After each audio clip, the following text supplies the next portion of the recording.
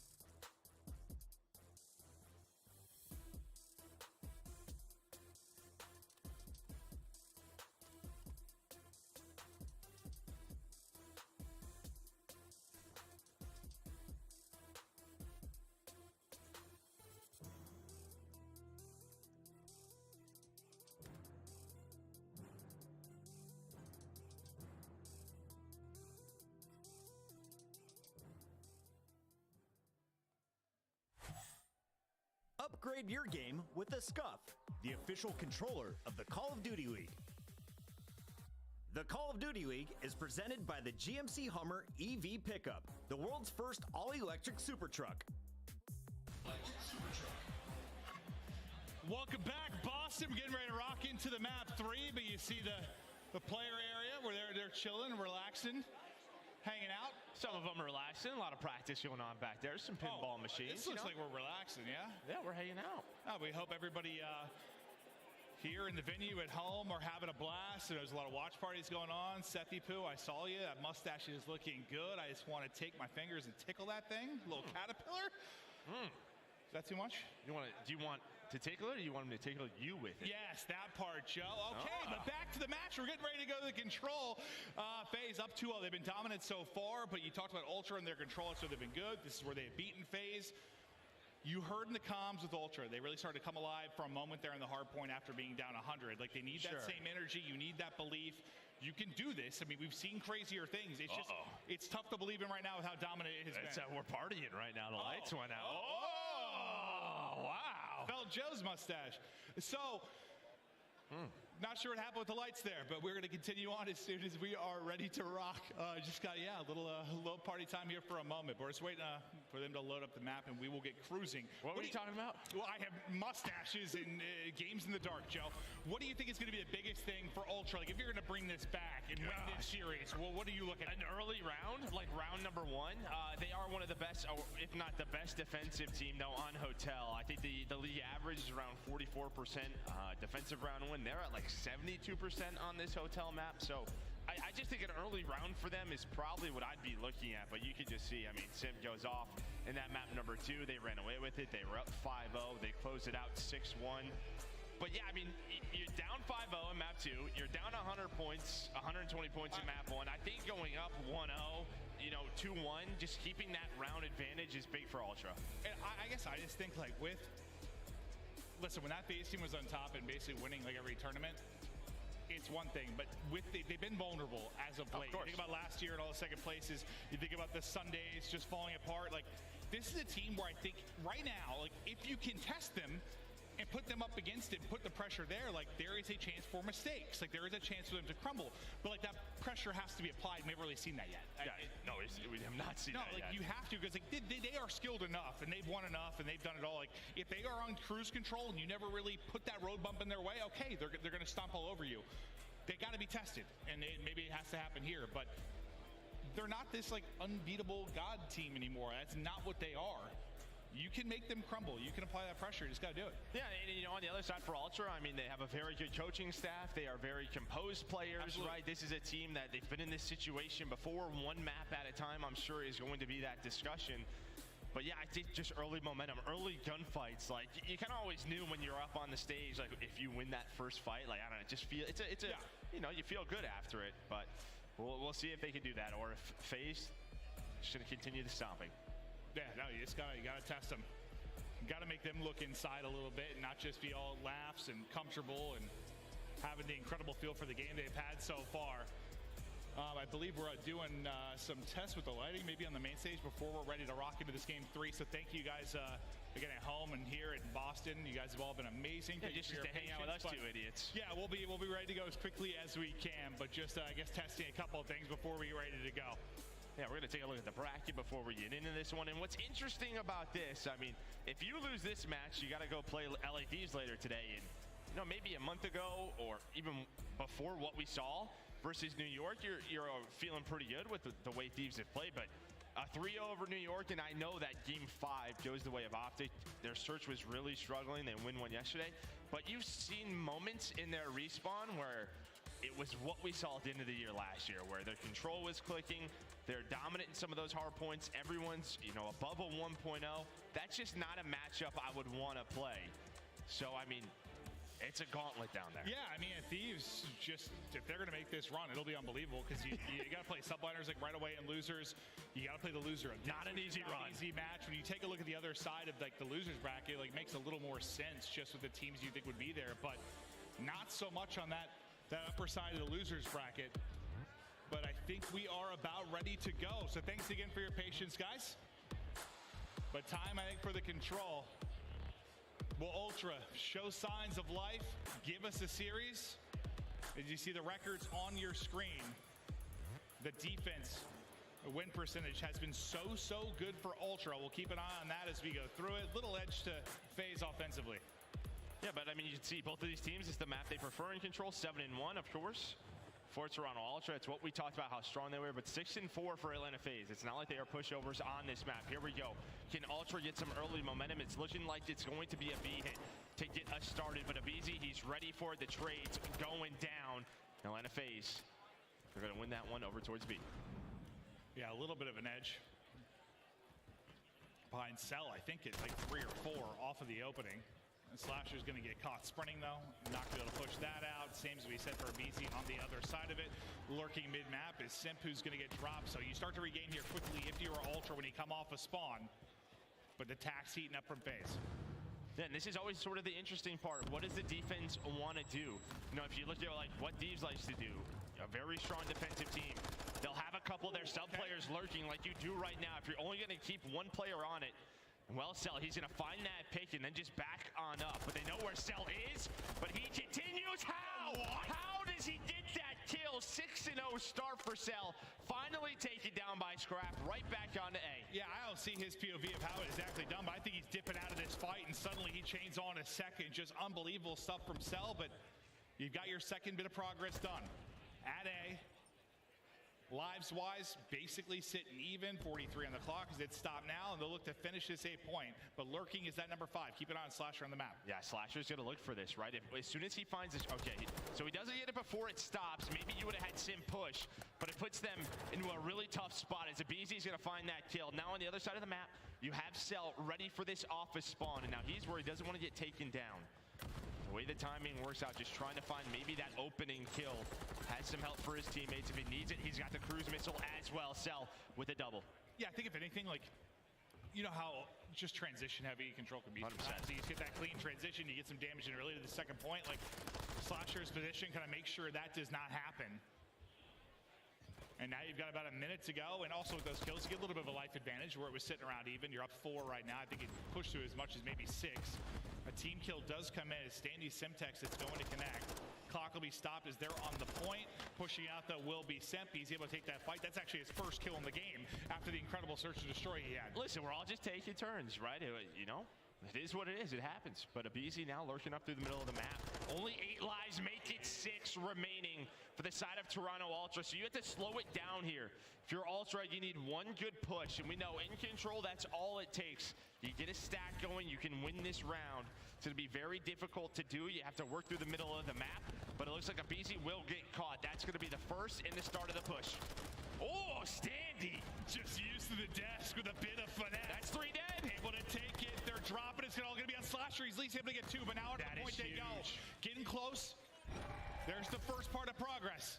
But Slasher able to play his life. Now Standy in a position to stop the onslaught that's coming forward. 3 lives remaining. No respawns up. Everyone has got to make a play on the side of Ultra right now, and Standy might be the first one up the bat. Scrap's going to be out of it. The stun's going to hit. He's going to drop, and Faze will take the round. But it gets a little bit hectic there at the end. But I mean, when it comes down to lives and the time, like, is those kills on the first point, the tail end of it, and like the time it leads to them to set up like Slasher's play, is that's the biggest part? I mean, right there to me, that's Slasher. Right, 3 of your teammates go down. If he doesn't get 2 there, that's a 3 to 4 man stack. That's probably the round over. He gets 2 kills, he plays his life, and what does that force Ultra to do? One player has to get off the point, maybe work a little bit of forward progress, right? Try to find that position, but that just staggers the push, allows Abizi to come off a spawn, go all the way on that flank. This plays at the end of both points, really. No doubt about it. Slasher was huge there. It's 10-5 right now. He's going to come into this one on a 4 streak. As Abizi looks to get right back into a rhythm. From one tear to the other, they're winning those opening duels on the map. Now look at this, you have what, Abizi going all the way around. He did have that kill, so maybe they're going to be aware of it, and they will. Standy's shooting well. Him and Insight both on 9, but you see Scrap 1-8 struggling right now. Can he turn it around?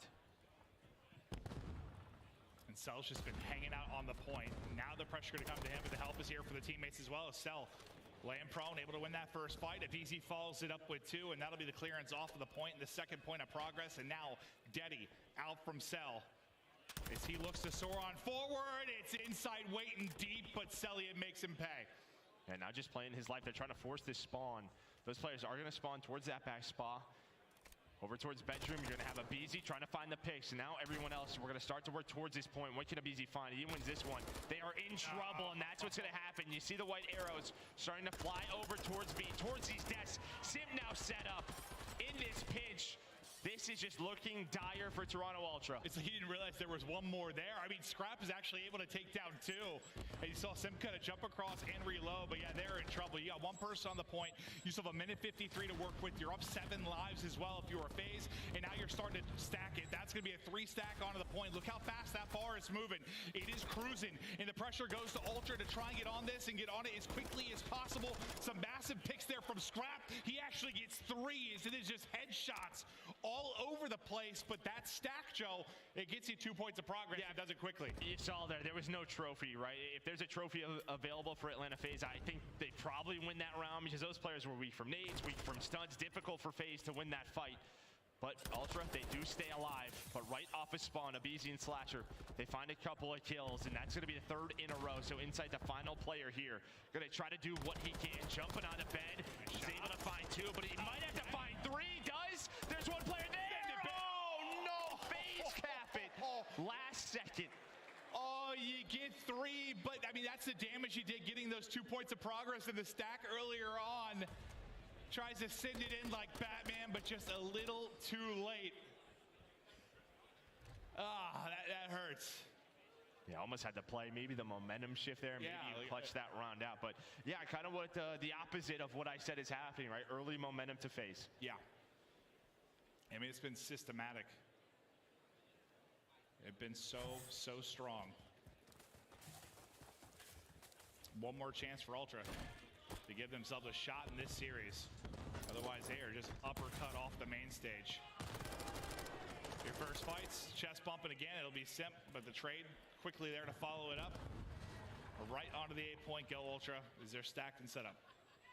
Yeah, and again, Faze just kind of 3-stack over towards B. They don't want any funny business happening. Now going to transition over through that wine cellar, try to find any picks that they can.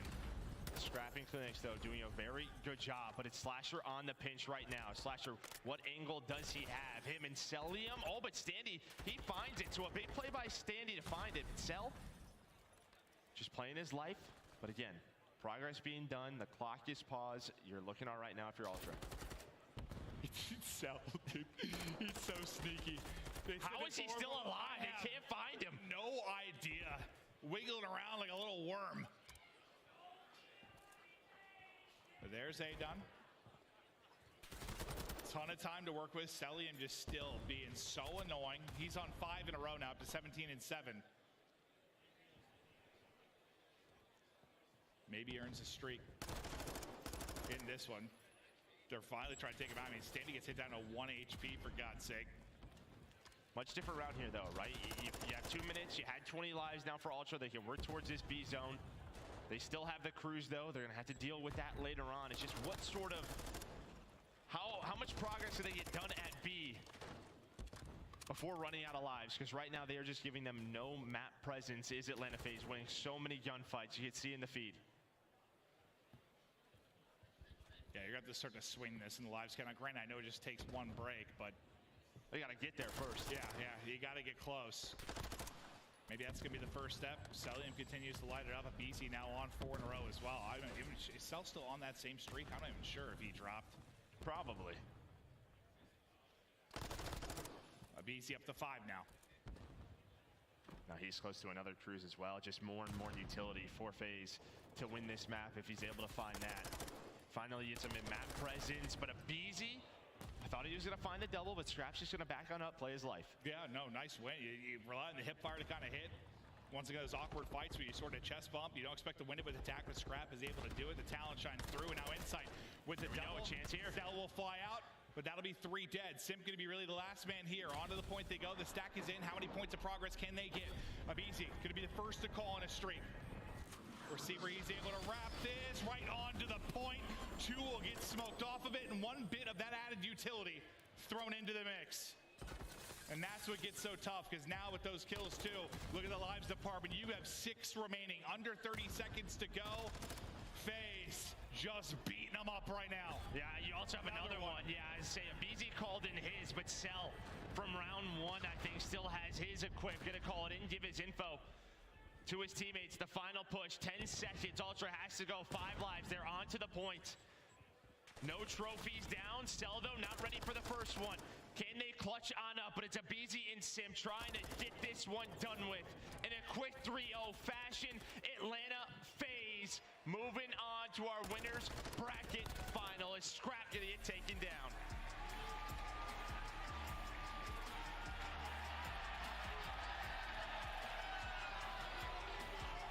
I mean, you hear a mix of cheers, a mix of boos. I mean, this team, even though maybe not wanting to be the villains, just sort of happened over the last couple of years. But that, I mean, it's dominant, man. I know there were some moments for Ultra, but like, at least for me, just commentating it, never really felt like they had a shot. You gotta tip your cap, right? I mean, that's just all you could do. Obviously, I know we definitely wanted a much better matchup, but that was one of the more dominant wins I think we've seen in this title. It's just not something you really see. When you talk about a couple of like top teams, no doubt about it. I mean, that was just like control. I mean, 100+ point in Hardpoint, 6-1 in Search, 3-0 in Control. I don't know if it's the matchup or what it is, but it just feels like Atlanta Faze, they feel confident playing against Toronto Ultra. No, that was truly remarkable stuff there from Faze. And you know, there's a couple teams that have a real shot to win this tomorrow. Faze definitely won. If you didn't already have them locked as one of the favorites, I think many probably did. That's why they get booed. Yeah, right. You're right. You're feeling real good about their chances now. Just a clinical, systematic effort. I mean, it just felt like their reactions and the teamwork, just those trades were instant. Like they were on their stuff, Joe. A lot of times they didn't even have to trade. They were winning their initial one-on-ones. It just felt like they always had the man advantage in every scenario. Well, I mean, the new guy to the team, and I'm excited to see what he's going to do with this squad. It's Slasher. We've got him on stage with Blaze. Thank you so much, Merc and Maven. Give it up for Atlanta Faze as they quiet the crowd here. Now, Austin, how did you get it done? It was a 3-0 victory. It was looking smooth. What was the key to success for y'all? I mean, the key to success is simple. Just play our game, and I feel like we did that every single map and just dominated them. And they're a really good team, too. Yeah. That just kind of shows, you know, what we're capable of. Yeah, and it definitely did show because it was definitely no contest right there. Now, the most spectacular thing I really kind of saw was Simp in that map number 2. Those first 5 rounds, what was going on in your head as you was watching your teammate fry? I mean, that's the great thing about our team. Every single player can do that, especially in S&D. There's not much going on in my head. I was just kind of chilling, and I was just sitting back and like, let the man work. You know Let the man work. Just open up the lanes for him, okay? Now, it's a lot of Faze fans out there that want to see you guys get another chip, okay? We know how dominant this roster could be. Do you feel like you guys are in full form right now? You got some more room to go? I mean, I definitely think we always got some room to go, especially in our respawns. But I think that's kind of full form, what we just showed right there. Like, we absolutely obliterated the top team. Yeah. So hopefully we can keep that going in tomorrow and bring home the championship. Yo, I wish you the best of luck. Anything you want to say to the people out there supporting you today? We appreciate you guys always, you know. Yeah. You guys have been awesome. Thank you so much. And hopefully we can win this one for you guys. That's going to do it for me and Slasher on the stage. Chris, take us away.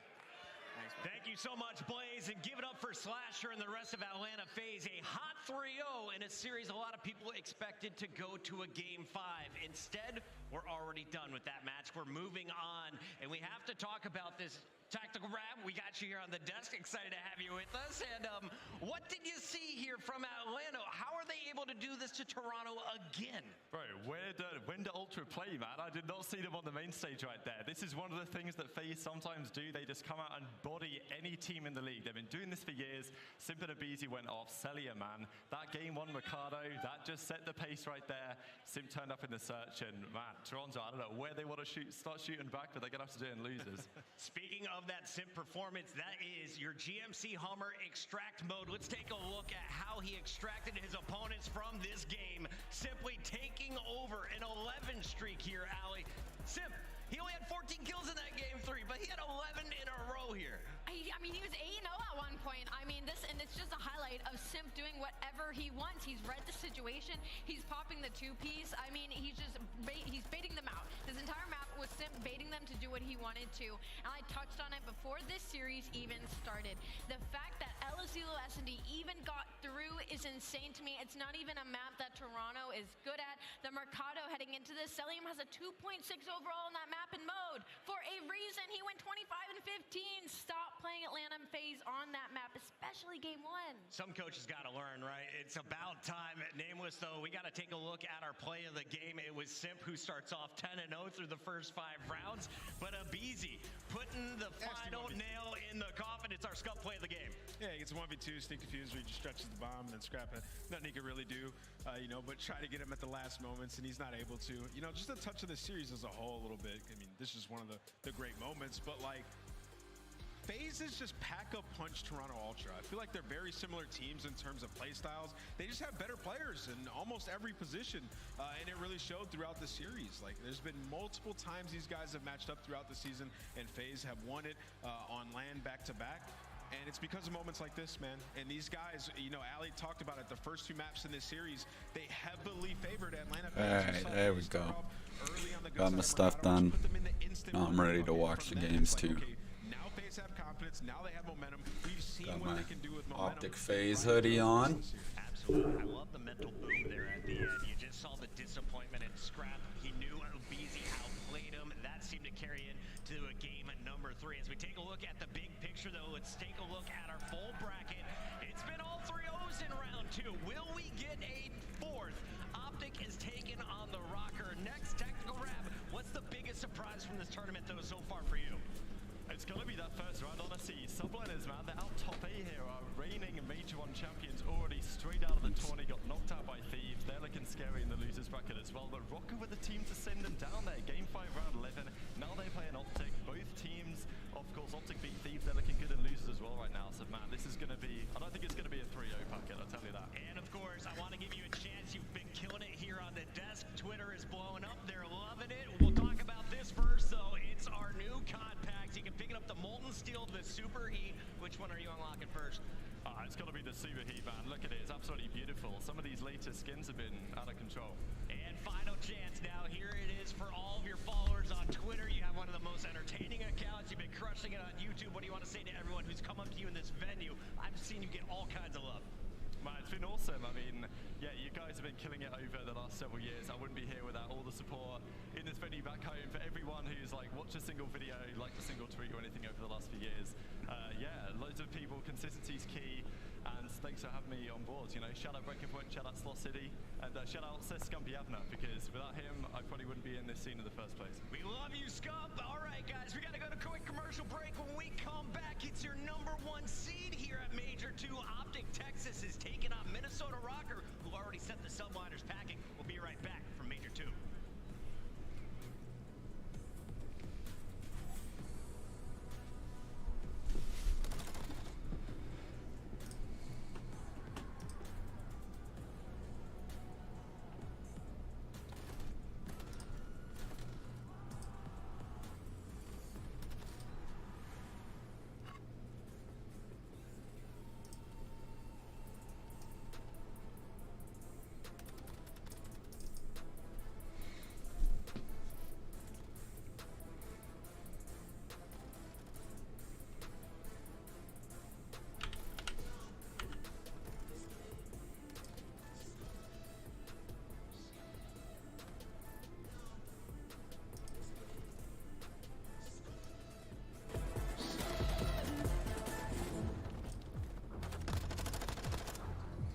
Yeah, actually, I was just thinking that. I just did that for you.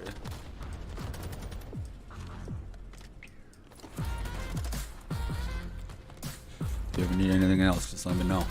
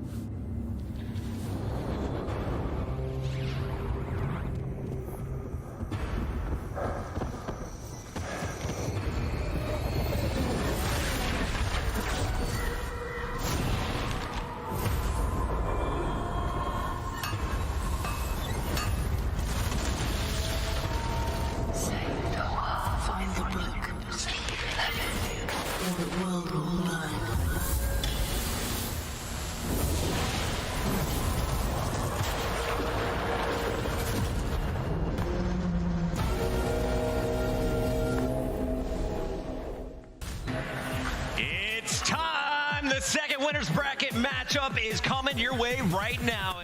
Honestly, that was kind of a cool intro. I like that more than their old one. Our number one, and we got to start here with number 5. Ton, welcome back to the Desk on site. Alley Cat and Nameless. Chris Puckett here hosting the show tonight, and so far, it's been a whole lot of 3-0s. We saw it in the elimination bracket. You just saw it in our other winner semifinals. But this one, I have a feeling we might at least see a map for it. Let's start here with Minnesota, Nameless. What do we see from this squad so far, and how shocked were you when they took down the subliners? I mean, it was a big win, right? And they looked way better in the Search and Destroyers. I feel like I always expect Afro to pop off. He did it once again, but it was really Bans for me, man. This guy is turning up for the squad. Ever since we interviewed him in the qualifying stage 2, and he talked about it, he needed to be the guy to go out there and make plays, to get loose. He's been doing it for the squad. Going up against OpTic, though, this is a very tough matchup stylistically, because OpTic has been one of the top 2, if not best Search and Destroy team that we've had outside of Faze. So it's going to be interesting for sure. Control, it leads towards the Minnesota team. They definitely have an advantage there. Taking a look at this Minnesota Rokkr, that is Cammy, a player who is considered by most a top 5 competitor in Cold War.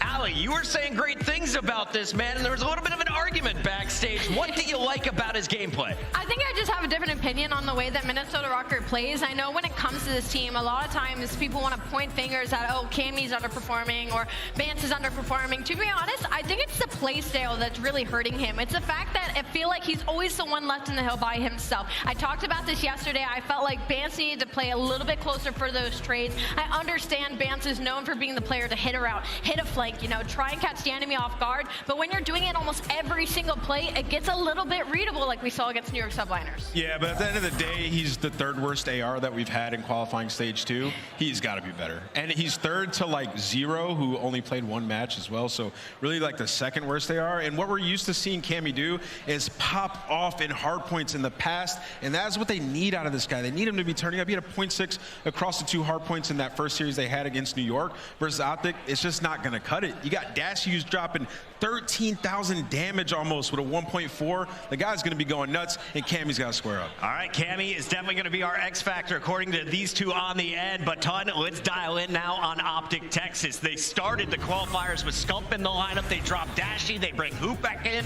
Now Dashy's in the lineup alongside Hook. Shotzzy and Illy look like they have found their form. The new OpTic Texas looking stronger than ever so far. And I want to say a real big testament to Dashy's mental, especially. He was dropped, brought back in, everything that's gone on across the whole entire thing with OpTic Texas. To see Dashy coming in and performing so well at such a high level is tippable indeed.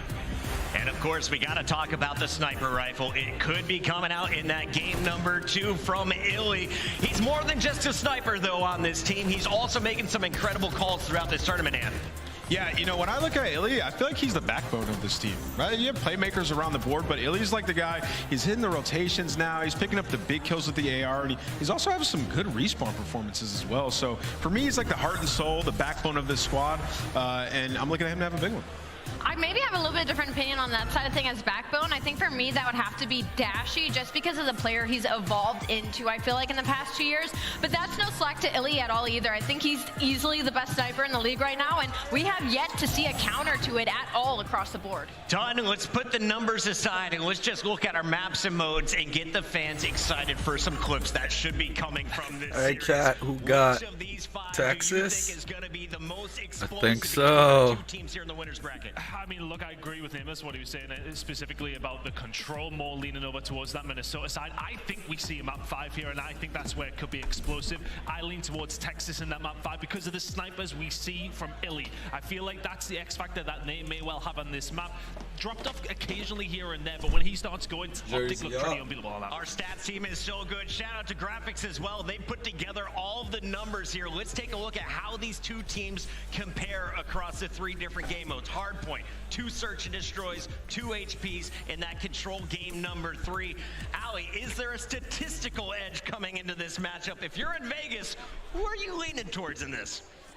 When it comes to the series, are you asking for my prediction or are you asking my statistics? Let's look at the numbers first. Answer, the numbers would have to be OpTic Texas because they are our first seed heading into this major too. So statistically, wow, that list has to be OpTic. It's kind of tough, right? I have lipstick on. You gotta watch out for Minnesota. They'll forfeit you. You actually don't. I'm just kidding. 31-27 though from the Rokkr versus the 29-27. So very close in overall map count. Nameless, you mentioned the control is the difference maker because everything else is so tight. Yeah, and then also it's Asilo, where Minnesota Rokkr have been unreal. So like that's a tough one. OpTic still hasn't been able to figure out that game mode really. So you know they're gonna have to be very strong in the hard point. All right, I'm told the stage is almost ready. So ton, one-word answers only. Where are we going with this series? Are your predictions correct? I'll go OpTic, map 5. OpTic map 5. Ali? Do I look good in purple? She's going Rokkr. OpTic 3-1. OpTic 3-1. Chat is booing already. Let's go to the stage right now to bring out our players. All right, Chris, thank you. Boston, we got a winner's bracket matchup. One team goes forward to play Atlanta Faze, and the squad coming to the stage first, looking to continue to build their dynasty brick by brick. I give to you OpTic Texas. Get loud for Illy, Shotzzy, Dashy, and who? It's OpTic Texas.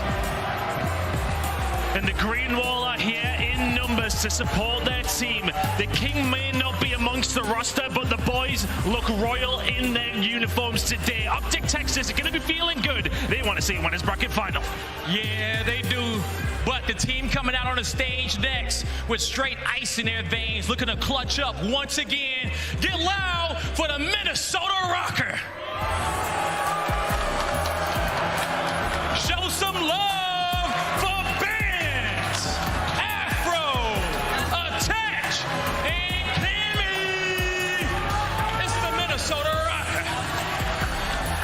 Coming up all the way from the north of Minnesota, the cold temperatures should do nothing but ice up the 4 players on your screen. The new addition of Band and Cammy, and now with their fiery sub Afro, looking to make a run here at our first major 2 of the season. And I'm looking at that Dylan attached the main AR to do it for him, Blaze. Let's get it started. Let's get it started. I know y'all ready in the chat. Boston, y'all ready? Lando study. Let's get this one going. Let's do it, buddy. Let's have ourselves a fantastic series. OpTic Texas, Minnesota Rokkr, buddy. 2 teams that are off of wild matches, game 5 matches here, day 1 at the Boston Major. And both these teams pretty comfortable with each other, pretty well known considering it was their very first match of the year. Oh yeah, and that very first matchup of the year didn't even get the chance to finish. It was Minnesota who walked away with the series in a 3-1 after something happened a little freaky on that Asilo control. But today's a different day, man. I'm super excited to get into this one. It's going to be fantastic, right? We talked about it. The storylines are absolutely there when it comes down to this matchup. But I already want to ask you, kind of looking at both of these teams, OpTic Texas versus Minnesota Rokkr, who are some players that fans in the crowd, fans at home should be looking out for, one for either side? Oh, well, obviously it's going to be Dashy. You saw what he's been able to do in his last 2 series, 1.4 versus Atlanta. And then in his series yesterday, or 2 days ago versus LA Thieves, 1.3. He's just been a man on a mission. And on the opposite side, it's been all about Benjamin Band. Bance. What he's been able to do for that roster all throughout stage 2, clutch play after clutch play, finding the easy kills, making the plays in search and destroy. Those are the two playmakers, man. I'm excited to see that duel head to head. Yeah, I'm excited really for the SMG battle because obviously if you're OpTic Texas, you're still trying to work things out as we talked about the Scump departure. Hoop now gets added into this team. You want to see how they play considering you're facing off against, for the Minnesota Rokkr, a very fiery SMG duel on the other side. Now the Bance has returned back to classic form, and Afro, as we know, one of the best players in the game. But you can hear it already. Boston is getting hype. As we jump into this game, it is a winner's final match. Top 3 guaranteed. Loser still guaranteed top 6. But it definitely is getting dicey, getting pretty crazy down to the elimination bracket. As we jump in here for Hotel Hardpoint, Jay, I feel like this is one of very many maps that we're going to see in this series. Oh, yeah. I'm excited for this one because this is one of those money maps for OpTic. 6-1 overall record, but for both of these teams, it's just going to come down to the fundamentals in HP. You win your rotations, you set up properly, you're going to have some success. But here we go, Boston. It's time to get this one started. Minnesota starting off on the better side for P1, getting some initial time. This is exactly what you want to do. And really, Cammy, getting things off to a hot start. Rokkr find a quick 4. As we said for OpTic Texas, not preferred spawns for P1. However, they do get Illy as well as Dashy in pretty interesting spots. So they'll look to try to pinch right on inside of the hill. A lot of time to fight for at P1. We've seen teams slowly but surely begin to adapt, figure out the strategies at P1. But as we said, a lot of strategies going on, a lot of route takers right now, Jay, specifically player number 8. Yeah, Cammy already makes his way towards the back of P2. He's just trying to stay alive for his teammates to set up a pinch. That's going to be 3 dead in the feed. OpTic now all spawning over towards Kitchen. So it's going to be Minnesota. Early off the rotation, should allow them to get fully set up off of P2, but there's 2 players out to play. OpTic Texas, they're going to have the numbers. You're going to have to adapt as well. However, Attached tries to find himself on the flank. He ends up getting cut down. Cammy starting things off at 5-0.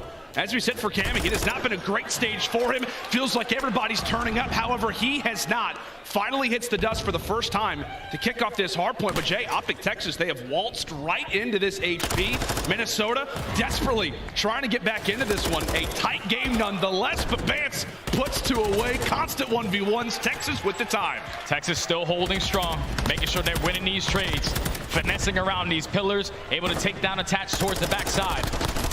Is now in the final 25. Dashy able to win a huge one-on-one versus Bance to secure this time for OpTic.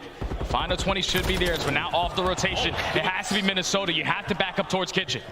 And that's a big kill, right? Considering that OpTic Texas now get a little bit more map positioning. Rokkr now it spawns toward their back. Afro actually ends up taking himself down, so that's not going to help. Thankfully, the rest of the Rokkr are able to rebound. They win their crucial 1v1s, and one of the best rotating teams in the game are able to save themselves there. And now this is the hill that Minnesota had struggles with versus NYSL. They allowed the break to come in when they were early off the rotation, but 3 kills already in the feed in favor of Minnesota. They hold down the first push. All of OpTic Texas trying to set up the play, trying to put pressure on through the front.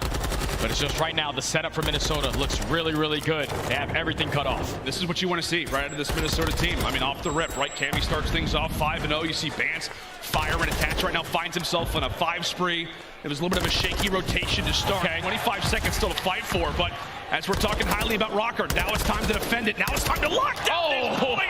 And Cammy, comfortable as you like. Now at 8-4, Rokkr, they reclaimed the lead. And Cammy so far starting off hot in this hard point.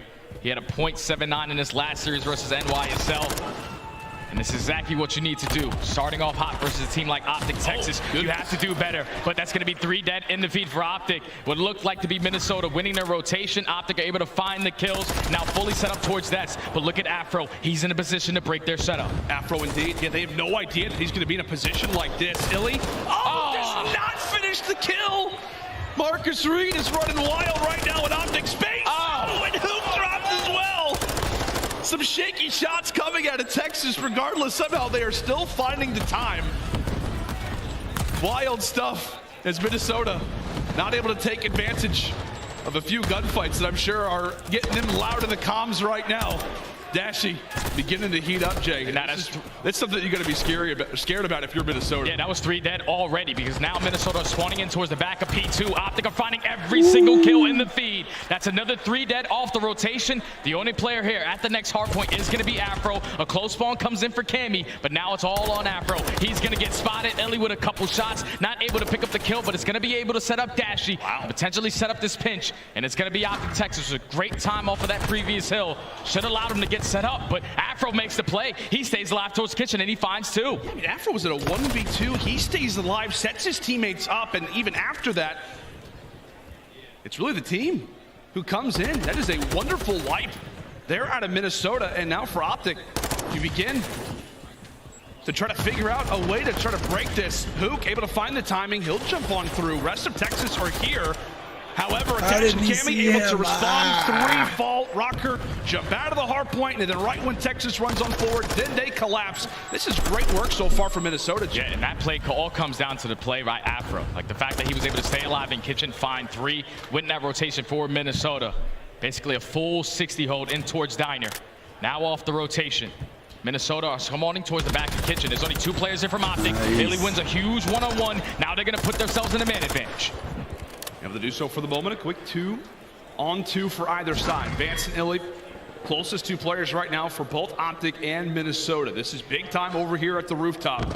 And you can see Rokkr trying to make sure they've got those spawns. Meanwhile, for Illy, wants to make sure that he's got enough teammates off the spawn to make this one a big hard point for them. However, Vance wins that 1v1, and now Minnesota begin to set on up. Take a look at where those arrows are at right now for Rokkr. OpTic able to eliminate 1. And considering that gunfight that they now have everybody knocking on the door. Yeah, they're all trying to push out through the front. You just have to win a couple of these gunfights because Minnesota are control of the spawns. That's going to be 3 dead. Illy tries to set up the pinch, and he gets taken down. So Minnesota holding strong on this plat hill. Only 20 seconds remaining on this one. OpTic Texas is just going to force themselves to give this one on up and just play off the rotation towards P2.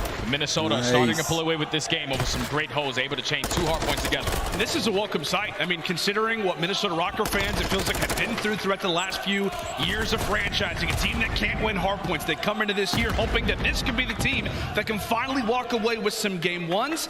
And Jay, I mean, you and I have had a lot of their casts lately. It feels like when they're winning those opening hardpoints, they are seeing wild success. When they're not, I mean, the record speaks for itself. S&D in control at times isn't there. At times it isn't. But if you are Minnesota, coming out hot in map number 1 is exactly what you need to do.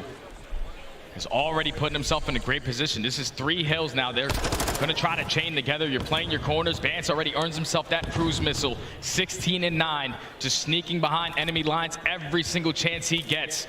And with this route right here, he just has to stay alive while his teammates are soaking up all that time off P1. So you can potentially flip these spawns, and already OpTic spawning at kitchen. Yeah, they know. They've heard the shots. They've seen the spawns, and now it's time to try to cut down Vance. Now it's 17 and 9. Oh, he nearly makes it 8 in a row. Hook, weak, damaged, has to back on up. 190 to 111. Boy, do you need this hard point right now if you're OpTic, but it all starts with getting rid of Vance in the back. All starts with getting rid of Vance, but at least they're putting a lot of pressure in towards Spa. They know that Minnesota players are going to be spawning out towards that kitchen side, but it's going to be attached, trying to set up the pinch. Vance still holding it on the back end. As the trades are going back and forth, it's going to be Minnesota able to come out on top. The only player here is going to be Illy. He gets cut down. Vance hasn't died in the last 2 minutes. Someone's got to take care of him. This is Black Ops 3 Vance. This is the guy who was dancing on stage, who was feeling confident, the young gun. Now is the vet, and he's putting up numbers right now versus OpTic. Afro going for the heat check, but right now for Minnesota, they're starting to take off in this game and see OpTic Texas in the rear view. Vance hungry for the final few seconds. Hungry for the final few seconds. They will claim it, and they'll be able to be awarded with that final 5. OpTic, Jay, I mean, this has got to be a full 60 just to get back in this game. Yeah, the setup has to be perfect, but look at one player already in Hook is going to spawn out. So he's going to be that guy that's trying to set up the pinch towards Diner, trying to catch any players from Minnesota. Setting up that pinch. The cruise missile does get invested. Trophy system goes down, but they get the information of how OpTic are set up. Attach finds the first, Attach finds 2. They're winning the spawns towards the back, and the break is about to come in. It's about to happen. Shotzzy trying to lock it down. He eventually falls. Now here comes the Rokkr resurgence. They jump on into the point, and now they begin to really amass this lead once more. Let's step aside, or maybe not. We thought we had to listen to it, but not anymore. OpTic begin to fall by the wayside. Rokkr, they can't win it here, but they can get incredibly close. Jay, look at Vance's numbers. Look at Afro's numbers. These SMGs are having themselves a game. They're doing the fundamentals right. Pants is finding kill after kill on another 5-3. Could potentially earn himself another cruise, but Minnesota have started to pull away with this game by just making the game easier. Winning your rotations, you're going to have the easier gunfights. Their setups have been flawless. Now OpTic Texas need a hold. Only 14 points for Minnesota to close out this map. Number 1 so far doing a great job, but those 2 kills early on go to Minnesota. Billy able to come away with 1, but cannot find the other. Rokkr, they dive on in. Bance, another spree for him. Finally falls, but he could be happy taking a look at that score line because Rokkr are just moments away from going through that finish line, streak in hand, a cruise missile. Now that OpTic Texas has to think about, we've seen them make crazy holds previously, but I'm not sure if this one's going to be on the cards. Afro able to win another one, continuing to add on to the advantage. Nice little turn and burn. OpTic still holding on. OpTic still holding on. You want to at least force it to the next hill because Minnesota, they're not deciding to rotate. They're trying to fight for this final 3 seconds. So as long as you hold strong, I'm pretty sure the final tick is not going to... Oh, it does. It does. They get it. And Minnesota, a commanding hardpoint. They knew it. They knew the tick situation. They knew the timing. Well, fuck. And as we said, Jay, this is worst case scenario for OpTic Texas because, as we said, when Minnesota are winning those game 1 hardpoints, when they're starting off hot, that is a scary sign for anybody in this CDL, and you can look across this entire scoreboard at numbers, but specifically, man, the SMGs, my word, what a game. SMGs has had themselves a great map, number 1, on the side of Minnesota Rokkr. 27 kills for Banks, 28 kills for Afro. Both of those guys are just making plays when it was necessary. It was like Bance every time at that P2, always stayed alive towards backfire trucks, was causing problems with the sub in hand and also that AR. And then Afro, he makes the play at Diner in that first rotation at hardpoints. He finds 3 kills, plays it super patient. So Minnesota did the fundamentals, won the rotations, had great setups, and also had great pinches as well. Communication had to be on point. Everything was clicking in that map, number 1, to now go up 1-0 in the series. I mean, that may be, I know we've seen more dominant hardpoints from Minnesota. They've had their games where they have taken over, but considering where we sit right now in the league, considering who you're facing off against in a lane environment, that could be one of the best hardpoints we've seen from Minnesota Rokkr in a very long time. Like, we may be thinking like titles back. It was just clean, man. Like, when you make the game passion, easy, it was just we clean. need the support. Let's get in there. Let's turn this thing into what we all know it can turn into. You win with S&D, obviously one of our favorite things to be doing. How did the boys look on this opening? I mean, it's a lot of the same problems that they've been having. They're rotating. It's not that they're just not rotating. It's just on a lot of their holds, they're getting broken open. I mean, you saw it on that last kitchen rotation. They had a cruise missile. They get 1 kill inside a kitch. Brandon was kind of just in the back, in the middle of the back. They get info on him. They get 2. They insta pinch. We're not holding hills, man. That's what I've been saying. We're not holding. We're not really getting much scrap time. 4 straight series where OpTic it's not like they're not rowing because they are. Hardpoint. Normally you'd be thinking, oh God, like their record must be horrible. It's not. Why, Jay? Because their S&D is elite. Oh, their S&D is on point, man. The only time that they 7-1 lose this map was to Atlanta Faze. And obviously you don't want to play them on Embassy because they're undefeated, but if you are OpTic, this is where you usually get back into the series with this new squad. S&D has been their thing. And a majority of that just comes down to their teamwork and also the leadership coming out of Illy. Yeah, that's without question, man. I mean, he's done it with the comms. He's also done it with the sniper in his hands. We've got some crazy stats to throw at you guys once we get into this game number 2. But I think it's interesting, right? And it's also not really a major surprise considering how great OpTic Texas has been in these search destroys, because you add in Hook, you've got all this previously built up chemistry, you won a world championship with 3 of these players, and Hook said, I think even on Scump's live stream the other day, you know, coming into his first match, he was very antsy, very excited. Shouts out. And then they start talking about Co-stream. Destroy, and he's Come like, on. yeah, of course, like S&D. We just feel unbelievably comfortable with each other, and oftentimes he said their search destroy success comes strictly down to their comms. Oh yeah, their comms have to be beautiful because it has to be all the small talk. When you have Illy, who's usually leading in the comms using a sniper a majority of the rounds, that means everyone else has to step up because Illy's only holding down one lane. He's getting the information from one angle, and then that's when you allow your SMGs to get aggressive and pick all that up. And when you have that much small talk, they're great in their 3v4s, especially in the clutch rounds. What you see As now like is an the expert Apex sniper Predator. yourself, like, is there a new element of communication that you gain if you're Illy by having sniper and seeing a lot of success as a sniper in situations like that? Oh, 100%, because when you're pre-aiming down a lane, Little you're picking up accent there, everything. sorry, You're guys. knowing that, all right, if someone is going to peek me, we can potentially read their setup. But if you get no information, All right, we go. then it's also easy Fist to read bumps their are in. setup if you use your Come attacks. on, Illy, let's go, baby. Fucking go. If you're Illy, And they're trying to hype the and boys up. It's going to be very impactful, but you got to be aware on the other side because Cammy, he played great in that map number 1. He's going to have that sniper in hand as well. Yeah, he absolutely has. It feels like for Minnesota Rokkr, you and I talked about it. I mean, it really feels like if Cammy can get comfortable, the ceiling for this Minnesota Rokkr team absolutely skyrockets. Obviously, if they win this series, they get guaranteed top 3, but we could even be talking about a finals appearance if that guy's playing the way that we all know that he can. But as we get ready for some Embassy search and destroy, no surprise, the guy that we're talking about, Illy, is going to have that sniper out. Right now leads the CDL with the most snipes this year at 65. Oh my. Next highest, 26. Oh, he's Mr. Do-It-All with the boom boom stick in hand. It's going to be OpTic Texas on the defensive end.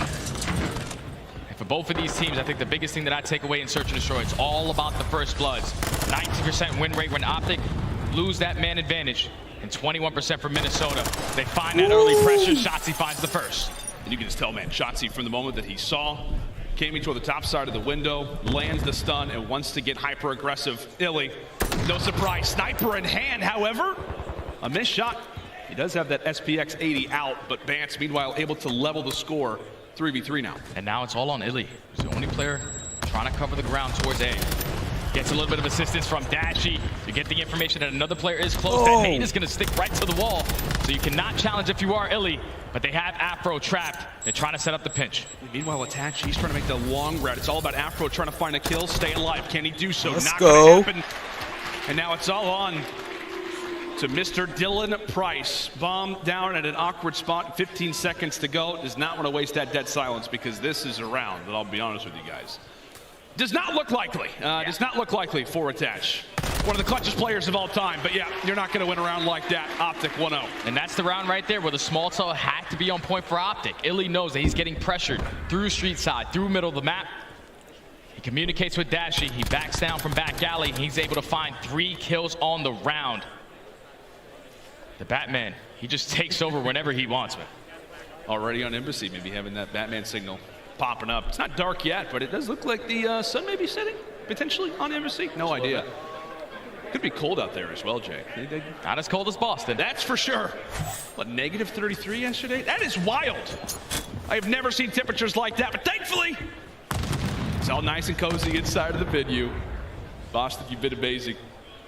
And we're hoping that this series can deliver on the expectations that we all know that it's got the ability for. Illy, another missed snipe, maybe a warning shot. And so decide to back on up. Nobody yet to fall. OpTic, wheels are turning. Where do we want to go? Yeah, Minnesota don't usually make plays happen on defense. They want to just take their time, hold their crosses, then play off the information that they gain. As Illy wraps his way all the way from Hedge back to the side street. He knows that Attach is the guy that solo plays towards this A-bomb. And that's going to be Dashley finding that first blood. Hook finds the second. 4v2. And it's Afro who gets distance in the back. They know that he's here. They're going to try to single him out. Afro able to find one, but he drops and, well, it's a Groundhog Day. Attach. Back in a 1v3. Okay, make it a 1v2. He knows that these players have got to be in PD somewhere, but they are off to the races. Through the tennis courts they go. And Attach, he's got the chance to find the timing. He's got the chance. He's got the chance, but Hook is going to plant it on the back. He's not going to be able to drop. Shotzzy puts himself in a great position to keep his teammate alive. Great plays right there from OpTic Texas. Find the first blood. You know the setup from Minnesota as they like to get aggressive. Up through planters. You find the first 2, and you clutch up the 2v1. Crowd starting to get into it. OpTic up 2-0. It's no surprise. I mean, literally, they look like the best S&D team in the game, bar none. They've had an incredible record up to this point. They are 7-1 with this new lineup, Zeo plus Dashi. They've been almost untouchable so far. And nade will land it for Shotzzy. A great toss from the young man. Nice little jumper. And is now Afro with bomb in hand. He is basically all by himself, Jay, up close in B. A few players that could very much enter into his reticle very soon. The jump down is there, however, Afro able to cut away one. They cannot afford to give away a second. Oh, and Shotzzy does not find one in time. Afro, at the same time, cuts one away on Illy. But now it's Dashi left in a 1v3. Able to put a few bullets into attach. 45 seconds to go, but by no means an easy task. Let's go, Bruce. Job done on the first. Job done on the first. Bomb is going to get planted towards B. Dashi might be able to find the timing. As attach is just going to play it patient through top PD. Finds that final kill, but that round does not happen. If Afro doesn't make the play on the bomb, finds that first kill while he was one shot, and then rotates towards back alley to win the second. Turns it to a 1v3. And then at that point, Minnesota was just fully set up, waiting for Dashi to turn that corner. Finally get one on the board. Well, it's wild, because it's like Afro's, his position's known. He's on the bomb. You have two players who are essentially watching the cross. They know exactly where he is. Able to stay alive, and stays alive long enough for his teammate through office to save the day. Snipes out again. And attach yet to land one on this cross, and that bomb's going to go down quick. We've seen OpTic Texas do this quite frequently on a number of different maps. The fast plant. Hook's awarded with the objective, but it could be Afro who's awarded with the round. Trying to make the plays. Oh, tosses out the nade. It's perfect work from the young gun. Afro tries to solo about the second. Not able to do so. 3v3. 25 seconds. Van's gonna go for the attack, but Dashi finds another one. Dashi. Attacks makes it a 2v2, but it's time for Hook to strike. He eliminates Cammy. Only 14 seconds left on the clock. Tax picks up the gun, but there's not enough time to stick on the defuse. OpTic, they play it beautifully. They find a trade towards back players. Let's go, OpTic Texas now up 3-1. Let's fucking go. I thought, Jay, that Afro just made the play. I thought so too, man. In a situation like that, you almost can't play it better, except for, of course, finishing off one of the shots, but tosses out a nade, eliminates the visuals from one, solos out another. That's just the issue, man. That's just the issue, by the way. Oh, man. Is that real? Looking good out there, guys. You guys are looking good. They even got the stash, too. Oh, these guys are probably big Scum fans. I didn't even realize.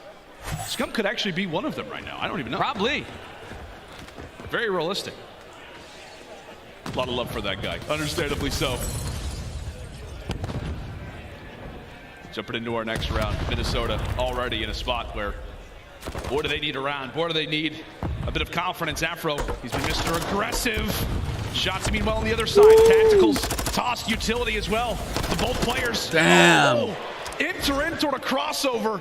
This time it's Afro who comes out on top. Hook left in a 1v4 here off the rip. Does he have anything special on the cards for us? Map positioning-wise, Jay, still not looking great. Oh, yeah. This round is like 99% to 1. And Hook is able to win this. He loses the first gunfight to attach. That was just a perfect play call right there from Minnesota.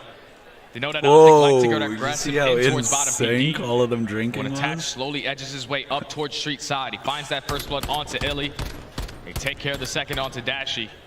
And Afro wins a huge one-on-one versus Shotzzy to make it a 4v1. Get that bomb down towards B.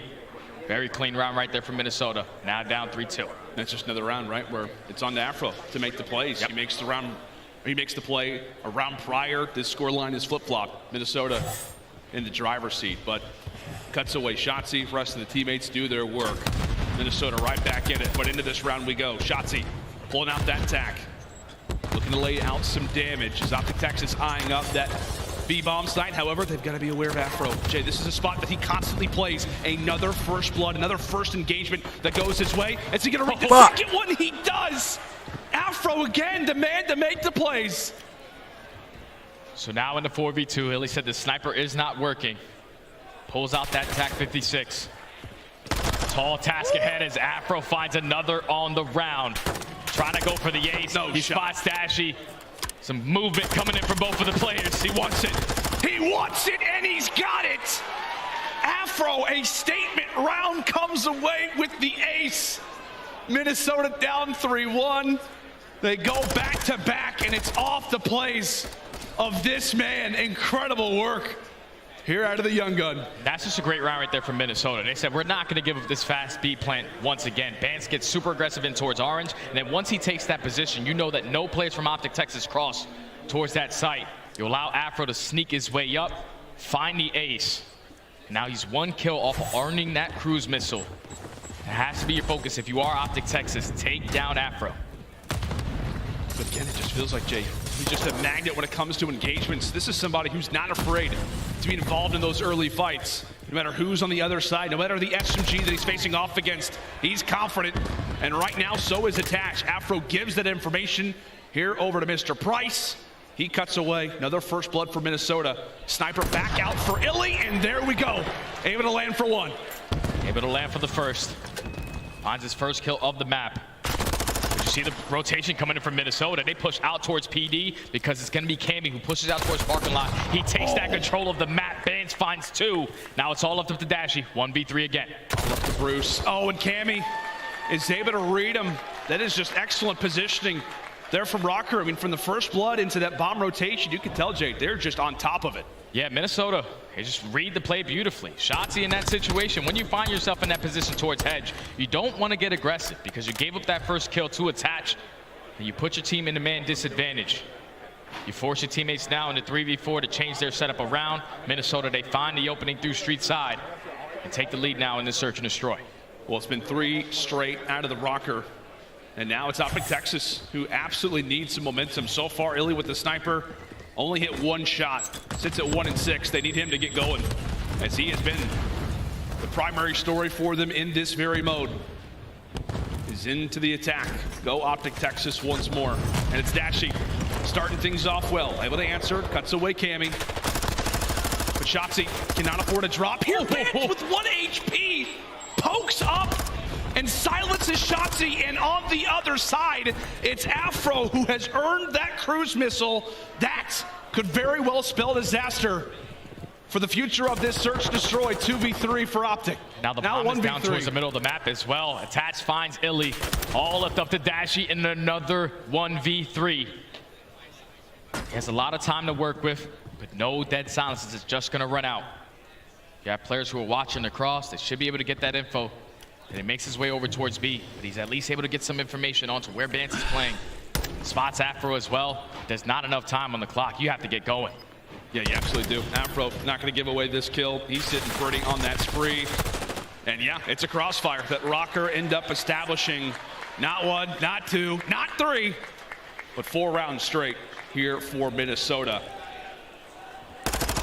Yeah, this is map 2. It's crazy to think, man. I mean, OpTic Texas started off so well. Yeah.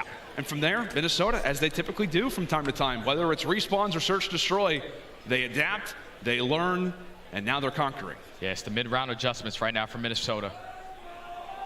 Shutting down that early B pressure. It's now forcing OpTic to play super slow in towards PD. As Minnesota find themselves at game point, and this is where Afro can invest that cruise missile and potentially open up one of these sites.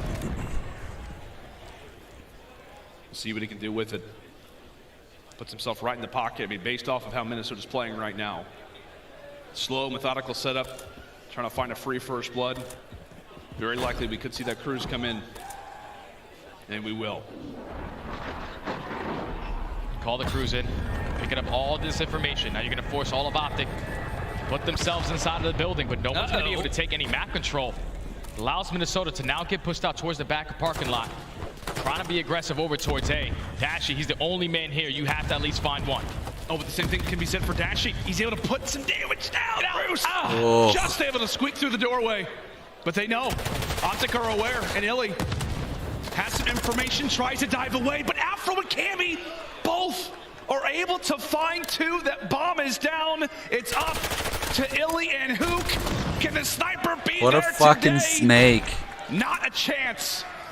And now it is up to the Nuke, a 1v4 trying to save The search and destroy, and Rokkr, solid as you'd like, go down to start it off, but come away with 5 straight rounds to now go up 2-0 in this series. Minnesota started to read the setups of how OpTic Texas wanted to play this map. They find themselves down 3-1. We've reverse sweep Faze. There's no reason why we can't reverse sweep Rokkr. Start out slow. Have some faith. I have faith. Afro to find that ace in that round.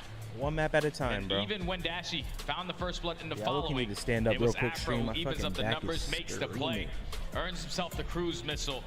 And at that point, when you're able to chain You a can couple tell, man. rounds Rokkr did their homework there. They were like preying. They were preying on our aggressiveness off guard in a lot of that map. You could see their offenses. With that kill streak, they were literally letting us play into what they wanted. Get the bomb down. Just a flawless S&D from Minnesota. They played that. I mean, they played that well. This gets incredibly scary, right? For a number of different reasons. OpTic Texas have been able to rely on search destroy basically throughout every single series. Now we got Asilo control. They're down 0-2. And Jay, Minnesota, they love themselves some Asilo. Oh yeah, we're gonna have to have a fucking. We're gonna have to have a map right here. This is gonna take. We need a map. They need to try to complete another reverse sweep. Yeah, that's without question. Asilo control. It's happened before between OpTic Texas and Minnesota. Fingers crossed, ladies and gentlemen. Here we go. But no, can OpTic Texas begin to make something happen? If we're gonna need a big time map.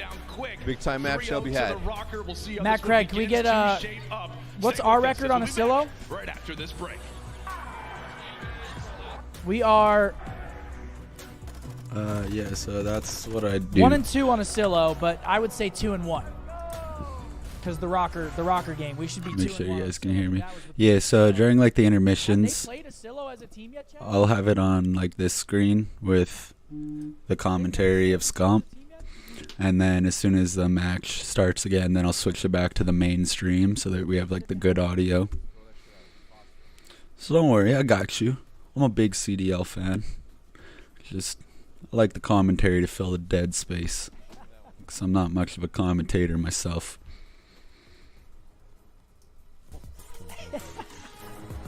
Thank God Matt caught that. Ah, fuck, man.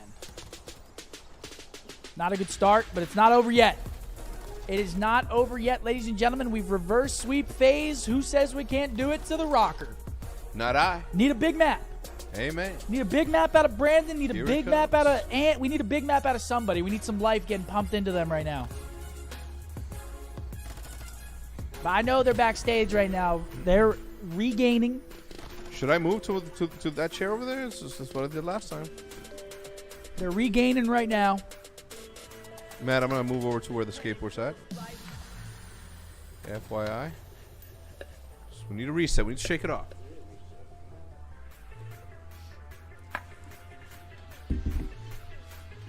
I would say let's do a giveaway right now, but I don't think it's right to do right now. Not at this moment. What do you think? No, right? No giveaway at the moment? Fuck, man. I literally had to use the restroom. Now I don't even have to.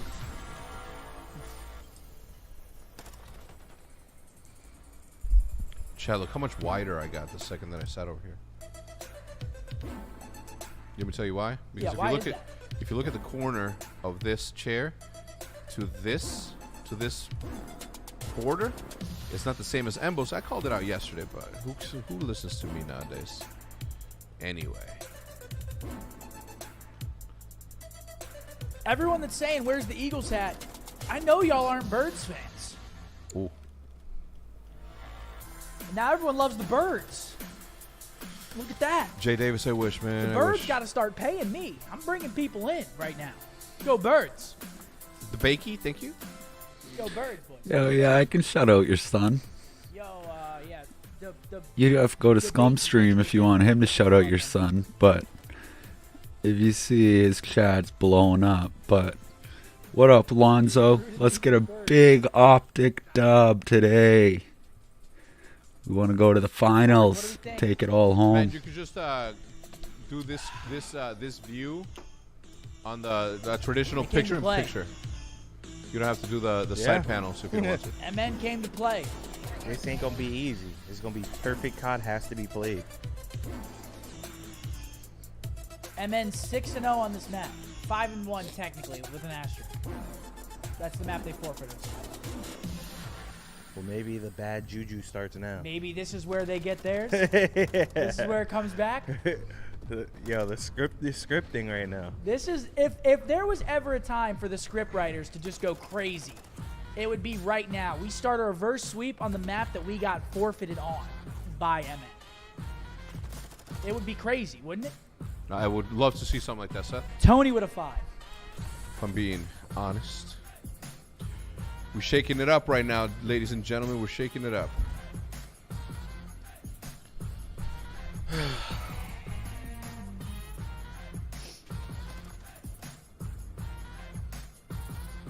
You guys didn't know my neck could do this, did you? I'm nervous, man. I'm a little nervous. Here we go, though. Hi, friends, and welcome back. I know here in the venue, you know, the crowd's not too excited, but I know somewhere there are some Rokkr fans. No, X left him hanging. Ace with a 5. Come on, kid. Party with Minnesota going down right now. They are having a blast watching their boys. Chat, is my head distorted? Ready? Right now, Jay, up 2-0. Chat, what do we think of the sunglasses on right now? We got to switch some things up. Sunglasses on, what do we think? And that's sunglasses off for me. They love this map. Why is that? The reason why is because they have yet to lose it. They're one of the best teams that we have on Asilo. Control 6-0 flawless record. And then the opposite side for OpTic Texas, at least they have one rep with this squad. And it was a 3-1 victory over Seattle. We look like the men in black right now. It's just not going to be an easy task to beat one of the best teams on their best map. Well, with this momentum, too. Yeah. That's the whole thing that we've been talking about throughout this series. Come on, boys. We need some life. Can we continue to see Bance? Let's get some breathe. Let's get some breath in. They look better in this series than they have looked in almost any other. Yeah. We've seen OpTic Texas, Jay, so many times previously come up when they had to, right? So many moments where they had to dig deep, come away with the series. Do you think there's a chance they do it here? If so, how does it happen? Without question, I still think that OpTic had the chance to bring it back. You're never done it until it's officially over. But it has to be on the attacking routes because both of these guys are stellar on the defensive end, but Minnesota have the edge on the attacks. So if you are OpTic Texas, that's where you need to find that opening. But it's going to be Minnesota early on, trying to put the pressure on towards A. Illy takes top radio tower control, but the trade's going back and forth. Minnesota able to get on that point. Oh Illy gets cut away. Bance with some absolute beams to the top side of the radio tower. That's going to ease the lane. Now for Minnesota to jump right in that A zone. That's one a bit of progress done. And that's also the player on the flank who was trying to make something happen. Shotzzy gets found out, and this has been pretty easy so far for Rokkr. Yeah, this is pretty easy. Indeed, my friend, as A is already going to be done. Now you have 2 minutes and 10 seconds to work with. Currently up by 4 lives. OpTic Texas just have to get some map control. You have to get pushed out towards top white. The closest player in that position is going to be Shotzzy, but you cannot afford to go too dead right now. I was going to say, Afro had no idea where he was being shot from, but tell you what, he definitely made the walls pay for a gunfight loss like that. Minnesota looking for map control, looking for some positioning inside of the warehouses. The SMGs look to make their way toward the outskirts. And for Bance, he's like, hey, free map positioning? I'll absolutely take it. Shotzzy going to be dropped, and so Rokkr begin their pursuit now of that B zone. Some eyes are on, and now for the future, OpTic are going to have to be worried about Bance, who's very firmly established right now in the back of the base. Yeah, these kills are very important. Bance is trying to influence those spawns. Great nade coming in from Shotzzy to take down the only player from Minnesota, pushed out towards their base. So far, they're holding strong. A minute almost done.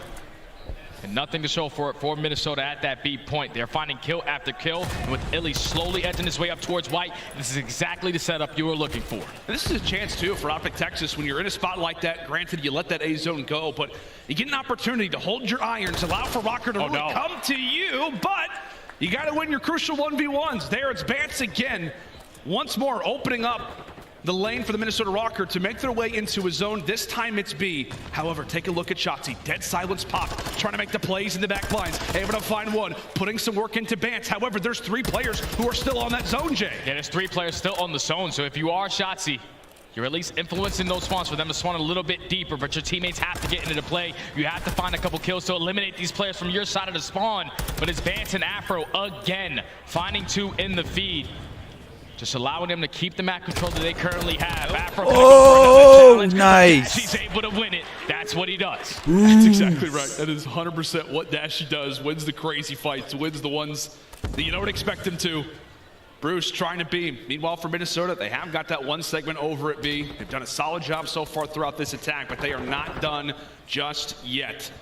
One more last good push at this. If you're Minnesota, big 1v1 to win, and Hook is able to grab it. Again, for Rokkr, they've got 3 players established around here somewhere. They got 3 players around here. Just got to hold up, hold your irons, and get these kills. There's only 3 seconds left. They're able to get onto the point. Hold on. Just have to find these kills. Illy finds one, but Afro eventually finds a trade. You got to get on it. You got to get on it. Fuck. Time is left. What? No time. There's actually no How? time left, but they do have 2 bodies in the point. They get that second. Oh, he stepped out. He stepped objective. out. Let's go. And granted, Jay, that is a mistake for sure. But the biggest emphasis for me is that Minnesota, they jump on that objective. They're able to find what would be the 5th tick in that attack. Yeah, that's big right there. If you are Minnesota, it's never easy to complete that B point if you don't find all the kills. OpTic to do just enough to hold on, take the very first defense. But you got to think in the back of your mind, those 5 ticks can be so crucial just in case we get into that round number 5. Without a doubt, we talked about a few different maps right now. Hotel, very offensive heavy. Fortress, very, very defensive heavy. Asilo, more offense, but definitely more in the middle side for sure. So if we're talking about that round 5 defense, how it lies, where it sits, you can absolutely come away with rounds in any sort, regardless of the side that you spawn on off the rip. Shotzzy looking to make the lanes, looking to make the hits off the rip, able to do so. That's a clean 3 down, and that is easy, easy work here off the start. Time's gonna be paused, a body on B, and right now Shotzzy, he's got eyes on the flank. Right now he's the king of the mountain, but when you're there, everybody knows. Shotzzy gets found out, and the rest of OpTic Texas begin to fall by the wayside. They've got to get in an objective, and Hook will realize that A is his opportunity. Yeah, right there in that situation, OpTic just looked like they didn't really have the game plan of what they wanted to do. They had 2 players at A, 2 players at B.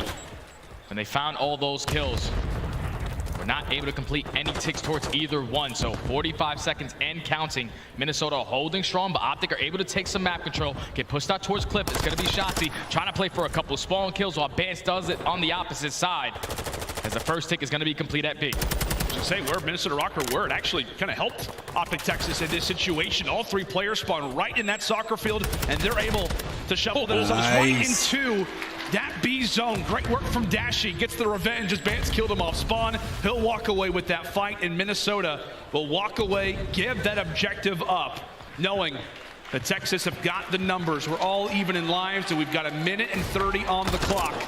Afro continuing to piece, now at 13 and 7. Jay, the SMGs from Rokkr, they are playing lights out. They're dominating in this series so far. As now you have to hold for 1 minute and 30. All of OpTic are going to slow this one down because they know how crucial every kill is going to be. Who's going to use that tack in hand? He finds the first kill onto Cammy. This is potentially what Shotzzy can try to set up the pinch, but he gets read by Attach. All of OpTic trying to push out through bottom pull. You have to get on the point, but with Attach in this position, it's not going to be easy. It's definitely not. However, he's at least able to find one, and the trades absolutely there favor Minnesota. A 3-for-1. And Shotzzy, who was found out there on the flank, is able to find one off a spawn. He has just been trying to make some plays, and Rokkr have been there to read him, whether it's been in the Surge Destroys or in the respawns. It feels like Shotzzy is really yet to fully spread his wings. We'll see if this can be the play, and finds one onto Afro. That's a great player to find, especially in how close quarters that A zone is. Slowly but surely, OpTic Texas begin to push their way into A, and Attach is there to find 2. Great work and great reply once again from Minnesota. He's just staying alive towards top tower. That's all you need to do when you have that AR in hand. They're playing a super tight setup. 20 seconds remaining. OpTic need to go. They need to get on this point, try to stop the clock. As Dashy at least is able to find one, but this is their last push. They cannot find a clean 2 dead. With only 10 seconds left, Minnesota are looking like they're going to hold on strong on the defensive round. Looks to be that way. Attach Can he get found out? 5 seconds left. Afro and Vance, they find 2. They all find 3. Hook. That's all it's going to be. As he will decide to wave the white flag, hand this one over to Minnesota. And while that scoreline does read 1-1, as we say, we have to emphasize it. It's all about those segments. Currently, I believe it's 5-3. Still favor Rokkr, right, Jay? Yeah, Rokkr up currently by 2. And Attach also ends that round on a 5 spree. So if he could pick up one more kill and earn that cruise, this game can start to get a little bit more crazy. It's now Minnesota back on the attack. We saw them put a lot of pressure early on towards A after they won a couple gunfights. They closed that one out with ease. And how do OpTic try to change their setup around to not give it up easily? Into round 3 we go. Another look at the attack for Minnesota. Last time around, they were nearly flawless. 5 for 6 in those segments. As Illy's starting to get things going himself. 10 and 13, trying to get involved in the engagements. Trying to get that gun hot as Hook somehow manages to win that fight.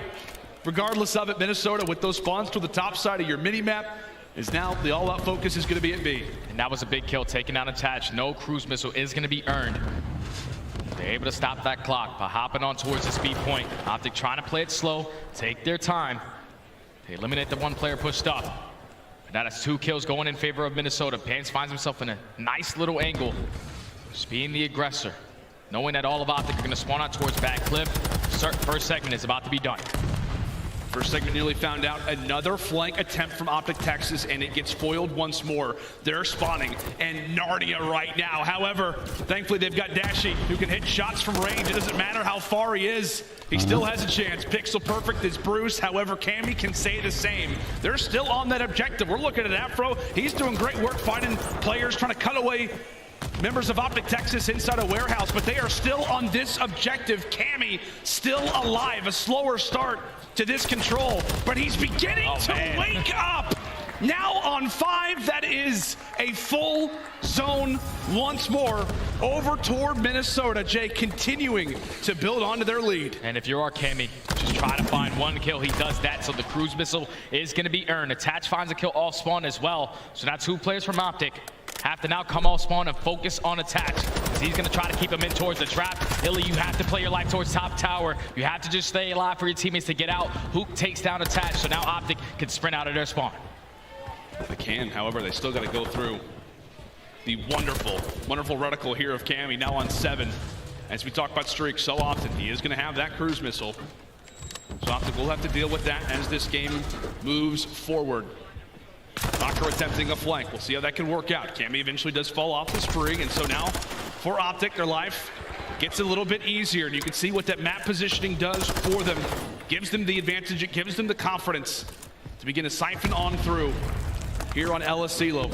40 seconds still to go. Rokkr attempting to try to break on in as now Shotzzy finds himself on a spree. Yeah, this is just difficult. OpTic, they're trading efficiently, keeping map control, just keeping them off of the point. As kills go back and forth, Vance at least makes his way in towards bottom green. He's going to be able to stop that clock by pushing his way in towards boxes. He has to win the gunfight. He cannot. Illy wins it. So OpTic Texas, 20 seconds away. In their very second defense. The streak does get invested, though. That's huge, right? They're going to go ahead and invest that streak. And with that, they're also able to find a second kill on top of it. Dashy, that's a massive kill. Now brings it to a 2v3. Illy evens the score. OpTic are now going to be here. They've got man advantage, but they've got to jump into this objective. Minnesota able to grab a segment. Dashy loses his fight. And now Bance as well. All 4 members of Rokkr are here, and they're stacking the point. That's going to be the second tick. The third one is nearly there. Rokkr, come away with the clutch. They invest the streak, and it did not look like it was a solid investment.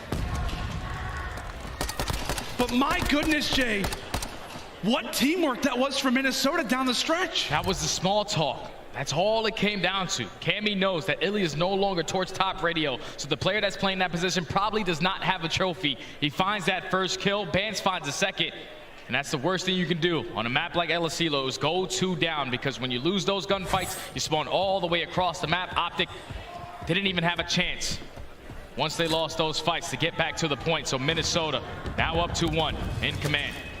And if you're OpTic, I mean, you just got to keep a level head after a situation like that. I mean, we're talking 20 seconds left. Cool, OpTic able to stay alive. And then you see that streak come in, and from there, it ends up going the opposite direction. OpTic Texas, they've got to dig deep now. 1 round away, 1 round loss away from being 3-0 from the Rokkr into the elimination bracket. As we said, this has been a clutch team, desperately needing to stay alive as they'll hop onto that A objective for the first time. Able to stop the clock. Bance, as we said, with that small talk, trying to set up a play. But right now, OpTic Texas have got a solid setup. Yeah, he's just waiting for his teammates to try to strike. Cammy was trying to take that player off top radio. But unfortunately, he does not find a kill. Afro on the flank, though, he's able to take down 2. The second tick is still not going to be done. The challenge comes in from Bance. It would look like to be a great start from OpTic. Gets shut down by the SMGs again from Minnesota. At least the only player in this position towards top radio. You got to play your life. You absolutely have to, and that's so frustrating if you're OpTic as well, considering how close they were to that second segment at A. Shotzzy trying to make the play on the flank. We've called it out so often. Feels like he's been shut down. No. Able to find the lane, and really he doesn't have to do a whole lot. Just trying to gain some information and maybe trying to set up for a future play. As right now, Afro and co. Rokkr will try to contest this. Shotzi's going to be out of the play. How are they able to do it without him? Okay, they got it. Looks like Rokkr not going to contest at all. They just allow for that segment to go all the way through. Yeah, they're just going to give it up and maintain that map control. Find a couple kills on their way out. As Cammy and Bance at least find 2. Hook still roaming around the spawn alongside Shotzzy, who are now influencing the spawns. From Minnesota all the way across the map. These gunfights are big. Yeah, this could work out perfectly. This could work out perfectly for OpTic Texas. You had 2 players on one side, 2 players on the other. Right now it's a 3v1 inside of the objective. Cammy, the sole man over at the soccer field, he gets found out, but still one last player remains, and it's Afro. That's all it takes, Jay, is just one gunfight victory. What goes from a big momentum play, an opportunity for OpTic Texas to jump on that B zone, gets foiled. Back to the drawing board they go as another big kill comes in from Minnesota. Oh, that's a big kill from Attach, but it's also a big kill from Shotzzy because now you have white control. You can start to get aggressive up through field. 40 seconds. You have to get going. You just have to find a couple kills. Potentially have one player go for a late flank, but it's been cut down after cut down. Minnesota holding down the irons. Cammy has turned it around in this control. Finds 3. Now with only 30 seconds left, OpTic have to get a move on it. This is their last chance. This is the last chance. It is going to start off with an illy pick. However, Vance able to reply. Afro again. Where is he hiding? Where does he happen to be? Oh my. Afro putting them in the dirt. Another one. There for Afro at 27-19. Time continues to tick away. OpTic Texas, can they jump onto this objective? Can they jump on? They're able to find 2. However, Vance still lies in wait. And that is a controlled series from start to finish out of Minnesota as they stun us all here in Boston. Well, on the upside, we get to watch him play twice today. On land for the last year plus, has got their best placement guaranteed since the last time that they won a chip all the way back in Cold War, buddy. Minnesota just didn't make any mistakes. Man, 3-0 though, like, what the fuck was that? We talk about how they usually have slow starts in Ugh, but when you're winning those that was just, you're making the gunfights easier. And you're holding your setups that was down just some to shit the Call of Duty, honestly. I I can't do better, don't get me wrong, but for pros, that was some shit Call of Duty. In a row to walk away with that one. And then obviously they get their best control map in that map number 3. They start off strong on the defensive end, but then that one attacking round is all they needed to put themselves in the advantage and just pretty much dominated this entire series, man. The SMGs from Minnesota, they didn't mess around today. I mean, like, where do you rank them right now? I mean, I know we're in the middle of a major going on. You know, there's a bunch of different things to keep in mind, but the way that Vance and Afro are playing, where do you rank those guys amongst duos in the league? I think I'm putting them number 2, right behind Simp and Abizi, man, because all those players are phenomenal SMG players. Absolutely. Incredible work there out of the Minnesota Rokkr as they 3 look at that guy. Texas, Get out of here. Massive W there for the boys as we said, top top 3 guaranteed. That's going to do it for myself and Jay. We now toss it over to Blaze, who's on the main stage. Thank you so much, Landon Study. Make some noise for the Minnesota Rokkr as they come out on top. Now, Afro, y'all wasn't the fan favorite here, but you're going on to progress forward. How you feeling after getting this win in a 3-0 fashion? Feeling great. Obviously, after the controversy season, whatever, stage 1. It's been a rematch. Nice it feels nice to obviously win at LAN in front of an amazing crowd. So great. So the result's gonna stand right there. Now, as I was watching the series, one thing I couldn't take my eyes off of was that synergy between you and Bance. Okay, the SMGs out there. How do you guys play so well together? I don't know. I just think Ben's that type of guy. He just brings a lot of gas, a lot of hype to the team, and I love that. And I think me and him were just really working well. I think stage 1 it wasn't like that, but stage 2, like we've been frying them. We're just everything's great. Yeah. Now the rest of your team, they done won some tournaments and they done got some rings, but you are chasing that first ring. You feel like you can get it done with these boys and get it done this weekend? 100%. We're feeling great. So I need that chip. I need that chip. You need that chip. Anything you want to say to the fans supporting you to get that chip? Yeah. Thank you for supporting me. I love you all. I appreciate it so much. Thank you. Give it up for Afro and the Minnesota Rokkr, everybody. Chris, take us away. Thank you so much, Blaze. And I have somebody very happy on the desk right now. She is crushing the predictions once again. I'll take it from here. Cozy, thanks for the 5. Did you see this as a 3-0 though, Allie? No, I definitely didn't see it as 3-0. I do have to give my props to at least that end of things. But I mean, OpTic Texas for me, the teamwork just hasn't been there. Yeah, the teamwork that series was not what we've been seeing. Somebody to really make a play, to be like, listen. It felt like a lot of individual stuff that series. We need to do to get this back in our hands, and unfortunately, Minnesota. On the other side of things, MN, their teamwork looked incredible. Their teamwork looked incredible that series. I want to point something out. When Bance in that first hardpoint, he's getting a kill, sitting behind the pillar, not trying to do more damage, just being fucking annoying and sitting there. So you know he's there. You're tweaking on him, and then his teammate camera's a different angle. Like little shit like that goes a long way. And that's the type of shit that Minnesota was doing in both of those respawns.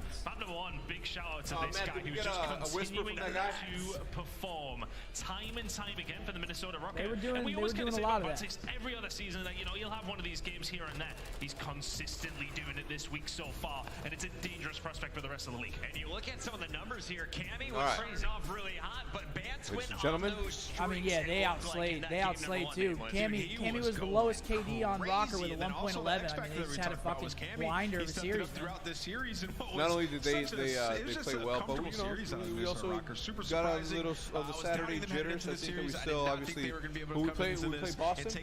Boston did play incredibly well, but I think that overall in the end we will see. Just an absurd win. What is we will going be here on tomorrow today? witnessing and watching the boys continue to play. Let's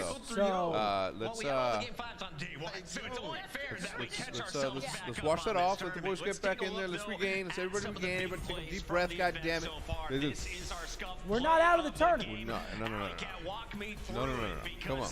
Good vibes only, guys. You guys, chat. You guys have to come diffy, vibing, for real. And the fact that they got that B cap very, very early in this series gave them immense time to try over and get to this A site time. Right here, I mean, yeah, they just, again, I'm actually surprised. I'm surprised that Cammy invested that cruise missile at this point in the game. I mean, this would be my first ban when it came to the control. It's literally 18 seconds left. He puts that cruise missile in. It's just tough, man. This is. I mean, he could have got nothing for that. Luckily for him, Tyler, I don't think had a trophy top red tower. If that's Ender with the trophy up there, like they use that, don't get that kill. I mean, it just didn't pan out. Last time. Oh, sorry, controller. Yeah, we go. We're gonna break the scuffs up here on the desk, but don't worry, I got more scuffs to give out to the crowd as well. Let's take a look at what's up for grabs. Shout out the scuff here in the. Want to do a giveaway? No. Yes. Do a giveaway. Can't be sore losers, man. Tip the hat. We're not out of the tournament. We're not out of the tournament. Not out. Vibes only, kid. We're What are we giving away, Hector? Maddie is about to let us know. So it's already open. All you got to do, retweet, follow Scuff Gaming and COD League on Twitter.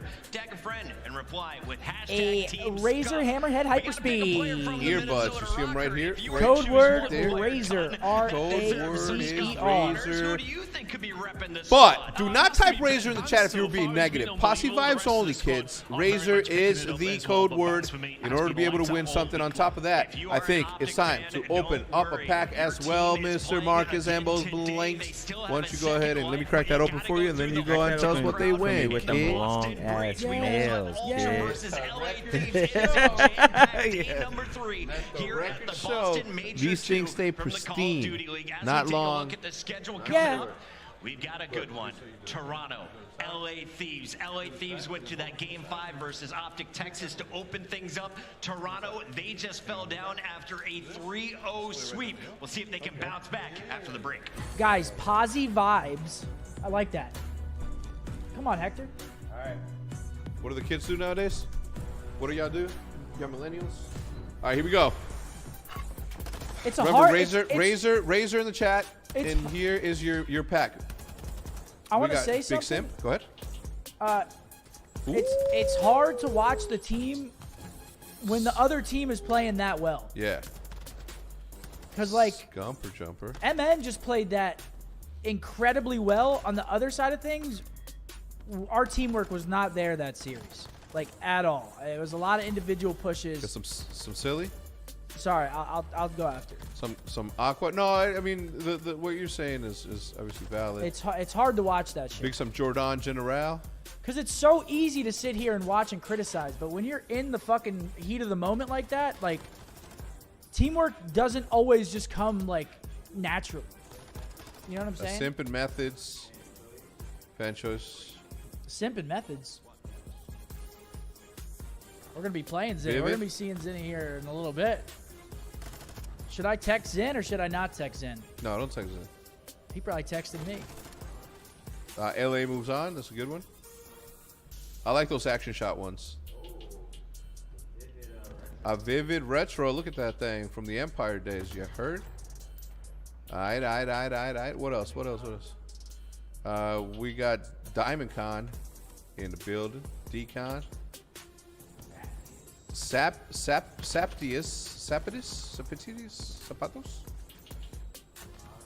Ramaza, the map. There you go. You're welcome. What else? Razer is the name. How many do we have in there, Maddie? 1,200 are in there. And the last but not least, we have Neptune from the Mutineers. So not a banger of a one, but you did get a simp and a scump in there, alongside with a Jordan General. So congratulations to you and whoever wins. And the winner is 10, 9, 8, 7, 6, 5, 4, 3, 2, 1. P-Dills with the win. P-Dills. Razer Hammerheads Hyperspeed earbuds plus the deck that we just did right there. Let's roll into another giveaway right away, Matt. There's 2 minutes left. The next code word is... Tell them about Prime. The next code word is Prime, ladies and gentlemen. There's a bunch of you in the chat right now that are not doing your duty. You're not taking care of yourself because you're not taking care of your money. When you have money sitting there, not working for you, it is a travesty. It is a disrespect to the effort that you put forth to earn that $5 bill. And if it's just sitting there, not working as hard as you're working, that's a shame. So why don't you put that $5 to work with your subprime and invest that into the entertainment. The entertainment, in this case, being my man Money Biscuit, being my man OpTic Scumper. Invest it. The ROI, the return on your investments, it's immediate. Good vibes. Posse vibes only. The name of You're welcome. The name of the giveaway should not be Prime. You said it. They followed. They're Ron Burgundy. You say something, they're gonna say it. What did you say it was, Matt? What are we giving away? That's high praise right there. Ron Burgundy. Today, we're going to give an Elgato Wave 3 mic. The code word is Elgato. No spaces. ELGATO. Shout out to them. Elgato.com. Code OpTic. Code Scump. Code Hex. Code Ambos to get a discount. But for now, we're going to be giving away a Wave 3 microphone. I designed a couple of them. They're going to be releasing later on in this year. Be on the lookout for those. A little gift of my art to you. So be on the lookout. But for now, the winner of this microphone is going to have such an incredible up-and-coming career. Go ahead. Breadman with a big old 20 bomb. Breadman, come on, baby. Yeah, Thank you for Bread the big Man. 20, my man. The Welcome bread in. man handing out the bread. As I said, somebody who love to you, receives baby. this thing is going to have an illustrious career, we hope, in gaming content or something else. Wait, what are we giving away? An A Elgato? Wave 3 mic. Hell yeah. Just remember, it all starts with a good mic. People will sit through bad video, but they will not sit through bad audio. And here is where Elgato steps in. So what's the Here's the intro for Los Angeles Thieves. Cursor with a 5. How many people? Same crew. 750. We're gonna give it a couple. We'll give it a little bit because we got Yeah. the intros. And then they're gonna come out. We got intros. They got to come out. So They we gotta got a set little up. bit of Yeah, time. we got a little bit of time. Elgato, ELGATO, no spaces. We got our match later on today. Who are we playing? El Boston? We're playing Boston. Who do we got in this series, though? We got the Thieves versus Ultra. An absolute banger. After seeing Ultra get 3-0 spanked like that, Loser goes home? loser goes home. It's going to go one of two ways here. Ultra's going to come out with fire and just completely wipe that match off, or they're going to come out and they're going to continue to look like the same team that just got smoked. I don't think it's going to be the latter. I think they're going to come out. I'm sure they went back, got some food in them, regained. They're going to come out looking to take this. So they don't want to go out like that. Yeah.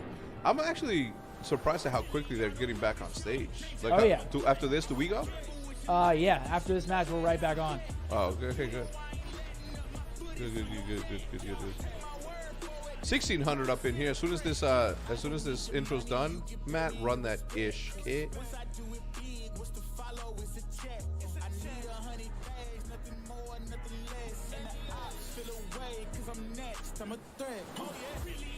How do you guys dance nowadays? I'm taking the sunglasses off. Yeah, take them off, man. It is kind of nice, though, actually, now. I bet, do you understand me It now? is actually kind of nice wearing these. Because we have two key lights that are, like, fucking massive on each side. Like, and they're bright. That's how we get the lighting. All right, the winner, 5, 4, 3, 2. And I'm not going to lie, these help. Raunchy 80. Huh? Crunchy 89. Crunchy. Congratulations. Congrats, my man. Wave Mike, please drop some fire. Is he following the channel? Commentator.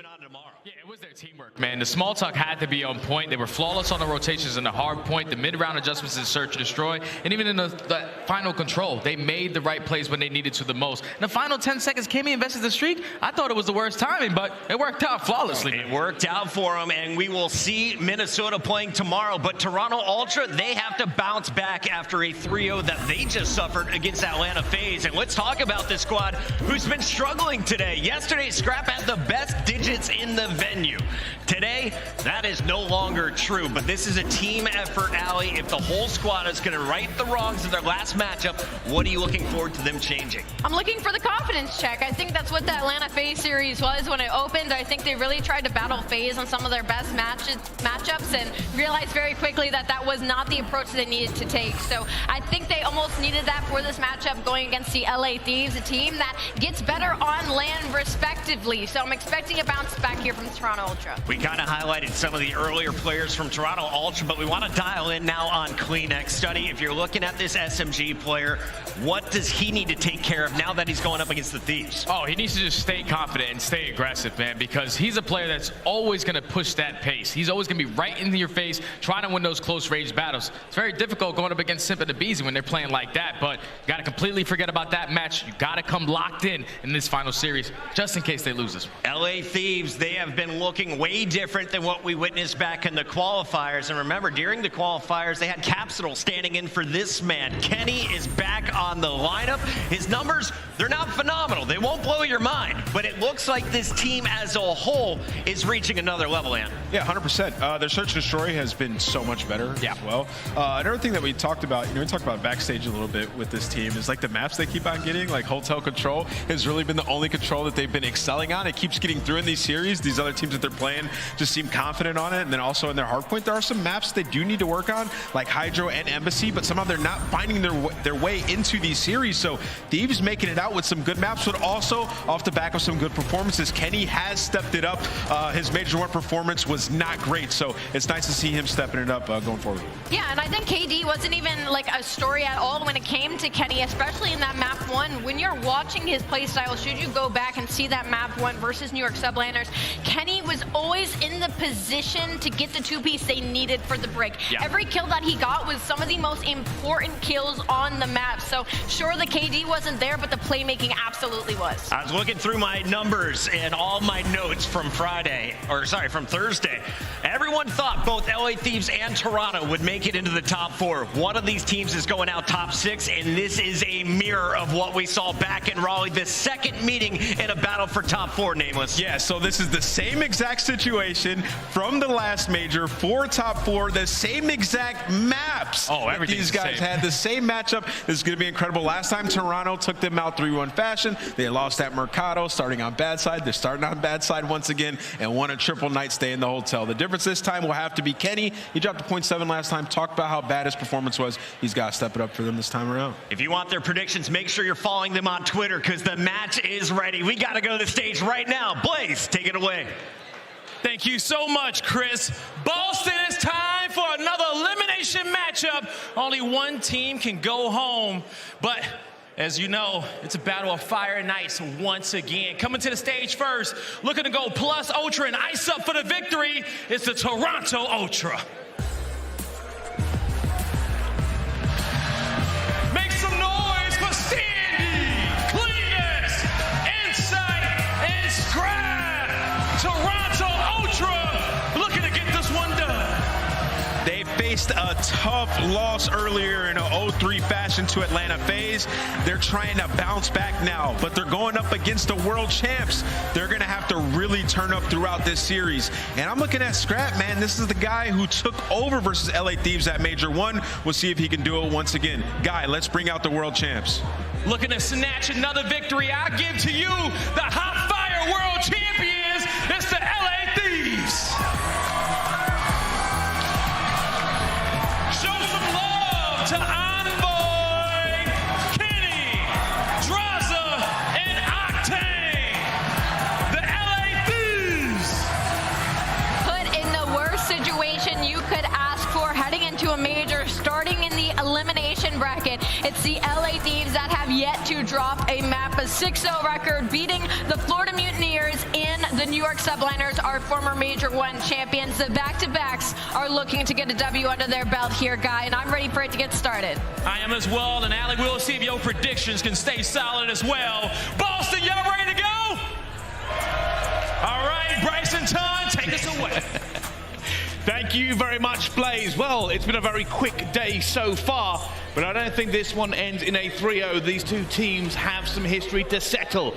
Toronto Ultra, well, they came down to this lowest bracket in pretty dramatic fashion. Thieves had a close run, but they are looking good so far. They are. We're dressed for a funeral here for the end of the team's tournament, of course. But it's going to be an interesting one. As mentioned, we have seen this matchup on LAN before. It was a very interesting one. We had it there. But both these two teams with a different route into this. We've seen some 3-0s coming from Thieves as soon as they went into that losers bracket. We just seen Toronto get 3-0 themselves, though, of course, by Faze. So it needs to be a bounce back from them. But Thieves not yet played today either. So is that a factor potentially? But the maps and modes, it kind of does set itself up very, very nicely. It should be an interesting series, and it's one that I'm really struggling to call. I've tried to break it down in the stats, get an idea, and at this time, I don't really know which way this one's going to go. Both these teams match up very, very well up against each other.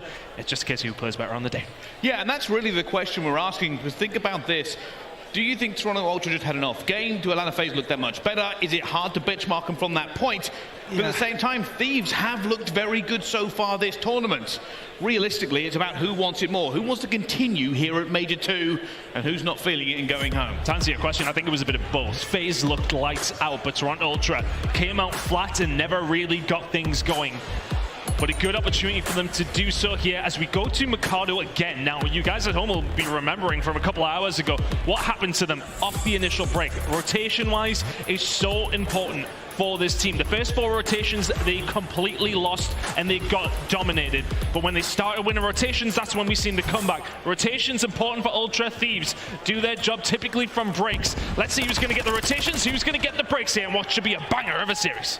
Who's hot and who's not already? A few fights going down, and realistically, Octane with a 2 to begin with. That's 3 for Octane already in this hardpoint. That's a 4. Octane's just had his way and taken out 4 members of Ultra and hasn't been fired back in response. And he's one of the players that really has improved on LAN when it's come down to hardpoint specifically for the side of Thieves. Dropping a 0.95 on line, and when it's come to LAN, it's a 1.15. So, I mean, that's a pretty good improvement. He had some good moments yesterday. And speaking of good moments, Thieves with that rotation heading over towards P2, Toronto Ultra trying to find a break back.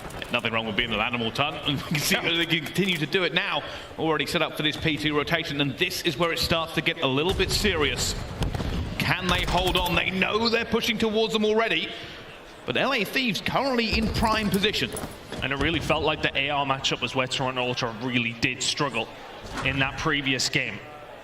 Octane already starting off hot here for the side of the LA Thieves. 6-1 from him. Kenny ready and waiting. Naughty little spot.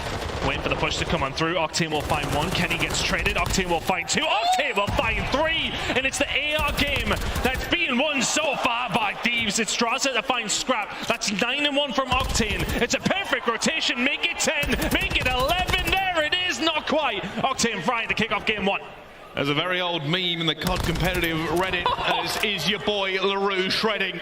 And he is so far dominant. And Ultra have had to just give it up completely. They've choked it. They can't do anything when the human turret himself is getting things done over towards P2. It's an 11-1 start for Octane. But rotation here now for Ultra. But it's kind of same old story. They got beaten off the map completely by the side of Faze to kick things off in the previous series. And it's hard to happen to them up against Thieves here as well. Scrap will find 2, though. He'll steady the ship. Is this a rotation in from Ultra? Yes, it is. Oh, he shuts down the streak and then gets a couple of extra bullets, making sure Octane's definitely dead. Well, trying to get themselves back into this, probably screaming there, Scrap, knowing that if they can hold this, they're right back into it.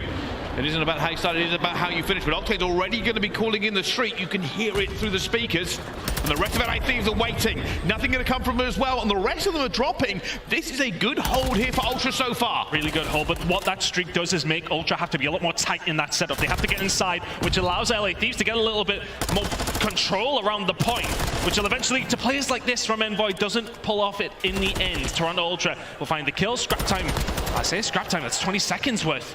Going over towards Thieves, but Ultra will find the kills. Rotation also to be fought over. Push from Cancina coming from Ultra. Well, we spoke about the rotations before on this map. For both teams, it is critical. Right now, it's Thieves holding down Barbers. But Ultra pushing through. Kleenex has got his way in, but only finds 1. The rest of Ultra are starting to follow, and they get cut down by Draza. Maybe a little bit of a pacing issue there as Kleenex went wild. He manages to find a way through, but honestly, Draza finds those 2 kills because Kleenex finds his way through. They're like, well, nobody's covering back. Ali turns it around. Envoy, big gunfight win up against Inside. Surely not another one. This will be a 3rd for Envoy. Standy should cut him down and does so. Now the push over towards Barbers, but it really has been a game of rotations. Whoever's been there first has been the one finding the points. Looking good here for the Thieves. There's a breakthrough potentially on the cards through Scrap. He's going to get taken down as well. LA Thieves hold strong. It's been one of those games so far. If you are not in position, you are just getting gunned every single which way. And you can see this what Ultra are going to try and do themselves now. Scrap time, given up. It is a game of holds. Octane maybe 14-3, but if they break here, LA Thieves will be in a commanding position. It's going to have to be a full 60 to tie it up from Ultra. We haven't seen any breaks or anything coming in from either one of these 2 teams. Scrap will find the gunfight on the flank. Draza will not be able to set up a pinch here. So for the LA Thieves, it has to be somewhat one-dimensional. Kleenex find the kill on Envoy. Push still coming. Ultra holding strong so far. They are now throwing up the defenses. They do not want to let them in at all, but Octane wins a gunfight, but he's alone. Wins a second gunfight. Octane continuing to be a problem for them. Surely not eventually taken down by Kleenex, but he's allowed this to open up, and Kenny comes screaming through. Envoy takes down Kenny, and Insight. Standy does not get that kill somehow. Hasn't managed to finish his dinner here. Envoy ready and win, but so is Draza. Break coming in, the first really successful one, or is it? It's Ultra fight. Oh my god, Kleenex rips Draza off the heady, and that will be the remaining scrap time. Going over towards Toronto Ultra. Rotation though, once again. Thieves, first one's here, 15 seconds to go. So it's all about the setup, it's all about these rotational fights. Scrap has to back on down, but inside the barbershop is Standy, finds the gunfight, but it's going to be the push towards the back. You need your ARs to get some control over towards the alleyway or find a way through mid. Can they do it? Ultra are starting to feel the pressure as these points are mounting. They cannot break this. They are going to be so far behind, but 2 kills already going down. The back alley swarm is upon us. Drazer's trying to wallbang, but no hits so far. And Ultra are now trying to get through, but Envoy has shut them down. They had the opportunity, but nothing has come of it. Scrap eventually does find the kill onto Envoy, but Drazer ready and waiting. The ARs have really been frying so far from the side of Thieves, but here comes the break surely. Oh my god, Octane! We get it off screen, but the man is still frying. It's an 80-point lead for the LA Thieves, mostly due to the fact that this man is 20-6. And there's just nothing that Ultra are doing that is working so far. They are falling under the guns of LA Thieves over and over again. This rotation is now critical. They haven't managed to break consistently. They haven't managed to get anywhere on this map.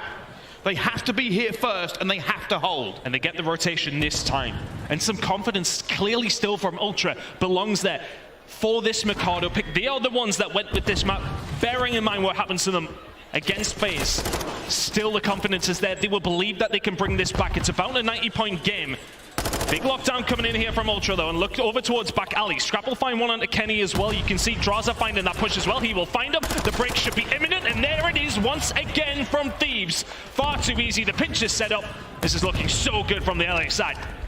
And now Ultra will try and regain here a little bit. They have to break back into it, but the kills are just not going their way. The slaying is not here as Ultra desperately claw and fight and try and find something. Almost 100 points down now. They get back in for the scrap time. It really is not looking good in the marketplace for the side of Toronto Ultra. Insight will be there to pick up what will only be the pieces. And Lloyd doesn't quite finish his dinner, will get taken down for it as well. Now we're starting to think about this rotation back over towards P1. You want those P2 spawns. Ultra, we did see a comeback up against Faze. It was a really good time of things when they were 4 hills in a row. They lost the rotation. But when they managed to win these rotations, they went on a 120 to 64 point run. But they need to do it here without giving Thieves anything at all. And this is exactly what they're doing. They are holding fire. They're not getting the time on P1. They are waiting for P2. They know it is critical.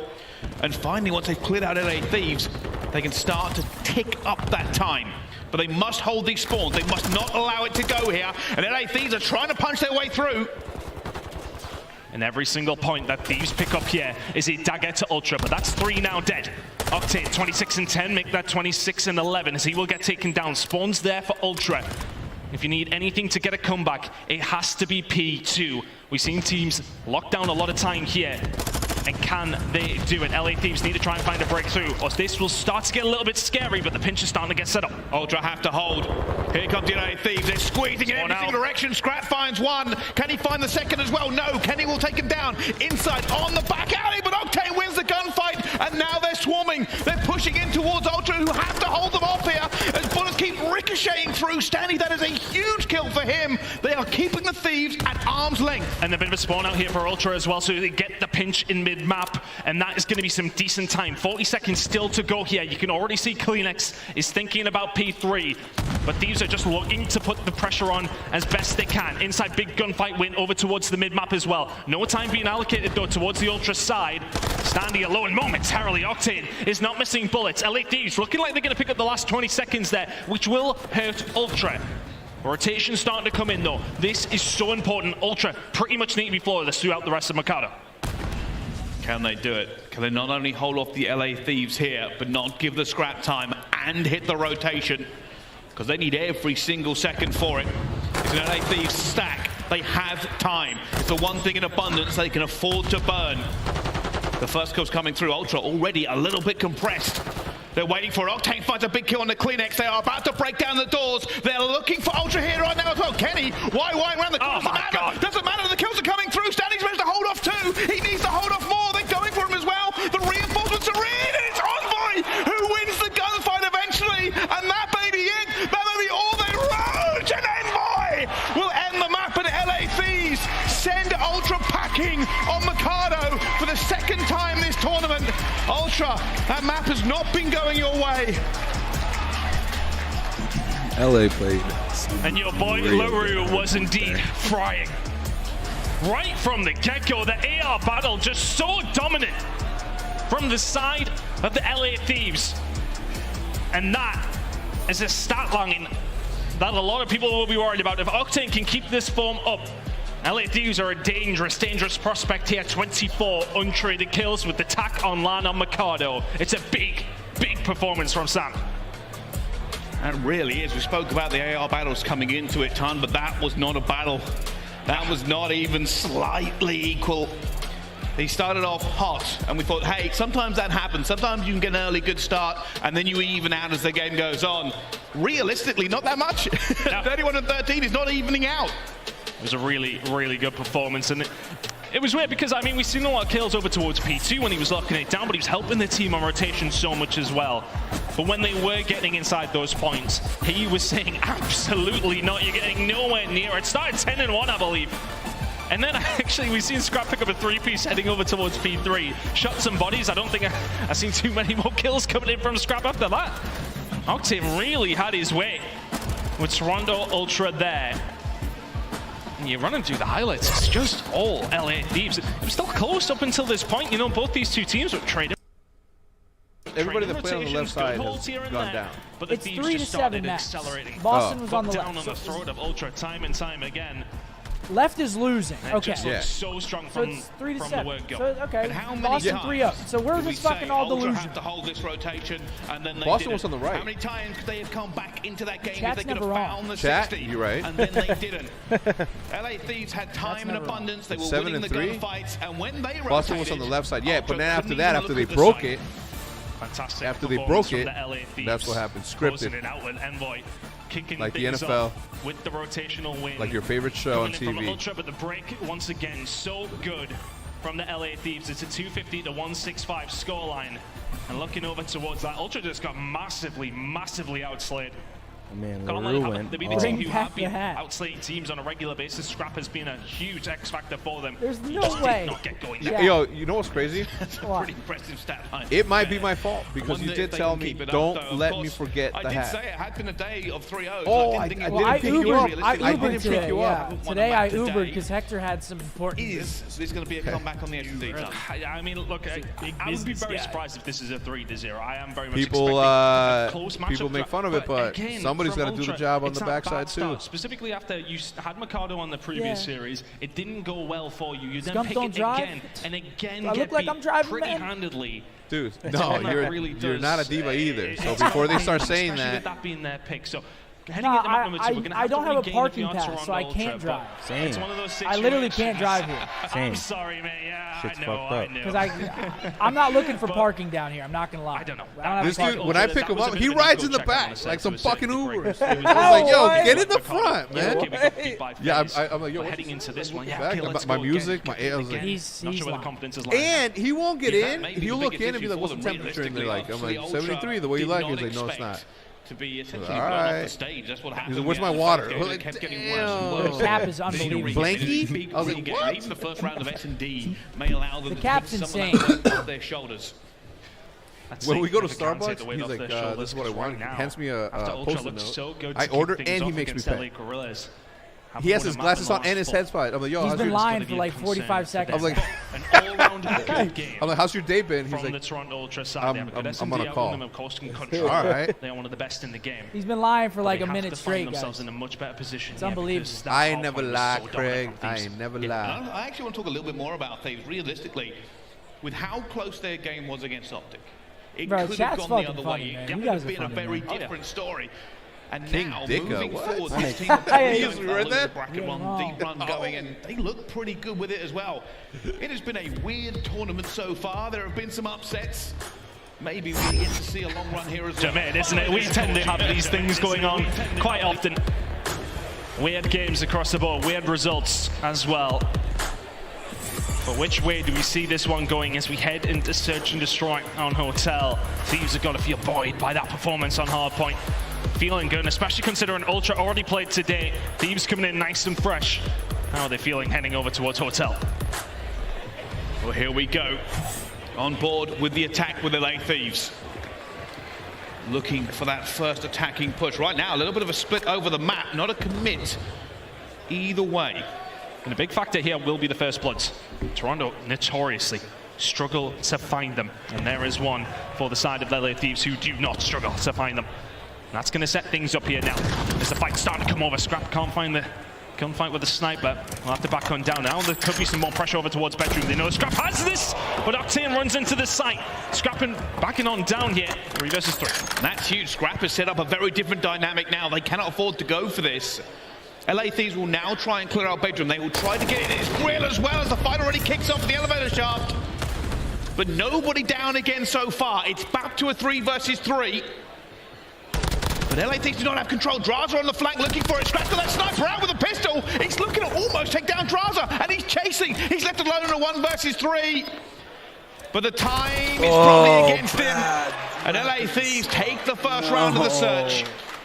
And in that situation, I don't think he chases it, of course, if his teammates do stay alive in bedroom. Has to kind of go for the kill. Knows he got him weak, but that's 3 there from Draza to kick off things here for Thieves. It doesn't rain, it just does indeed pour for the Toronto Ultra right now. Not looking good for them whatsoever, but looking over towards, you know, the initial breaks, Draza was typically somebody who will not find many, but he is the one that finds that first blood. A 0.21 in opening duels, Kleenex, a 0.21. Managing to have a very similar stat line. It's Draza leading the way though with 3 in round number 1. There we go, Ultra's first attack, and Octane tries to equal the score. Not hitting with his hit at the moment. Kenny looking in a position to do some damage. Has he stuck through? He has. They have managed to get the plant as well, but Kenny is now trapped. There are players all around him, still alive, somehow eventually goes down. LA Thieves down to 2 members. Ultra have, well, down to 1 member. This should be an Ultra round. Finding his way through. Scrap now looking for another kill. We'll find one more. That was at least 3 from Scrap in the round. And I think even when that bomb going down and he still do get taken out, was 3 from Scrap. It's still not a bad position because Kenny has to push in. He's already pretty much dead at that stage. Staying alive as long as he did to help his teammates get into a better position. Didn't work out for the Thieves that time. Ultra, a little bit of a reprieve here. Will find themselves tying things up. It worked out, like I said, Octane tried to go for that snipe off the rip. If he had hit it, may have been a little bit different, but Ultra, they hold fire, they don't buckle under the pressure. All based off of Scrap. Let's see what happens on this defense, though. Again, looking like a similar split. LA Thieves playing this same strategy. Standy all the way over towards kitchen. Kleenex getting aggressive. Look at this. Backing on down as well, and he will get caught by Draza. He just peeks out over towards Archers, and Void goes through the challenge as well. Insight gets gunned. And now Ultra left in a 2 versus 4. And Scrap trying to spread this one. I don't know if they know he's here. The little glitter on Void trying to get him as well, but not enough time, and gunned down. I'm not sure the sniper is working out for Ultra. I prefer to see Scrap with the tack in hand, but they're clearly playing around it a little bit. But Draza finding these first bloods is proving everything they need. Oh, okay, that was a few extra bullets. And I think in that situation as well, Scrap is just playing down low, looking for a pick. His team aren't really in the positions, have any reinforcements over towards A. They were relying on him finding picks there. And it was somebody who actually pushed across from the A bomb site. I believe it was Envoy who found insight over towards couches. So if he doesn't find the shot, it's a risky situation. LA Thieves 2-1 to the good. Draza 5-1 to kick things off early on here. And there's obviously once again a stack over towards A. Octane looking for the pick on the Scrap. The bullets are good, but not good enough. Scrap will get away with his life, but info gain for the side of Thieves. He goes out. He's not going to find anything from this either. But it does seem like Scrap and Octane may square up here at some point. More points going through. I believe that's just a wall bank for information. As everybody goes a little bit still, it may be on Kenny. He's ready and waiting for a push to come through from Ultra. Stanley is there. Here comes the Baitist. Kleenex will get himself across. Bomb carrier dead. Insight will find Envoy, and Kleenex gets taken down as he does make his way over towards bedroom, and now they're expecting that player on the island Insight to make his way over. Ultra kind of at 6s and 7s here to 2v3 for them to find good shots from Scrap. Kenny repositioning, but actually gets himself caught, and it could have gone much, much worse. Insight left alone in a 1 versus 2. Honestly, you're not wrong, but it is mainly Scrap that talks shit. time is very much against him. All LA Thieves have to do here is slow roll Standy this. is a pretty quiet guy. Oh, he's going to pick it just at the wrong time for Insight, as he did look in that direction, but it's a big round for Thieves to extend that gap. 3-1 to the good now. And that's that sort of situation with Insight. It's an impossible scenario for you to find. Octane kicking off his search and destroy just about eventually. 2-2 from him. This has been good so far from Thieves. It feels like they're really controlling the map. There hasn't been anything too flashy going on. It's just about finding these first bloods. And well, I say nothing flashy going on. Draws a 7-1. Getting the kills where he needs to. Now, this part of it should be where the adjustments come in. Obviously, standing in Clean X, no kills yet. That's an adjustment you should make first. But they should start figuring this out a little bit better. Envoy already finding the first pick onto Scrap, and Insight gets Envoy back down to a 3 versus 3. Opens the map up just a little bit, but everybody will be waiting for that first move, and Insight will drill Draza before he gets anything done. Draza feeling a little delusionally confident there with that challenge, and I would be too, with the way that he's been shooting, but Insight will find the kill and should do. 2 versus 3 now. The SMGs from Ultra yet to get warmed up. It's been the AR players this time around, but it's the SMGs who can answer back. Kenny goes for the challenge, and Kleenex just about finds it. Now a 2 versus 1. Octane had a hell of a game number 1. Needs to do something special here in game number 2, as the bomb is now planted over towards a retake for Ultra needed. Yeah, the calls come in there. He knows the player's going to be weak and not challenging him. Octane popped his daddy superpowers, looking for Kleenex already, but Kleenex is in a better position. And the game now has a while to go. Ultra will take that opportunity just to get that dead silence ticking in for Kleenex. And they're going to wait this one out. And that is a confidence-inspiring round. It's Stanley and Kleenex who have been struggling for the Ultra so far. They're the ones that get the job done. Kleenex finding a really important kill, and a Kenny, if he finds that, then, well, maybe LA starts to run away with this, but some life from Ultra. It's just seemed very flat so far from them. About a day of 3-0s so far. You can see Scrap on your screen on the far right side for Ultra. He's the one barking out the orders.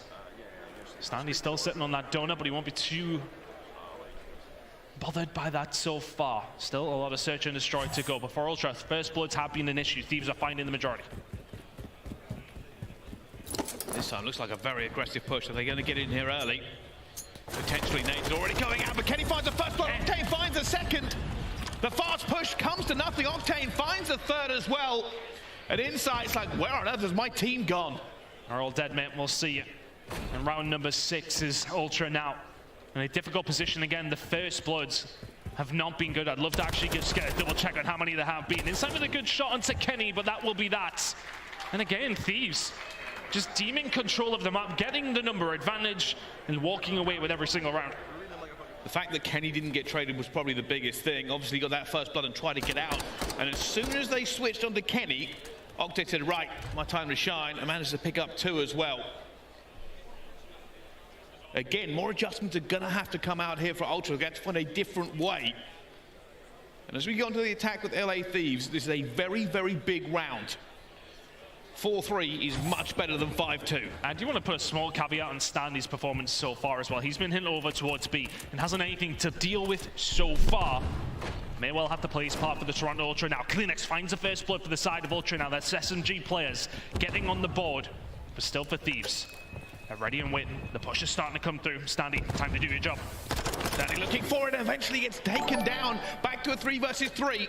Hey, but Ultra are here, and they are here in numbers. And already that's a huge kill from Kleenex. He flies it, goes for the pre-aim as well, looking for Draza. Draza finds Scrap. Suddenly gets caught sprinting.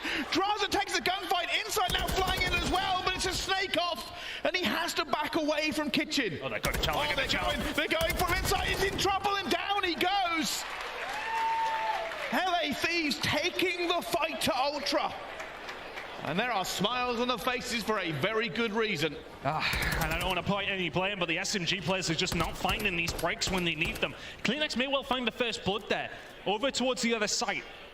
But Stanley, he gets pushed, and yeah, okay, it's a difficult one to win, but then Kleenex gets caught sprinting, running in towards Kitchen after finding the kill onto the bomb carrier. Just a little bit overzealous in that situation. Hindsight's a wonderful thing. Just back up. You got the bomb carrier. Wait for some backup. Insight's nowhere near him. 5-2 lead for Thieves. Ultra, you're in danger of going out of Boston with a whimper here. As Thieves are looking so dominant in this series. Kenny's on the hunt. Kenny is going aggressive. He's already got 1 for it, looking for it. They bring it back to a 3 versus 3. Octane gets it down as well, and Ultra are in a 2 versus 3 to stay alive in this S&D. Oh, nice nade. Big nade. It was needed. Stanley gets off his donut, but now he's left in a 1 versus 2. A donut so far, but a chance of redemption. Keep Ultra in the game. That's all he has to do, a 1 versus 2 with bomb down. Time is on his side. He knows where they have to go. And you can see Thieves waiting, you know, Standy. One of these twitchy players who will make the movements, will spread himself out. Now in the corner, does Kenny see him? I think he did. I think he did. You can see the arrows. Here it comes! Oh, so close, but not enough. And LA Thieves move forward again. 2-0 now against Ultra. The S&D is done and dusted. And this, again, has been a one-sided affair. Thieves have been disgusting in this tournament. Words escape me, Ton. They need to start turning up.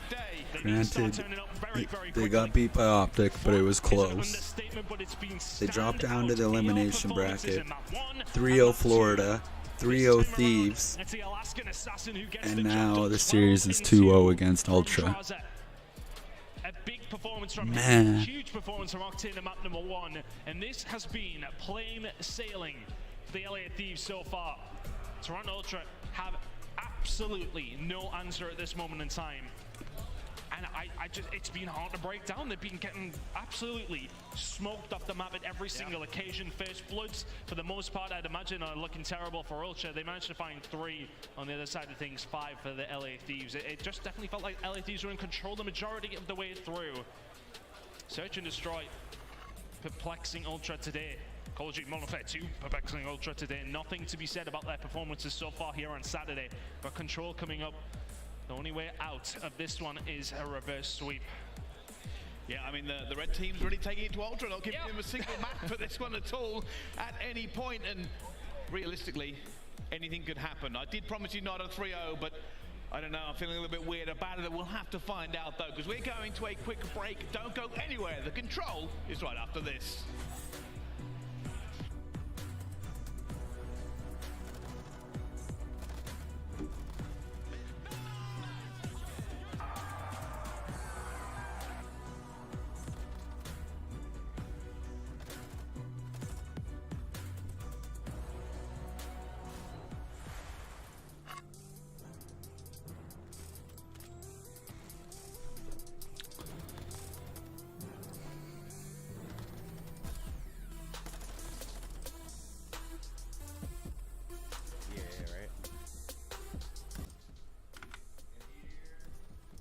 Christini. Yeah, yep. 1 second, y'all. Hex is about to. Christini. Moscow. Cheen. Money Cheen. Kenny.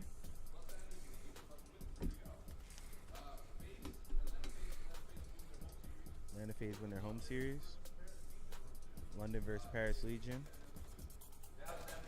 Dallas Empire. Oh, what is that? Assault and Silly. Hey, Sheen Retro. Empire. Methods. Big Ant. AP.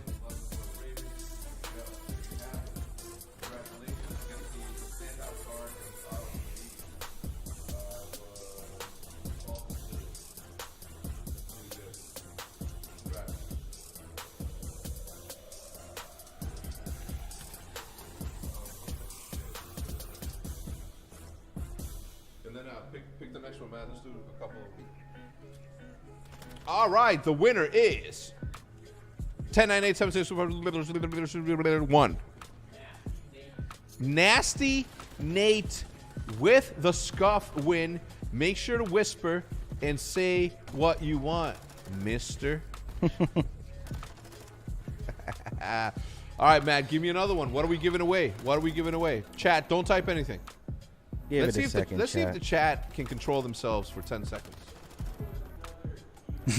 Okay, everybody stop typing right now. Let's see if they can control themselves.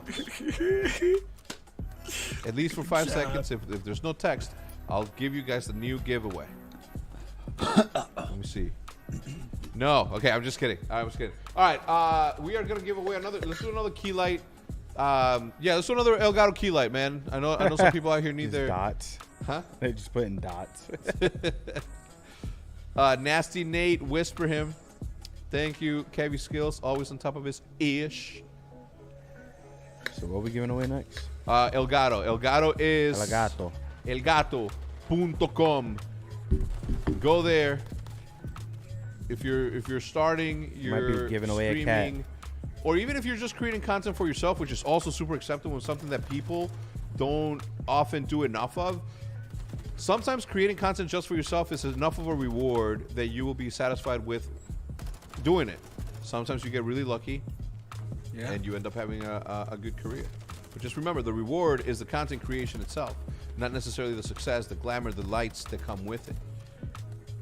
Because at the end of the day, as long as you're happy with the creation that you created, that's what's happening. Oh my God, you smell that? What? Scump didn't close the door. Wow. The king. Woo.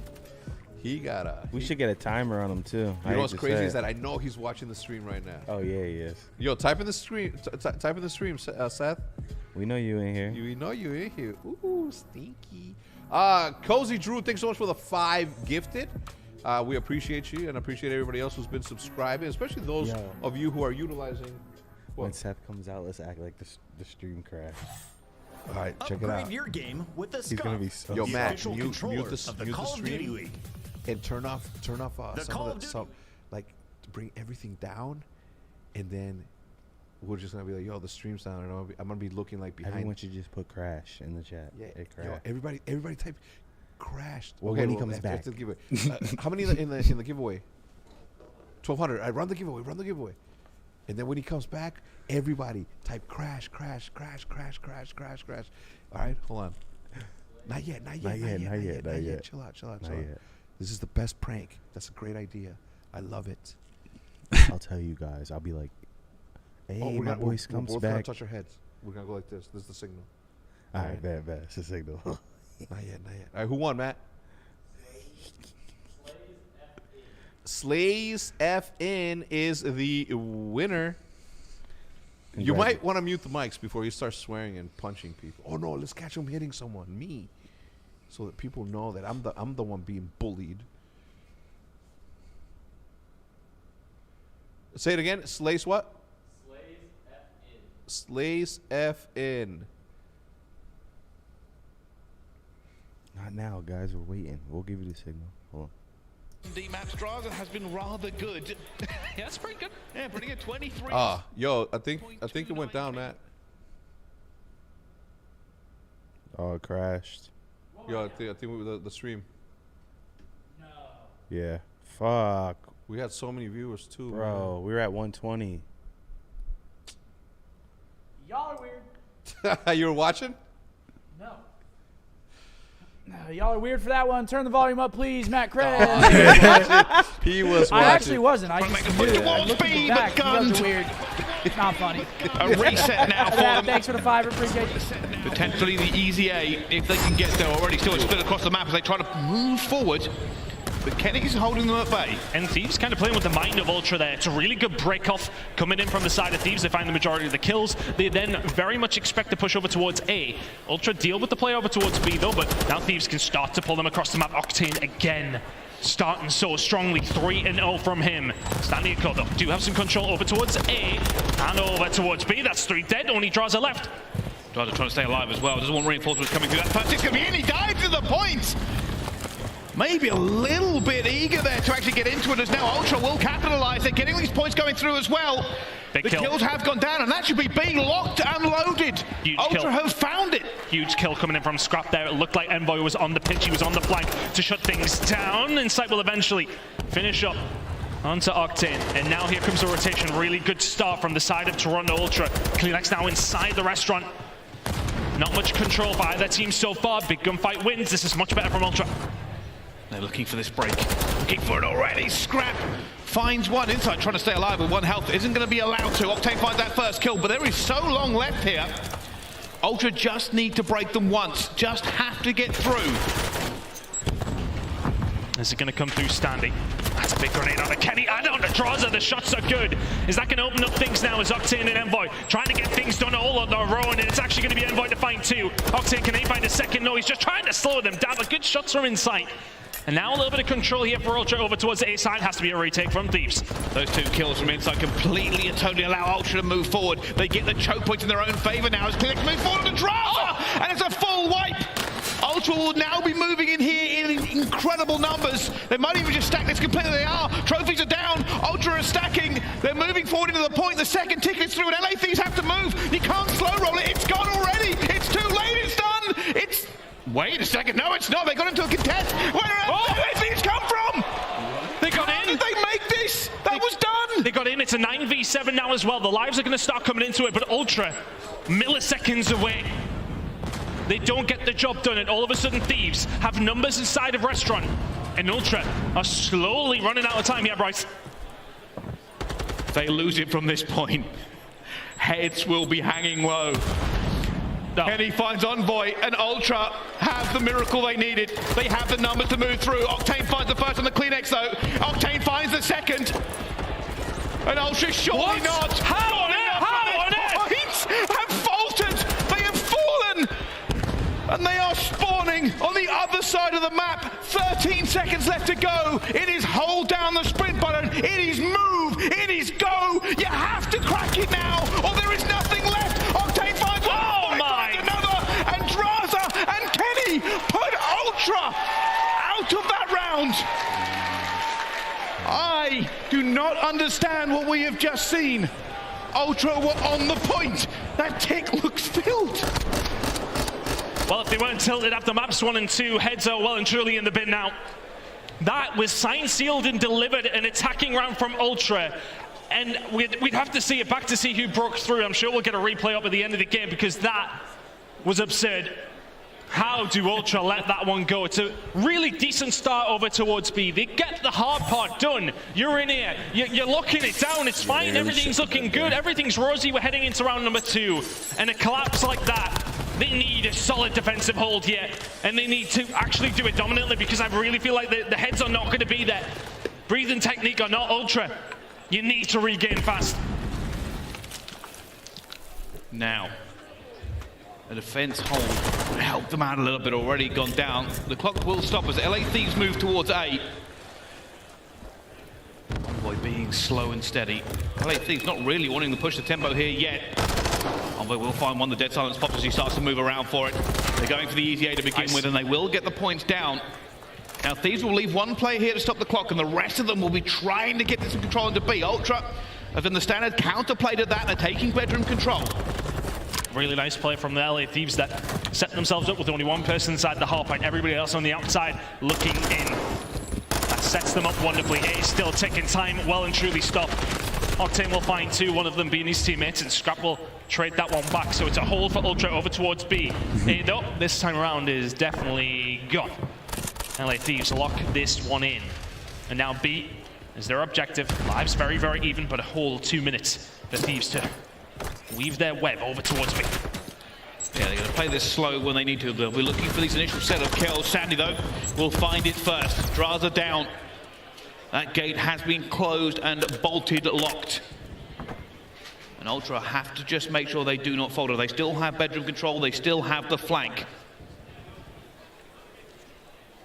Inside holding. The rest of Ultra just playing steady away. Thieves in no hurry here, but 30 seconds has already passed of the time that they did have. Scrap inside the bedroom will get caught, but the rest of the team are here and ready to answer back. Octane does find the kill, but Kleenex not moving from his position. Inside on down blind behind Kenny will find him, but it's only 3 kills that fall in for the side of Thieves. Standy still alive. Standy finds the first. Has to continue to be this nuisance. Has to continue to be a problem. And Octane's not able to get him, but Razer will eventually take him down. Ultra with a small window to get through. Octane falls as well. Scrap goes down. Razer still here. And Ultra have just done enough. They have just managed to keep them at arm's length for a few seconds. Inside, throwing bullets every single direction as Kenny finds another. But it's very, very scrappy. Ultra have got no control over the map right now. It's just trade after trade, but it's working out for Thieves. Kenny will eventually get taken down. Is this some sort of control for Ultra? Not quite. Octane up towards the desk. He gets taken down. But this is just not looking great for Ultra so far. It's nearly 2 ticks in here for the side of Thieves. They've got to find a clean wave to get some control, and those 2 kills might help. That was a big kill from Kleenex. He shut down the pinch before he could get moving. He's not got a load of kills, but eventually will fall.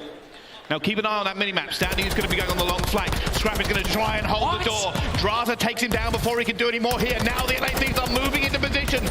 That point is in. That second tick will not go through. Kleenex stops Kenny. And Ultra are holding on. Draws inside the bedroom, could have done with staying alive.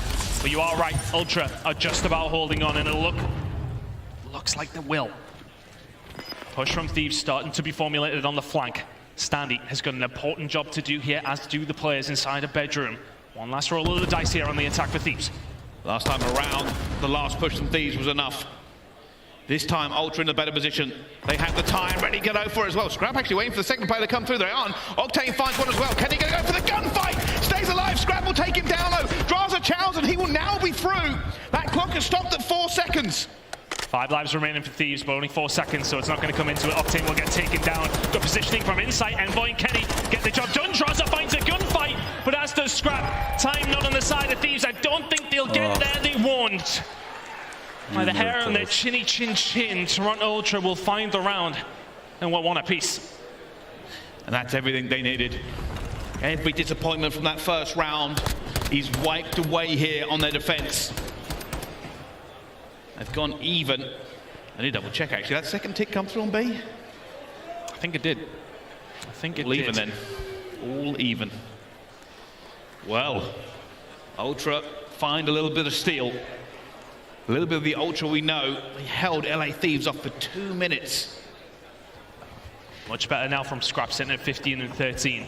Was influential for his team net. He'll go on the solo roll over towards B to see if he can find anything.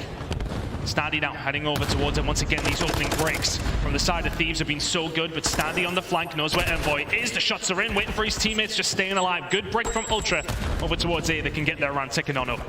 Yeah, no messing about here. Octane will find it, but instantly cleaned up. Big win. And they are playing it like you should be playing it. Already moving for position for B. And LA Thieves, I think, just may give this up completely. There's no reason for them to move out. And Sandy has just got caught in an unfortunate position. The pixels were not there for him to see that player going under the lip of the ledge.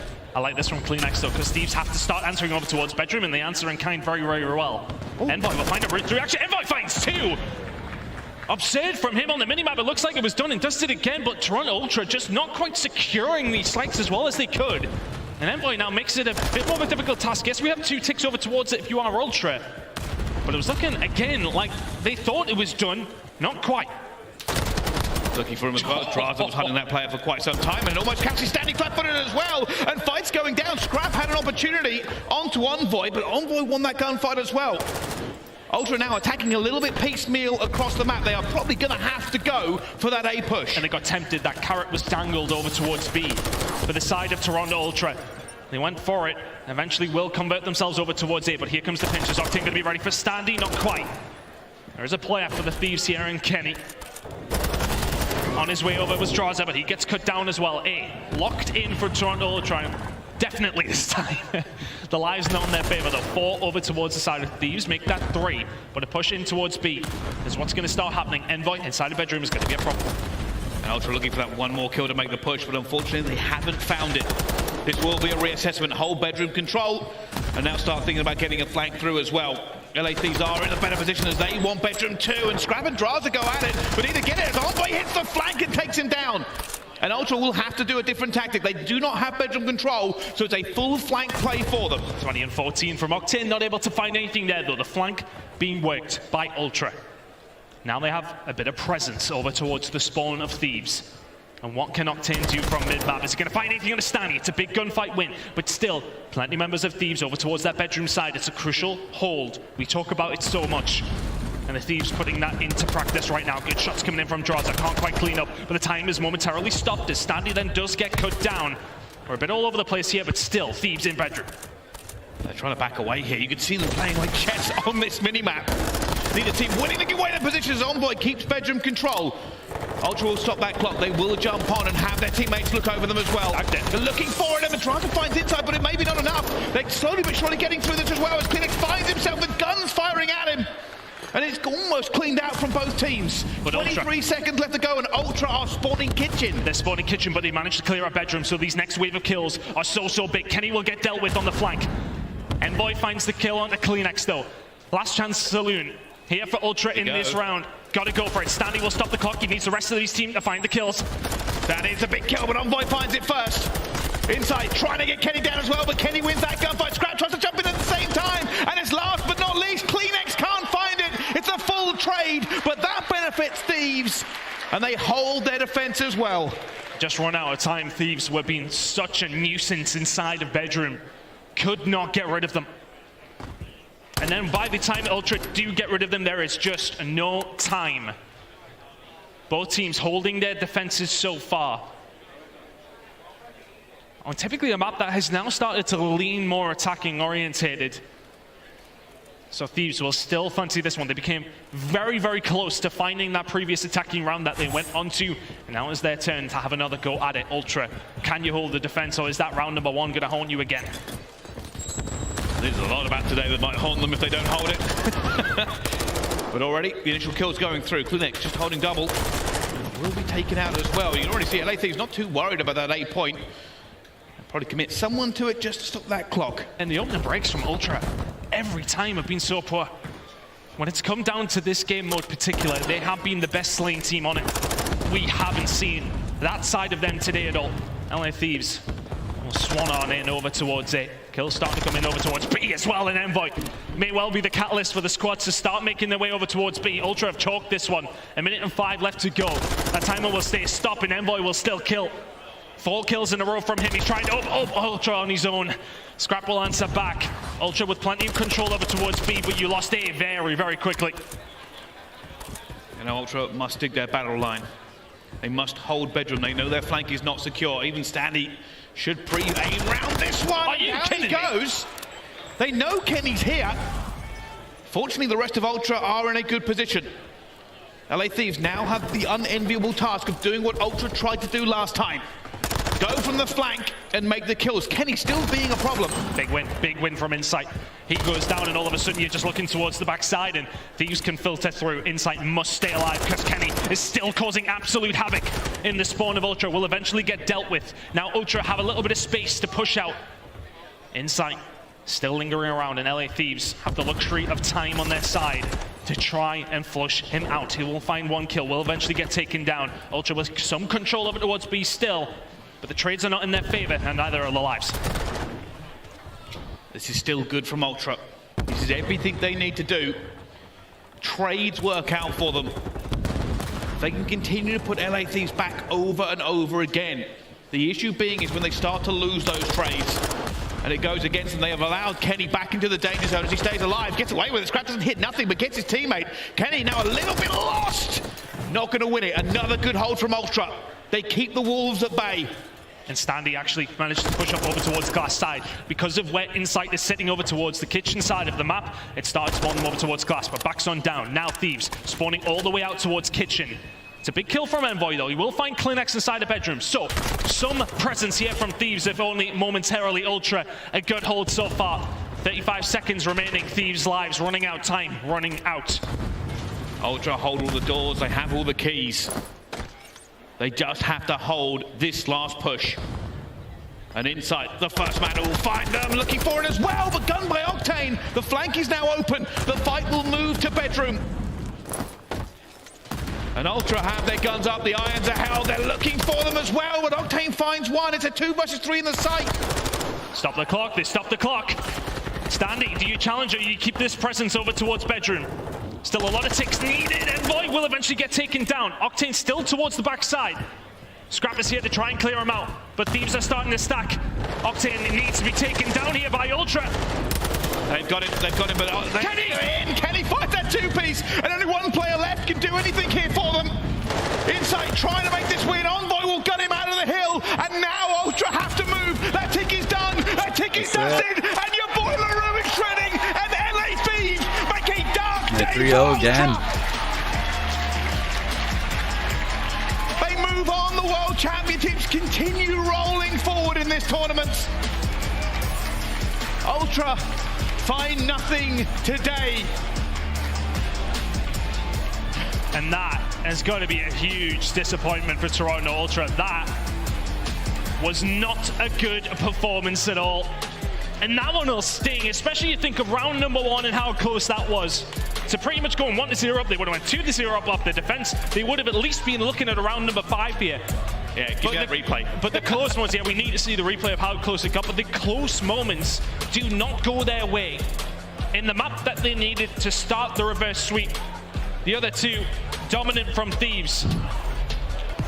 And not much of an answer from Ultra, who have a disastrous Saturday here in Boston. Envoy went huge there, 31 and 21. But not only did he make some kills, they were important. The same thing with Kenny, that two-piece right at the end. It locked Ultra out. They had to hold bedroom control. They eventually let it slip. And no, they were in losers. Round 1. Who'd they play first in losers? Yes, guys. Florida, that's right. So yeah, they've won 9 straight. Ultra. Shit, they're on a heater, yo. Scary. They're on a heater. Couple teams looking scary right now. So who's gone home? Can we get a gone home count? Who's gone home count? For the historic rematch. Oh, here are the maps for us. Oh my God, Robbie dropping a 50 bomb. Robbie Rex. God damn, Robbie. Thank you for the big 50. Where are you? Robbie, baby. Thank you, man. That's a big bomb. So far, teams that have gone home in this tournament Thank you so much, are Florida, London Royal Ravens, Hell yeah, Vegas Legion, Seattle Surge, Los We're gonna Angeles scrap. Guerrillas, New York Sublime, and Toronto Ultra. All right. What's going on here? Why are you guys looking so good right now? We're gonna make a Around the joke. momentum, man. We got a really good win last night against New York. We kind of ran through Florida a little bit, and Toronto. Thanks, shout out to Faze for the alley oop there. I mean, that's kind of it. It'd be like that when you're winning 3-0 like this, okay? And the human turret himself up here, you've been playing out of your mind, okay? What's been going on with you? How you feeling with your own gameplay right now? I'm feeling kind of incredible. I'm not gonna lie to you. I don't know if you guys saw the first map, but I was feeling great. The team just fire, man. We're just flying, playing with confidence. We had some rocky stage 2 online. We do get the land buff, as I'm sure everyone in this venue knows. So we're just, like I said, just riding the high right now. Hey, well, you're winning over the crowd, okay? You got rid of New York, who took y'all off on the last tournament. Anything you want to say to these fans that's been supporting you, man? Shout out to you guys, man. You guys are killing it right now. Yeah, you guys are killing it, okay? That's gonna do it for me and Sam on the stage. Chris, take us away. Thank you so much, That Blaze. man And has wow, been history absolutely really fine. does He's repeat having a itself. crazy This time event. it's I a don't know little his bit stats faster as LA for the Thieves whole take out event, Toronto but Ultra 3-0. he's been Welcome, having a though, crazy to the event desk. statistically We got so far. Ben Shouts out to Razine Sam. joining us. Boston, Absolutely make some noise for piecing my up. man, Ben. I believe we have the maps. Matt On Craig, the can you throw up the maps for our Did you series see really quick? this one coming from the Thieves tonight? I mean, the Thieves have been on an absolute run in regards to map count so far this weekend, but Matt Craig? Man, what a weird day for Toronto. I didn't even know if he was over there. One of the contenders coming into this weekend, but today they just had a rough one. Didn't really plug the controllers in, and maybe Benjay Razim was playing instead of Sandy today. Wait, Matt, can you throw him on the screen? I hope not, but it looked a little bit rough there for Toronto, and you got to give credit now to the LA Thieves.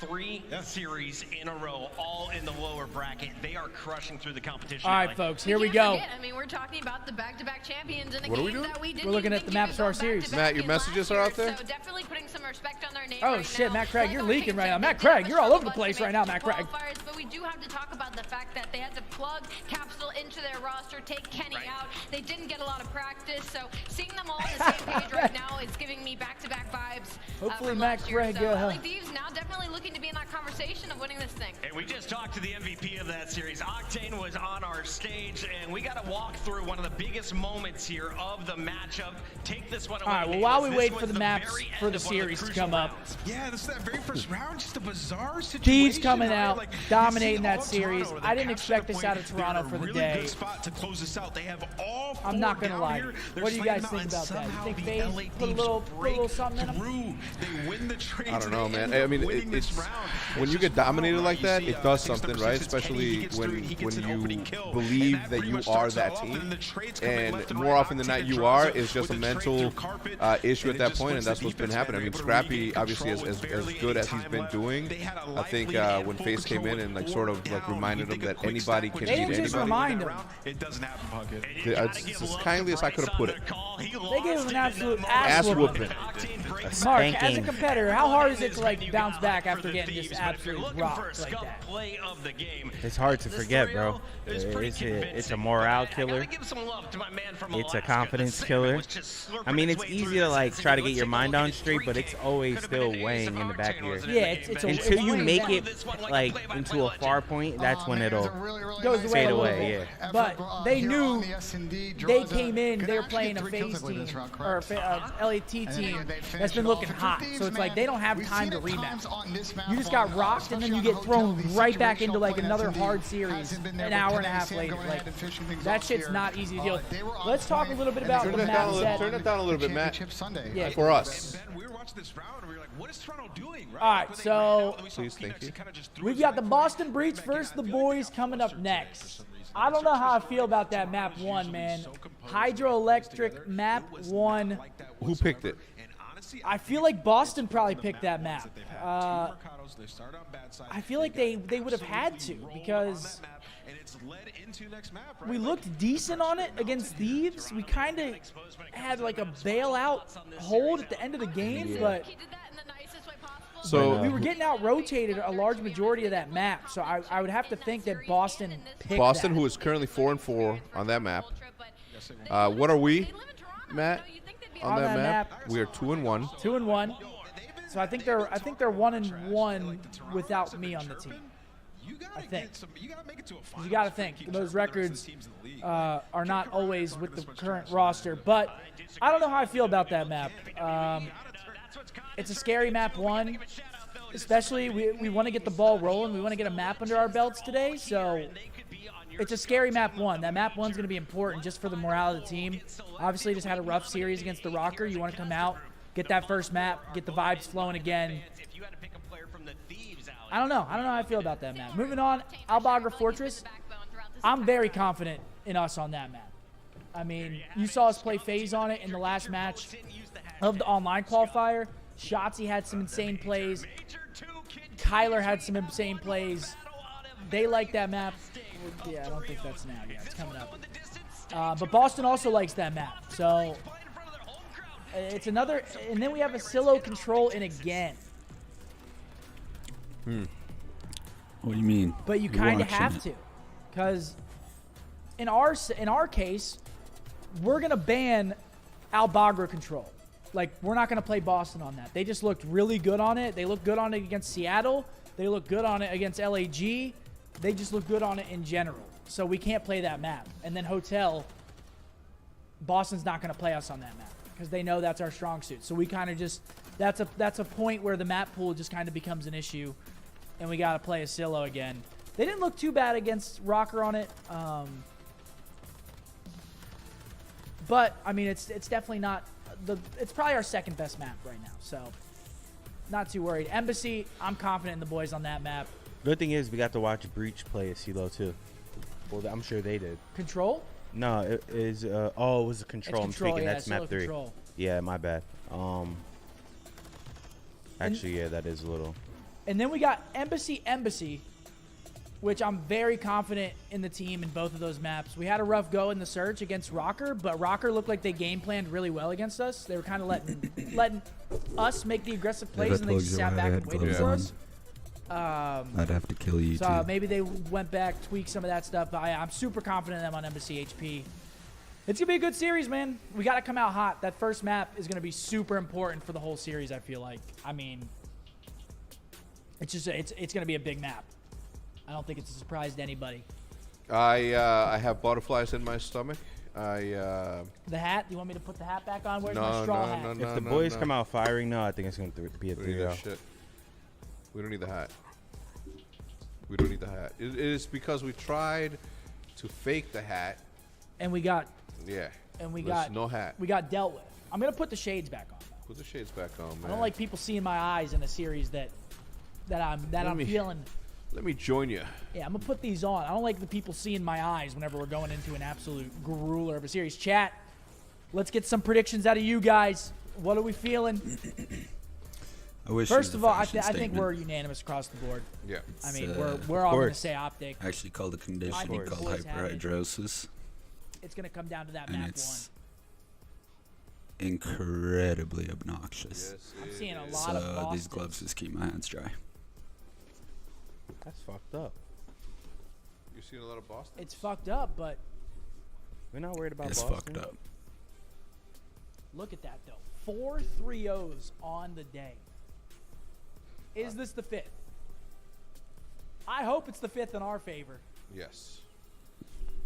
But this bracket's looking it's looking like a grueler now. Now we're into the deep part of the bracket. We got Breach. Can't look past anybody. We beat Breach. We got a rematch with Thieves first thing tomorrow. And then you're playing either Faze or Honestly, Rokkr. I wasn't expecting him to get swept 3-0. Like, this is gonna be a big series for us though to get some that was bad. Definitely big.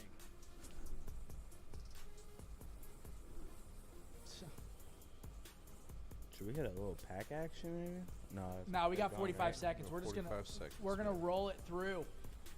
I'm nervous again, man. I always get a little bit nervous before they get back on, but once they start playing, the nerves go away a little bit. Welcome to my world.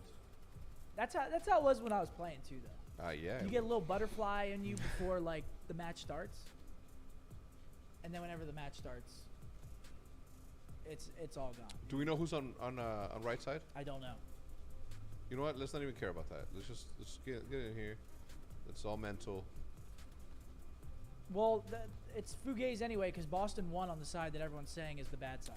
Yeah, but after they broke it though, they did something. They poured water on the Xboxes or something. They're not Xboxes. Oh, wow. Wow. They're PCs. Mind blown. Matt Craig, turn this up, please. Here we go. Last match of the day. Home city. But it's not our first year anymore. Let's crank things up a notch. Flag gets to a P1. Nero gets free. Tonight, can he defend? Oh my Boston, what a round! And his tags from Awakening as he is steamrolled. 23-8. Boston, it's time.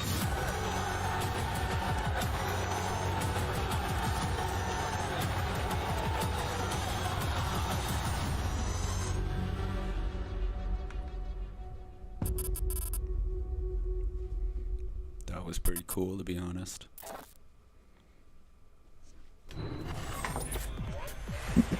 Welcome back, baby. It has been a crazy day inside the MGM Music Hall. And before this match gets started, we got to remind you, this is a rematch from our qualifier. Scump's final game was against the Breach. This one came down to the end with some clutch plays from the old man. Ben, he's no longer playing, but he's doing his own watch party. Yeah, I mean, the hand of King is still there, but the King is gone.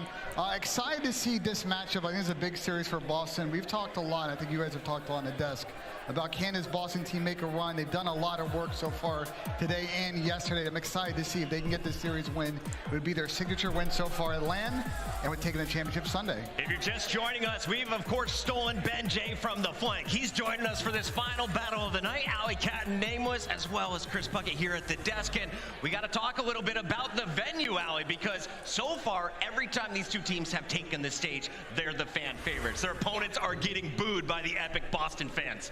Is it all cheers? Is everyone booing today? What's happening here in our final match? I think it'll be more cheers for both sides of them. I think we'll see the crowd go with a few boos in the background. A positive crowd. I think both sides are going to get cheers. And I'm ready to vibe. But let's get into this one. We got to start here with Boston Breach. They're the hometown squad. It's your major. This is your time to shine. And if you win here, you're guaranteed top 4. Let's take a look at the squad and how they got here. Boston fell early to Faze. It went all the way to a game 5. Since that, they've beaten the Surge 3-1. They've taken down the Guerrillas. And now they just have OpTic Texas left in their way.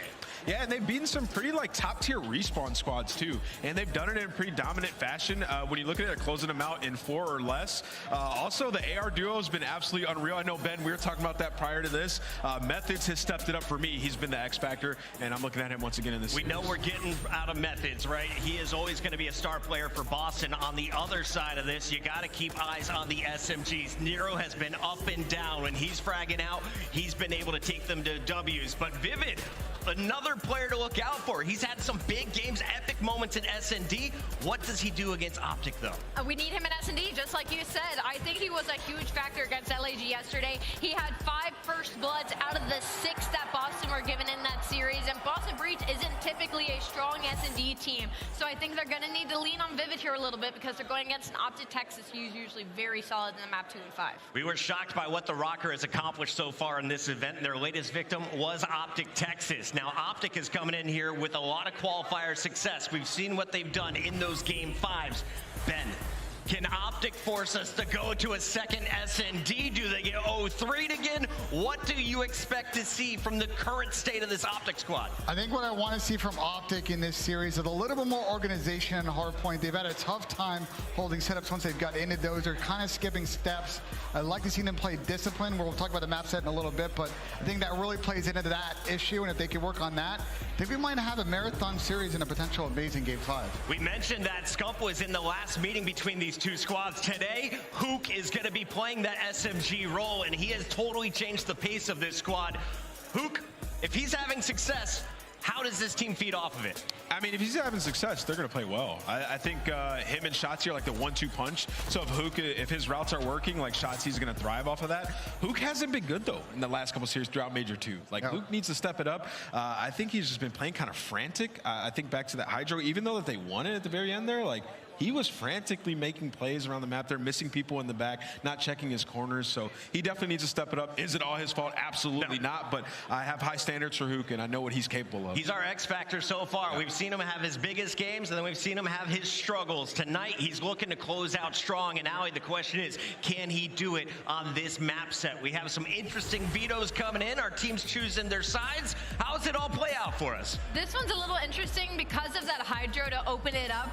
This is typically a map I wouldn't expect OpTic Texas to play on, just because I think their teamwork is still slacking just a little bit. They've been solo chelling a lot, and they're gonna need somebody to really bring it in that opening map 1.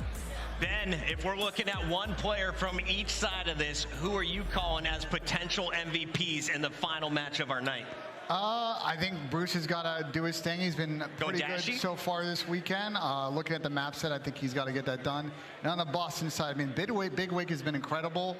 Obviously, we're not going to see a lot of Fortress in this series. OpTic surprisingly banning Fortress Hardpoint. I think Big Wake, though, will go off. And if he does, I think Boston's going to make the run here. I like those calls. Awakening, and of course, our man Dashy. The ARs have been stellar here on land. Let's go to predictions. The players are almost ready. So, Ant, I'm starting with you this time. You got to go first. Yeah, I'm going with OpTic. I think OpTic's going to take this one in a 3-2 fashion. We're going to have a game 5 to close out the day.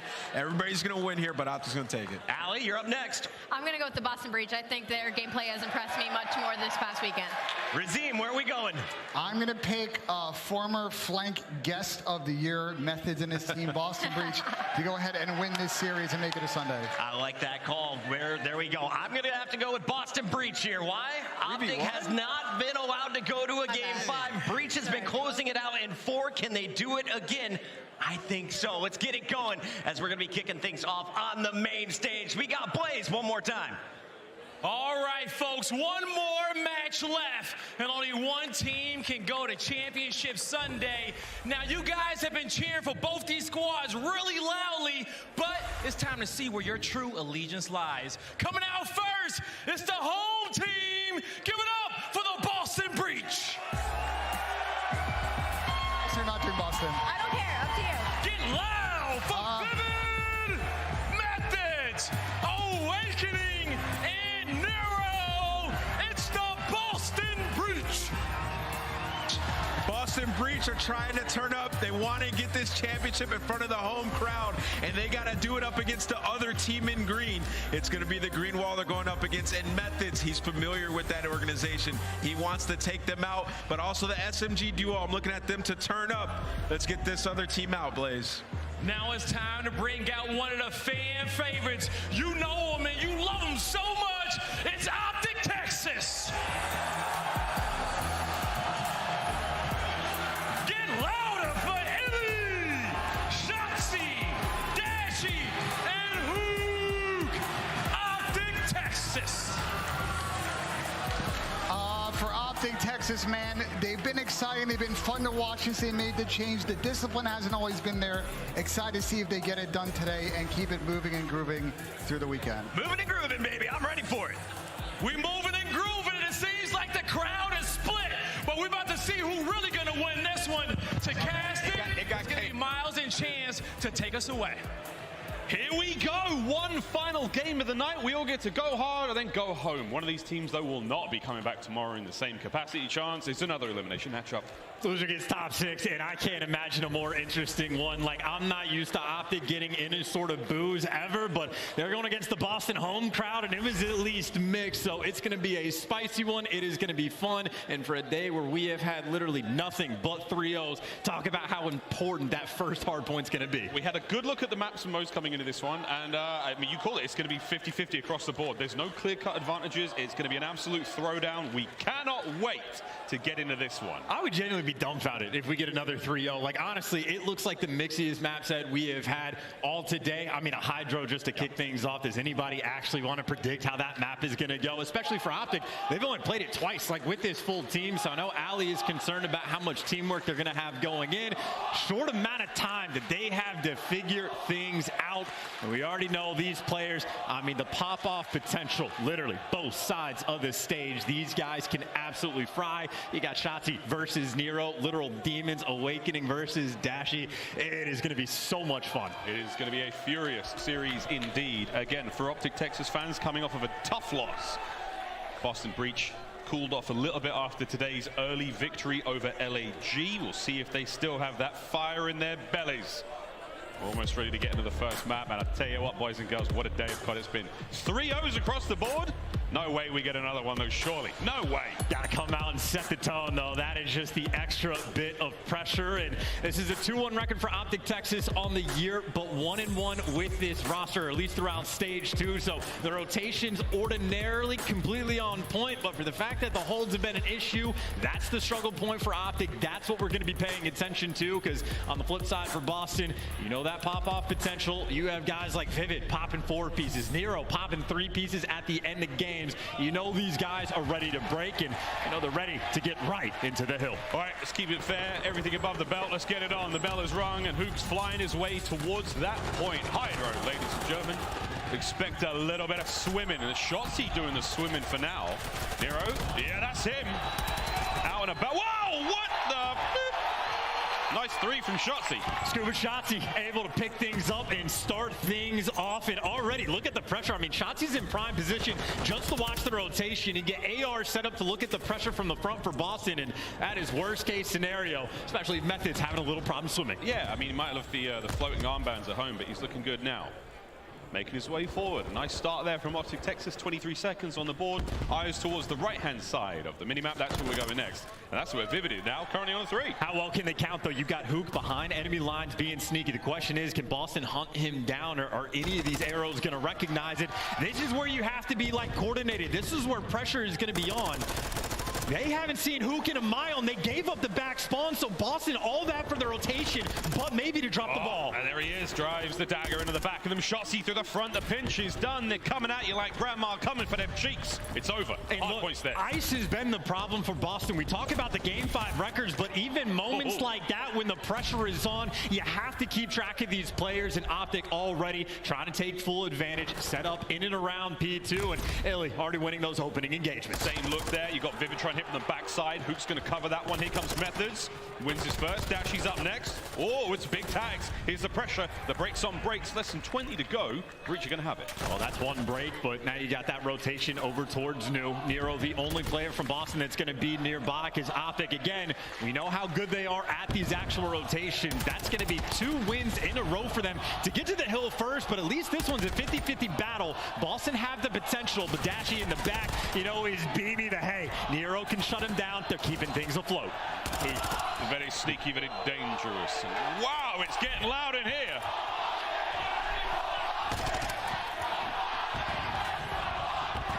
questions about whose fans would be the loudest, and I don't know, but the Guerrilla right now, sing it here at the MGM. Well, some things are singing, but right now, the rotations, while they're good for OpTic, not actually the breaks and the holds, right? Because you have Boston trying to keep things mixy. Trophy getting in the mix, though, for Illy. And OpTic just desperate to actually try to collect this time. They have the back spawns, but you want the scrap because it is going to be a hike and a half to actually rotate towards new. So I think Boston doing a decent job of keeping them at bay, and I mean, they should be poised for that new rotation. Is OpTic going to collect this scrap? What a battle every hardpoint has been. Far right hand side of the minimap, that's what we're going over to next. Boston Breach have been blessed with the spawns, but not necessarily the gunny at the moment. Vivid trying to slow down the approach. Dashi helping drive OpTic Texas forward across the halfway mark. In an interesting moment, because Methods is actually going to play spoiler for this. He's going to be on the quick flank because he got the old spawns and he's causing problems. So the rest of Boston get to sit inside the hill. All the pressure coming from the right side. Illy, though, with the gunny to at least get Boston outside of the hill. It's the ARs now in the back for Breach, trying to keep things alive. A voracious approach now from the front. You got to watch out for the rest of the members there of OpTic. That's going to be Hook. Finding the last one on the Vivid, and that is going to open up the field now. Nero, he will be the tip of the spear for Boston. What can he find? Dashi on the back line there. Now a delicate approach. Calls a tough hard point, catches one out. Can Nero go any bigger? No. Here comes the rest of Breach, and forward they charge. Trophies down, and they haven't done the math. Shotzzy's alive at the back. They can't read the spawns, man. They're constantly just looking two different directions, but now at least you just try to keep them pushed towards the back. So Vivid looking for the pressure, but Illy looking for the gunny. And by the way, Shotzzy started off hot, hasn't really slowed down, 12-7 overall, but about a 40-point game going towards new. And talk about rotations, we talk about holds. Neither team able to hold on. The breaks so far have been bonkers. Crazy stuff indeed. We'll take a bit of a breath now as the hard point is set up for this one. OpTic Texas now looking for every possible angle. Shotzzy through the front, through the top, not even at the health regen, and he's in. Tagged up, good comms there from Boston Breach. They stay alive. That's going to be the time still in their favor. Now, you know, yeah, Dashi in the back, all of OpTic get a spawn in the back, and the question is, how well can Boston read it? They're piecing them up along the way, so the spawn awareness this time has been pretty respectable. Illy, though, trying to take a top route. Shotzi's causing all sorts of problems in and around, and OpTic good enough to break through and get on the inside. But again, we knew this map was going to be mixy, as is this series, and so far it's delivered. Very mixy indeed. Well, we're close to turning this one around. Dashi now on the approach to the hard point. 8-14 from him, but big work there regardless in the kills. And now you actually have number 6, by the way. Shotzzy just got gifted a back spawn. So you talk about long rotations over towards P2. Number 6, number 3 on the minimap. That's a battle that's going to have long-term implications. But for Boston, at least trying to collect this P1 time. But in the middle of the map is open. Hook wanted to shut it down, but Nero always there, always dicey. Such a tough kill. Very tough indeed. Really had to work hard for that one. No lead change just yet, technically. Here come OpTic towards P1 once again. Second set already being gifted to a wild and crazy series, the last of the day. Shotzzy, though, calling himself off after what has been a tough run so far. Lead change, but here comes Shotzzy. Oh, no! Awakening reads him like a book. And how many times have OpTic been winning the rotational battles this game? This is the first time where Breach might actually be free and clear, but water routes are going to be a potential. Who's going to get the freebie? And Dashi showing up in the feed, so they're going to get the final 15 seconds and a little bit of time to work with to get towards new. And actually, they flip out half the spawners for Breach before the second hill pops. So now the question is, can you hunt down Methods? Here's the question. He's a sneaky man towards the back line of the hard point, doing exactly what Hook did in the first go-around. Hook knows these tricks. Here comes the pinch from the front. Awakening finding the opening kills. Vivid on the trades there. You may take care of one on the back, but it's a technical break for Breach. Bro, and this is Hook doing it with the Vaznev as well. Gunning players at range and causing all sorts of problems. Headshot multiplier is in, and he just needs the little bit of help. The pinch is through on the hill, but Awakening for 2. Nero gets the 3rd, and Boston finally have locked this one down. That's a solid break, trying to push that front line forward. That was Vivid's job. 5 spree now for Awakening. Can he get himself 6? Can he get himself streaks? Here comes the attack from OpTic. Guns are up. Illy's going to keep him pinned in his corner. Oh my good God, Illy hits the top rope. Dives in, baits for his boys. What a break from OpTic. And now they're turning and running. OpTic are trying to rotate back so fast, and you get split spawns right there from Breach. So the foot race towards new is OpTic again are able to get this scrap. But towards P3, it's only 2 players versus 3 right now from OpTic and Nero. Now the last one standing. Last man standing. Can he get some kills? Can he get some time? You're looking to hold on to the lead you've worked so hard for. Let's go for a quick listen in. Boston Breach. No, don't. He's side time. Back. Toolbox. You expect blue. Okay, one's toolbox. They're blocking it. I'm gonna left side hill. I'm gonna go rocks. I saw top. I saw top. I didn't hit top. Keep this over here. I shared the trophy hill, I think. Okay. I'm gonna hit rocks. Sun's the back. Yep. Back side hill. Nice. Hit it time. Nice. Kill that. No, nice. Good shot. He's going through mid probably. Get that shot. Get the shot. I'm there. One in the back. Rocks. I'm walking back. You guys in the back. Yeah, I need help. Backstairs. I need help. Deep blue. I need outer pipe. I need help. Outer back. I stun him. He's back left time and outer. Pipe. Nice. Keep going. I'm coming. Reach. Keep fighting this. Two blocks. Yeah, he's mid water. He went mid water, guys. Mid water? Yep, he went like rocks. That's one of you. Get that. Ruins cross dead. Dash is behind us. He's up. P1 in. P1 and dash behind us. He's 10. Keep going bottom L or something. Broken. I'll see him tap, bro. He's L or something. I spawn on deep. He's going L. Yeah, I'm holding for Once he made that, guys. Keep away right now. I'm waiting for the back attach rock. He's out. Back right. Side rig. Going Ruins Brandon. He's going through Ruins right now. Okay, Ruins right now. Ruins is dead. From P2 and attach rock. I'm going back with you. There's my attach rock. I need left side hill. Stun on time. He's absolute hill. Hill dead. And was P2. Back P2. Top dome and back P2. Top dome man. Deep right. That's not top dome. My God, it's a wild one indeed. Breach having a good time here in the hard point now. We're going to flip-flop. We're going to dive over to the other side of the stage. Just now, listen in. OpTic Texas. Watch out, make sure we hold them in. First, you'll ask us to work mid lane. I don't want to hit him with the nade at all. I'm blocking. Can you block it? Yo, front castle door. I'm gonna play. I'm blocking. I'm backing to the left. I'm backing up. Yo, I'll get time. You guys can push. You should play Zinni if you can, Brennan. Yeah, no. I have my own water hop. And castle 1 HP. Castle 1 HP. Come on. There's 2 there. Watch my own water hop. What's going on mid, I think? In the back, weak, yeah. I have the rest. I'm playing Zinni. Yeah, good. I have your mid. I have your woods. Can you just watch mid? Yeah, I have your mid. Yeah, one guy's I saw the back. Watch out. I'm not playing the game for a sec. One guy's, he's like top castle. There's 2 more. What's already past you? One shot runs. Water hop in front door. 2 on hill. Better go water hop in. One of them's one shot. Water dead. Zinni for sure. Nice. Zinni, watch out. He's gonna go small lane. Small Front right now. Bump me. They're getting parallel blue here. One's on me new. Into Zinni. He's back white. Back high. Nice, good shot. Where they spawning? Spawn on me at all. Yeah, parallel. Don't shot. We're going off P3. What's ruins? Someone just get here.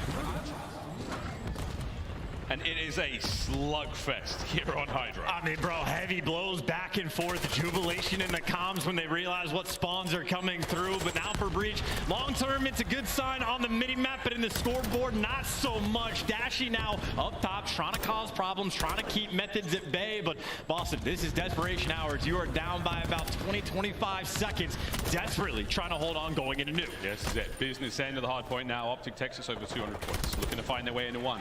Big three out of Boston, keeping that hard point controlled. However, over towards next we go, and that's where Hook is making the swim over, trying to get himself in position. However, Boston Breach are already there. That's Awakening in the back this time. And he has been so on point with making these P2 moments interesting. Finally, someone rotates all the way back, and Awakening is there to shut him down. So, Boston, they've done the hard work. They have set themselves up for this rotation. Boston scars, for the first the time. camo on their scars kind of looks like they get the setup that they want. Can Boston like deliver? the toy gun on those army Here comes soldiers. the hit through middle. It's all The green. ruined side of the map. Method's trying to hold down the front. He's doing a good job so Good, far. not Here comes this one, not the Dashi. blue. Well, nearly win there. That Not one. enough HP to get the job done. I mean, that doesn't look like a little green army soldier. Shotzzy gun. lands it.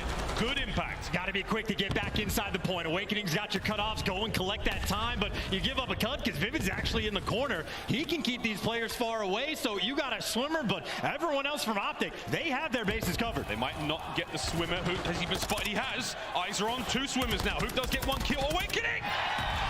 Spear fishing right now. Gets the 3rd as well. Oh my God! Shotzzy manages to break it through the back, but is it enough? And he got the spawns as well, so OpTic at least one more player is going to be. Oh! And Hook delivers. You give him the spawn, and he keeps the dream alive. It comes down to this next hill. It's not going to end here. It goes over to the next. That's where OpTic are now. I don't believe it. One more point we'll see. 5 seconds for the win breach. And you have so much time to work with for a single break. You can coordinate. You can wait for the flanks. Awakening's got your entry. Everyone else through the front. Wasn't a good look the first time round. Vivid cut down immediately on the right-hand side. Awakening from upstairs now. Can they get in? You need to get in for 5 seconds, Breach. OpTic, hold them back. Awakening taken care of. No one on the point for the moment, though. And they got the first break. Vivid, the next man in line, but it is a 2 versus 4 around the hill. And OpTic Texas clean house. They turn to read the spawns, but Awakening again trying to strike. The back line now. Illy trying to stay alive as best he can. 2 trophy systems working overtime at that point. It's 10 seconds for the win now. OpTic Texas. Awakening trying to cover the boys. In they go. On the outside. Who wins another one? Nero's in. Nero's in. Is anyone there? Over the top. Oh my God. Yes! Crosses him up. They stay alive. Vivid. Oh, yes! What are we seeing? It's not over yet. Bruce can't get any more. It's 2 seconds for the win. It's the rotation. It's all down to Hook. They've done it.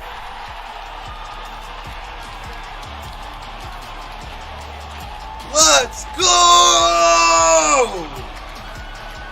And that might be the best hardpoint we see in MW2. I mean, we knew it was going to be close. We did not know it was going to be like that. Too many things to talk about. Too many things to break down. We got the last minute for you. No idea we're going to pick things up, but it was absurdities all the way through. We nearly had we nearly broke the kill record.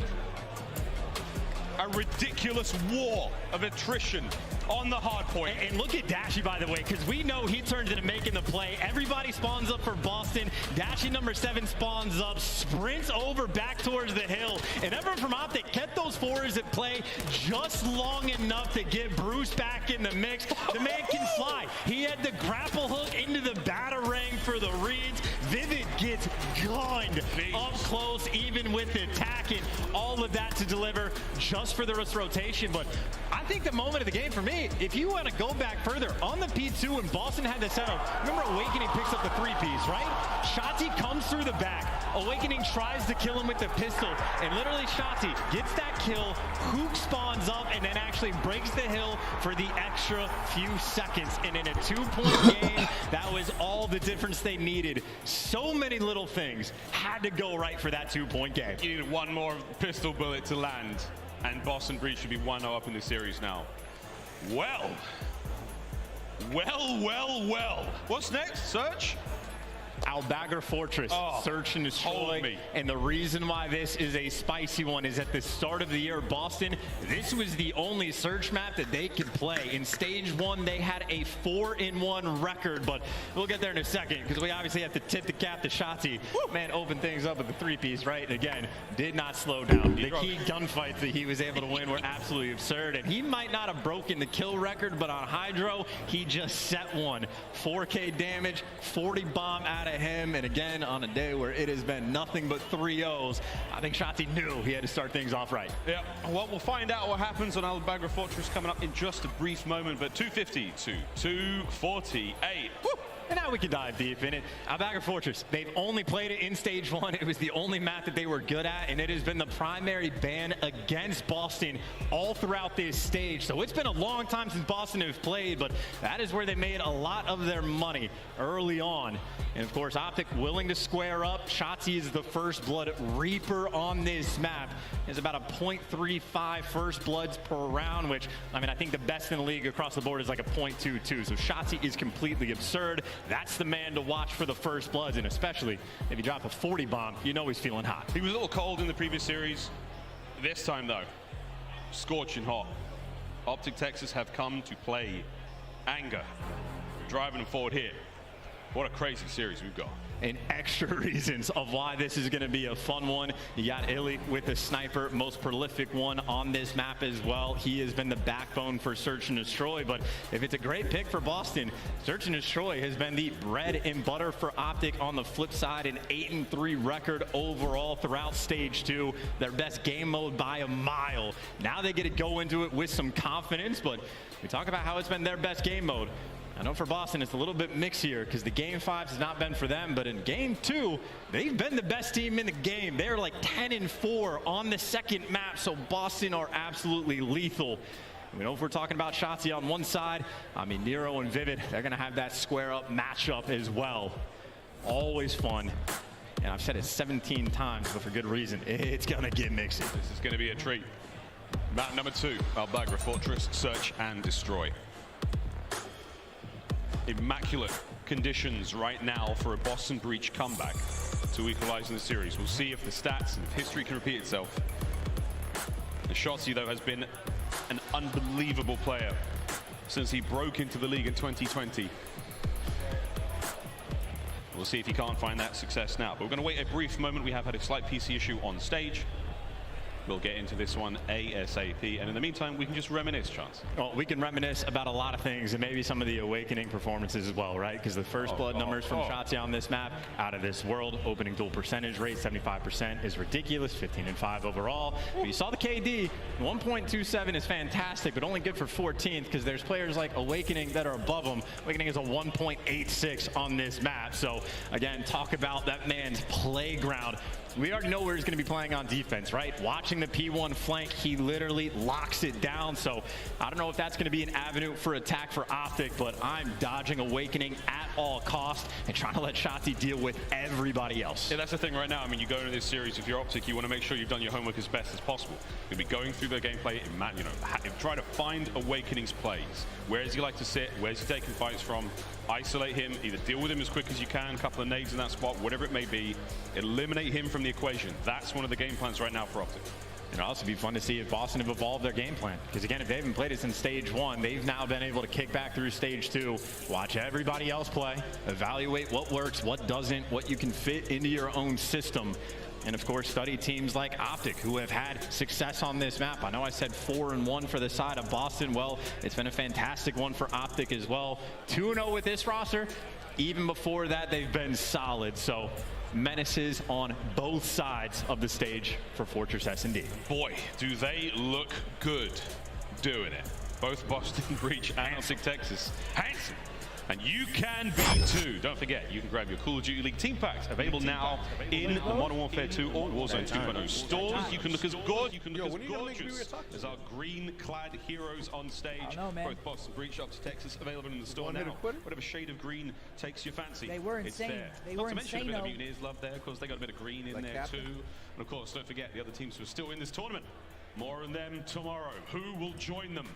We'll find out in a couple of maps' time. Until then, take 2 on Albagra Fortress. Coach Bose, why don't you run us through some of the Exciting initial to watch moves that as you would well. like to see? I know we saw JP, the analyst for OpTic up there, dishing out the I need to know if goods. we have offense or defense. A lot of creative possibilities for a map that typically standard in the way you play it, but new jump up spots. I mean, Havoc showed us something new just the other day.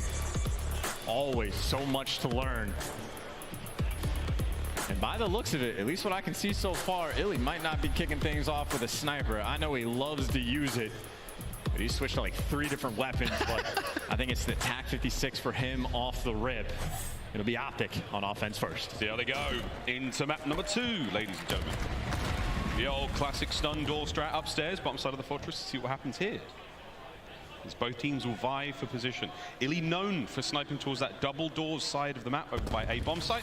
See if he does it this time. And keep in mind, no one has dead silence. Nero was very speedy in getting up pop. And yep, strikes for the first blood, already bombed down. Nero prime position. Shotzzy gets red as well.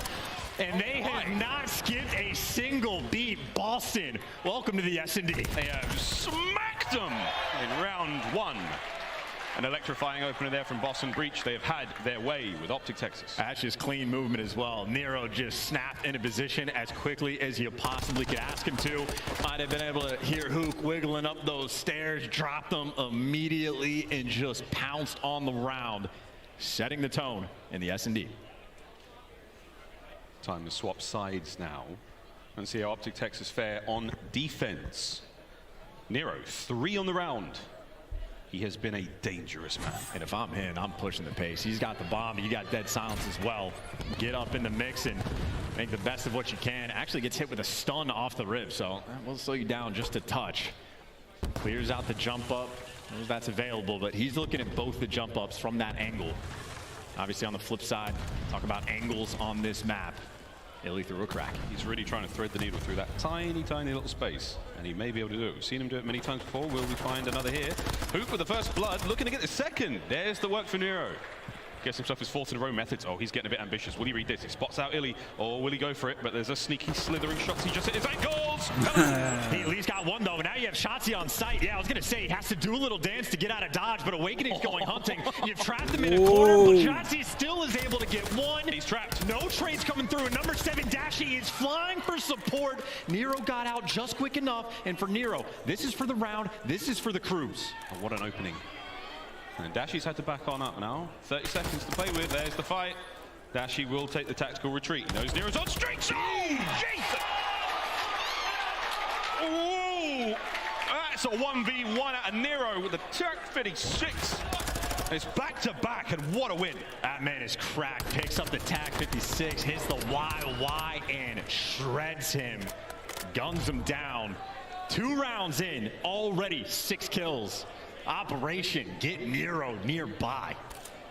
This is a terrifying prospect. When Nero gets going, we have seen him just do unspeakable things to teams. Double-digit kills in Search and Destroy. This is the makings of another one of those performances. I mean, he is leading the lobby and some at 6. Let's see what happens now, though.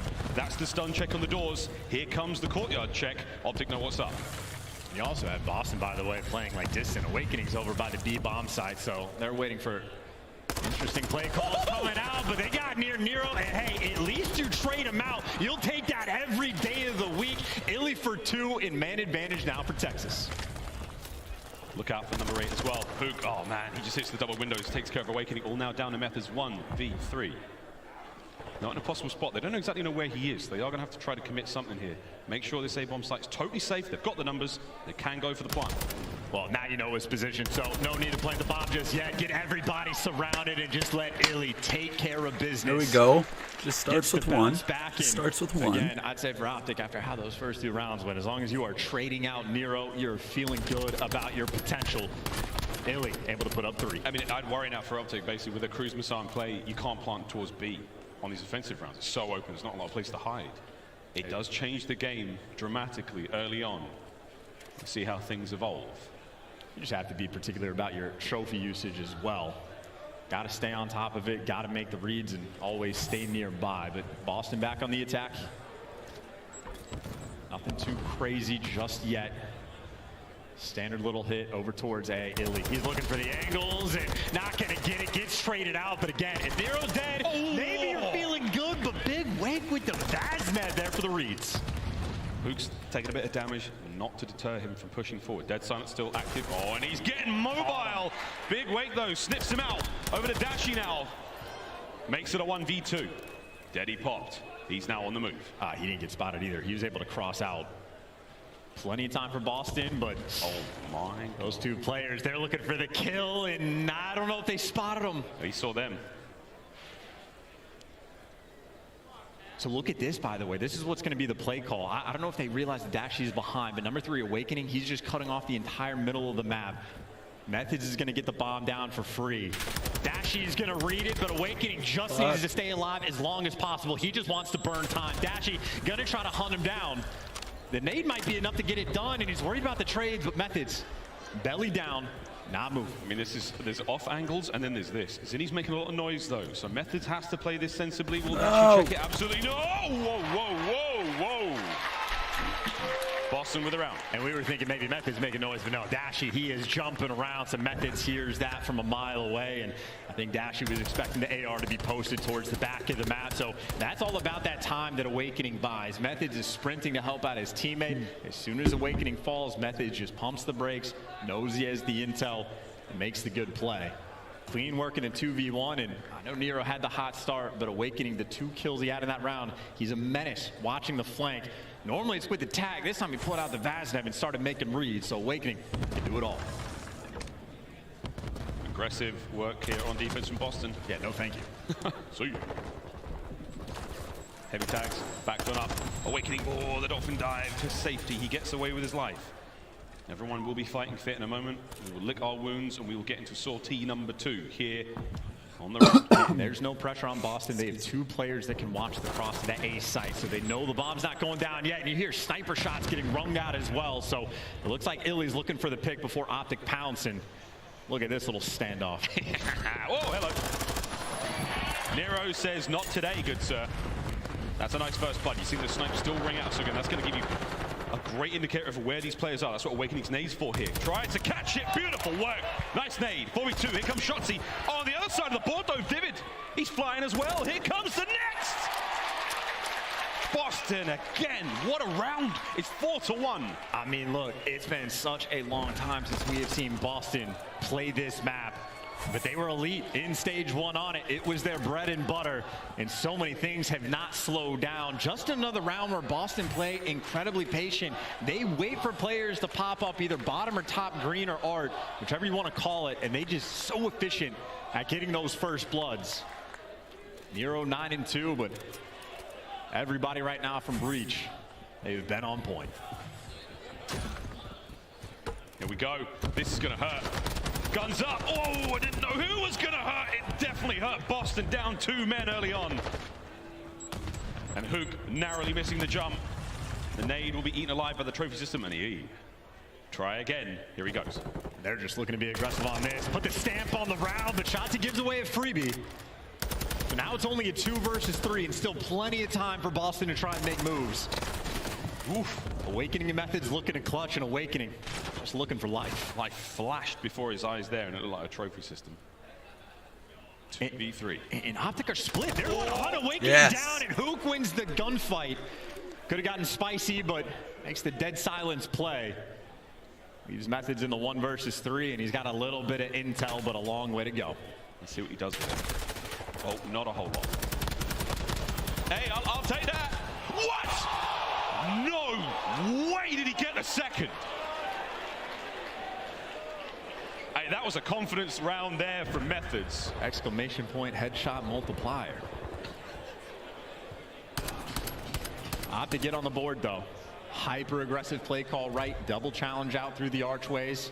They were down 4-1, making moves like that, so no lack of confidence on the right side of that stage. And that's the key in this series for me, man. It's Boston Breach. You need to find that confidence. You're such a capable team. You've got so much skill there, so much talent. It's the game 5s that have been letting you down, the real hindrance there. Don't go there, no problem. OpTic, same thing. So strong, so capable. Well, Vivid saw him cross back, so no fear of the P1 pushing to get rid of the trophy. By the way, Nero still has the cruise missile. If you know that the trophy is gone, this would be a perfect round to use it. Who's got top side cover, top single window? Here comes Streaks. Too late, too late. OpTic going to be back in position. Can Vivid beat them to it? No, he can't. It's Big Wake there, letting them know with the sidearm. Hook's going to reach out. Illy finds 2 on the round. Oh my word, here comes the hit. Nero trying to stay alive desperately. Not a lot of time left on the round. That bomb's going to go boom. Oh, he's chasing, gets the next one. 2v2, but only 22 seconds as the dead silence had to fly. Let's go. With the ace. Unbelievable. We didn't see the first 2, but the last 2 essential rounds, and OpTic start to fight back. And 2 rounds in a row for OpTic where the aggression is the key thing. That trophy gets shot. If they don't plant straight away, that cruise missile dismantles the round. Instead, they're able to retreat, get back in the mix, and Illy just instantly back in position and fries. 2 rounds where OpTic playing at a lightning pace. Do they continue to try to keep that up? It might be the cruise missile that cost Boston this time round. 1 more round for the equalizer. They're trying to get. They are out and about. Going in. Shots. He's found himself a sweet corner. Look at that line across the map now from OpTic Texas. They're expecting a B hit. And I don't think they know. They got Shotzzy out here with the tag. They're nading the wrong thing, and it's a freebie first blood. The game plan on point. Here comes the hit from Hook. He's going to now fight his way forward. Should be able to take care of Vivid. Shotzy's going to get away with his life. OpTic playing the map so brilliantly right now. However, towards the back line. Methods has managed to get over towards A. This is everybody playing for OpTic, dude. They are flying at them and frying them along the way. Let's go! He knows everything. It's another sensational kill from Illy. What can Methods do? Let's fucking go! The equalizer has been found. And the backbone for OpTic and Search and Destroy, Illy is piecing up 11 and 5. He's caught up to Nero. He's got a cruise of his own.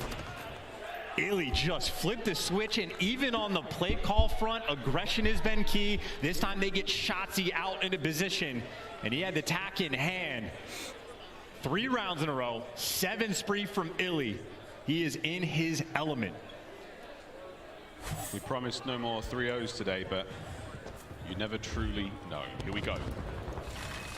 Dashy with the opening flood. God knows how that one came to be. But for now, Nero scrambling to try to make his way to the top side of Fortress safely. He's made his way in, making a decent amount of sound though towards the backside of the site. Illy.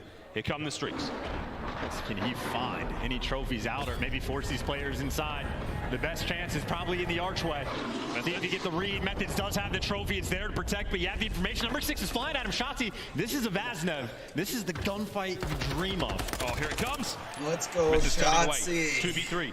Advantage, OpTic Texas. You got players behind enemy lines as well. Who's got dead silence? Who's got dead silence? And they couldn't hear him coming. He does get traded. This is Nero for a 1 versus 3. Pops the dead silence, and he is moving. Moving, but is he moving the right direction? He's not going to spot. Wait, what? He's out. Shotzzy's underneath the archway. Great work. 1v1. Nero is rolling. Shotzzy is laying prone on a crate. Oh, now seated, and he's creeping his way forward. 25 seconds on the clock. Will Nero check this? He is moving with tremendous pace, and he's just run past him. Unbelievable. 20 seconds to go. Uh-oh. Oh, my sweet Christmas. Not a what is going on? You're going to check this in a minute, and it's going to make you scream. Shotzzy! Let's fucking go! How many times, how many moments where it could have gone Nero's way? Map point, OpTic. And I want to hear the OpTic comms when they were down 4-1, because it seemed like they just said, we're better than these guys. Just start flying, get them. Dashy again in that moment. I think he just insta-chowed out P1. He found a first blood in the first 6 seconds of the round just to give it the odds. They already had the cruise missile in the back pocket. That is now 4 rounds in a row for OpTic. Everything has been hyper-aggressive. I see no reason to slow down. We're at Boston now. You've been hit by that Shotzzy magic. Don't forget the game plan. Keep the comms up. Don't let this get out of hand. Get him. Waiting so patiently here time and time again. Oh my God, and it's another your one. boy, Anthony. Cuevas Castro with an 8. These guys are in their back. They even switched up the pace. It's just getting with the nades. They can do everything. Awakening's been in this spot before. Shotzzy just doing the dance. Baits out 2 different players, and he's still making moves. Let's go. They can't stop him. Unstoppable run. And they were down so bad. And now you can stake all you want, but Awakening in a seemingly impossible situation, and it is done. The comeback is complete. OpTic Texas take the lead.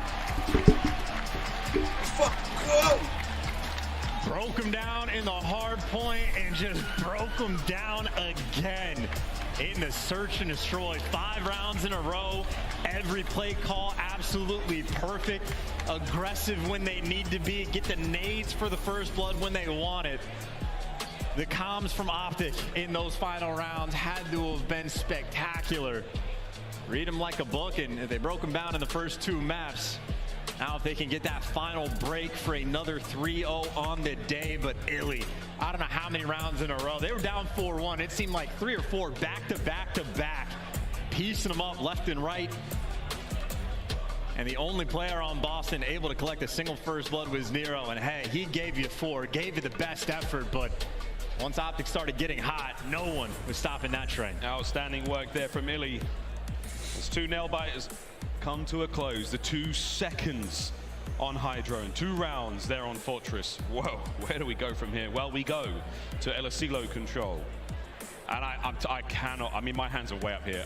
There's no way this is a 3-0, right? Well, at this point, it kind of is looking like a 3-0, because again, the biggest problem for Boston has been things like the Game 5. Then problem is the ice, and now they got to try for a reverse sweep. OpTic, though, and cruise control. Well, cruise control indeed. We're going to take a quick visit now to the writer's room and make sure this isn't a 3-0. When we come back after the break, El Asilo control, and you bet things are going to get crazy. Don't go too far, friends. This is the CDL.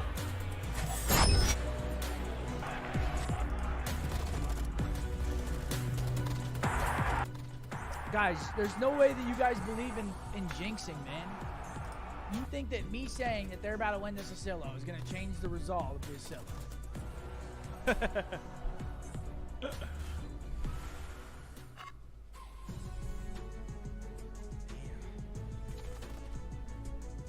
Guys, there's literally a script. Like we read this shit. We're good. This match, we're good. Then when they win next map, we all act surprised and OpTic wins. You know what I'm saying? This is how it goes. Nah, man, but these have been two absolute gruelers. Boston, I mean, they're gonna have to show some mental fortitude. Losing 2 maps like that, I mean, those are 2 maps that they probably feel like they should have won. And to lose both of them, they know they got a mountain to climb. Absolute mountain. We'll see, though. I'd like to see them get a win on Asilo. Because it'll be good for other teams looking at it. Like, oh, they're good at Asilo, too. Oh, should we open a pack, maybe? If you want to, yeah, go ahead. Pack action, Hector? You can do a pack. We got 3 minutes, man. Did you get high choose? No, I couldn't find them. Man! Alright, so an auto already came out. We did get an auto? Yeah, got a double auto. Who was it? Vivid and Silly. Yeah. Vivid and Silly. Silly and Assault.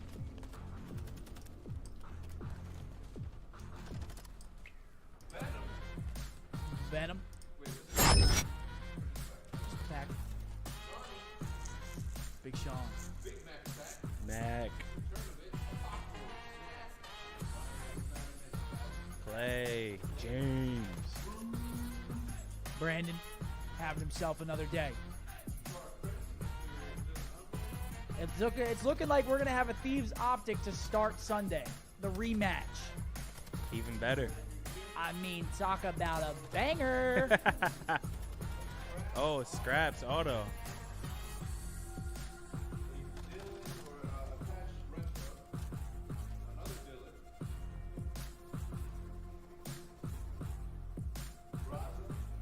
Godzilla.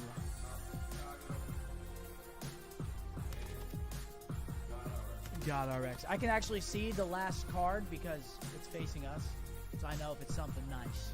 You know what I'm saying? Guys, this isn't a giveaway, guys. I don't know why we're spamming stuff. I don't know who started it, but it's just wrong.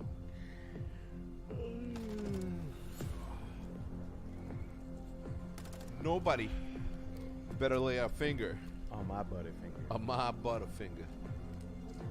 Guys. Matt, do we have time? No, we don't. Hmm? I was gonna say, do we have time for a GA? Not just no, we don't got time. We got 1 minute. 1 minute until OpTic advances to Sunday. Sure thing. Little Sunday action. Do you believe in jinxes? No, right? Like, OpTic's moving to Sunday. I'm gonna say it again. OpTic's going to Sunday.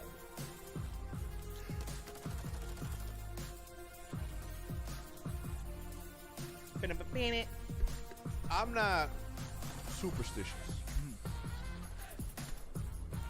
but I am a little stitious. I don't know what that means. What are you laughing at, Matt Craig? Because that's a good one. You're laughing at me. What'd I do? I mean, I'm not gonna lie. Here we go. Damn, man. We are having far too much fun here in Boston. That does look beautiful. That's a Asilo we go. We promise you some shenanigans is going to get crazy, and it might just do that. The crowd is electrified. There are t-shirts flying through the air, and for now, it's the Scuff play of the game. And who else or what else could we give it to except for the final few moments chance of that ridiculous hard point? This is one of those games we can watch back. I mean, I don't know how many times before we get tired of it. Ridiculous stuff through and through. Dashi again. I don't know how many times he's like cranked up and clutch for the team just this weekend alone, but Dashy has been absolutely ridiculous. The setup was there. Shotzzy's dropping 40. I mean, map 1 literally had it all. Yeah, I mean, it was whatever you wanted. Perfect timing, good work out of Boston. 5 seconds, 5 measly seconds. And OpTic gave them nearly nothing. The final, 3 or 4 kills from Dashy. The cross up from the top side.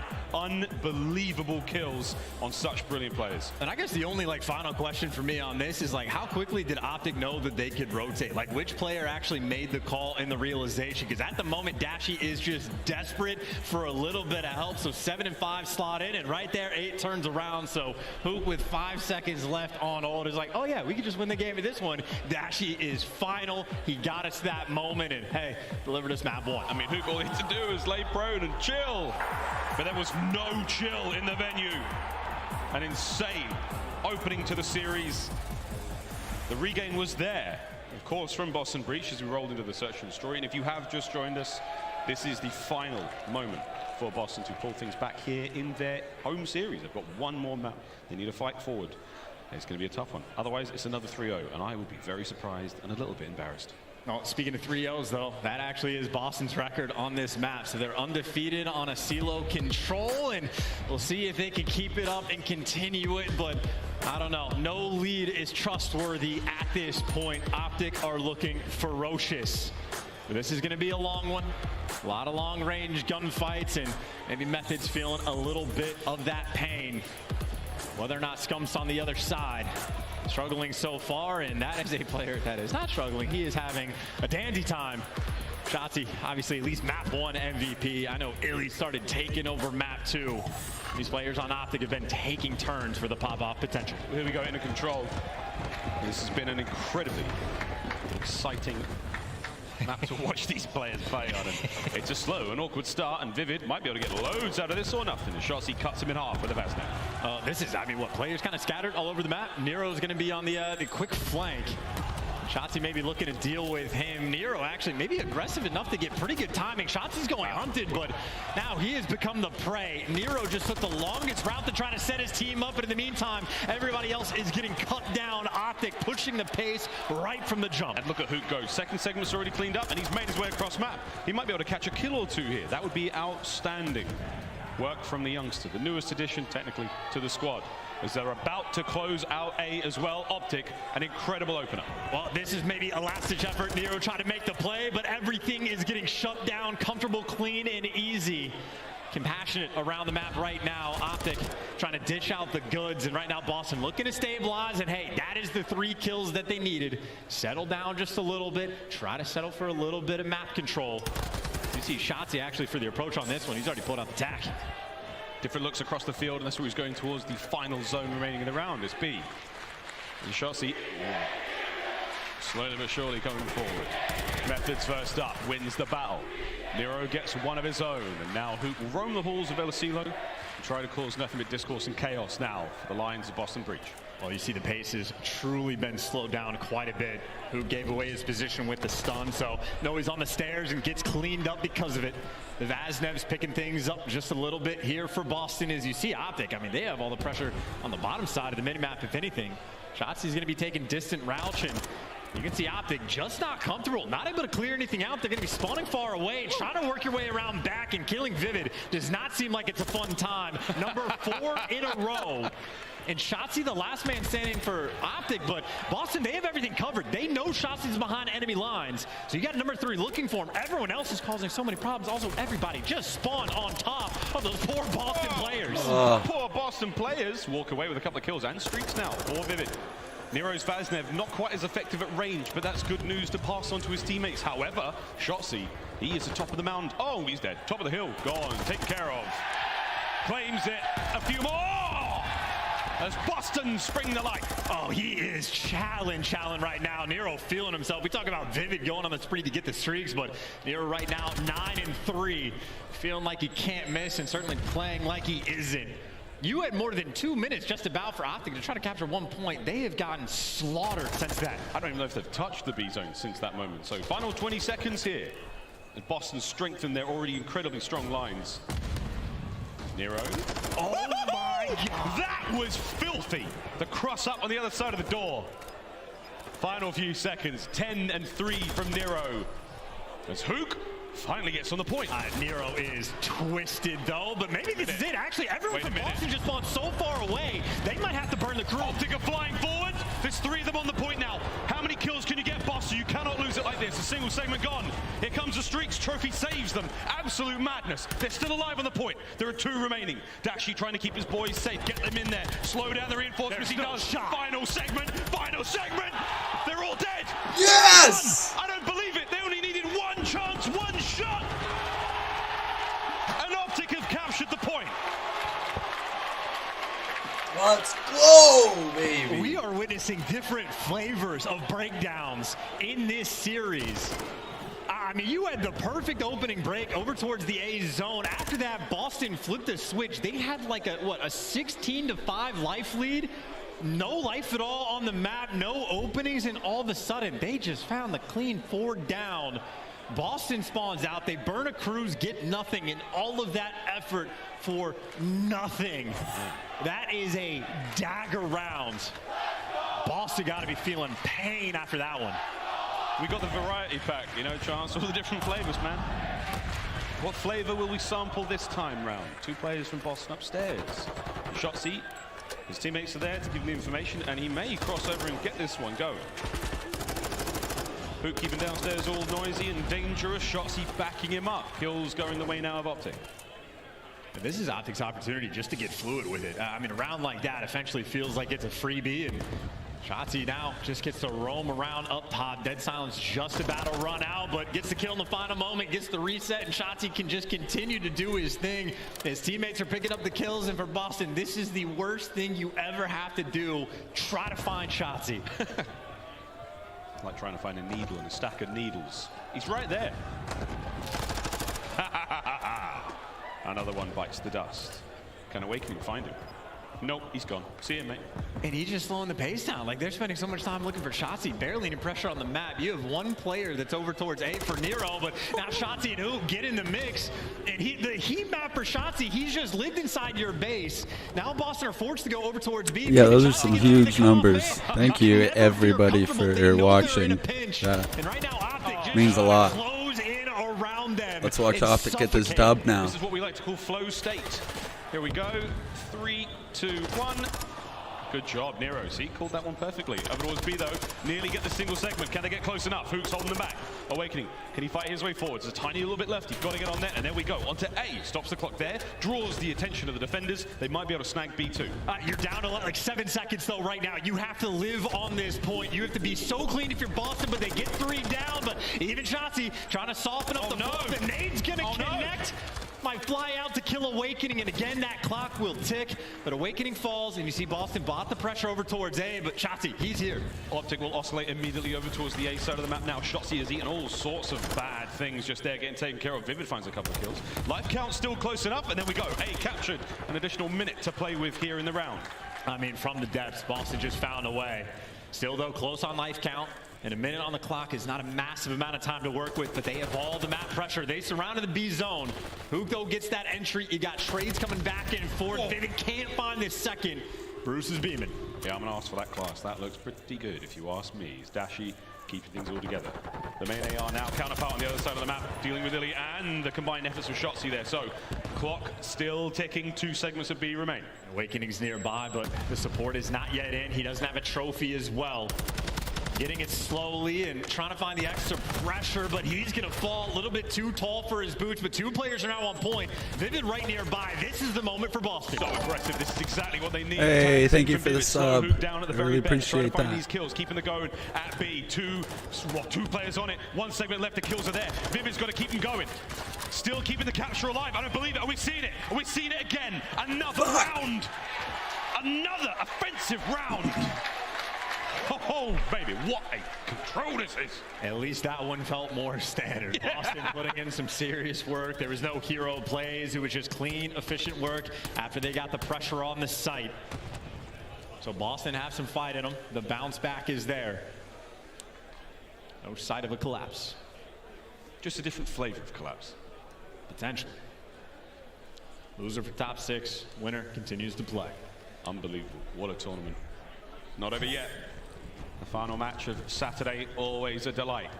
Who goes to Sunday? There's Shotzzy. Moments of true magic in the previous round. Now, though, on attack.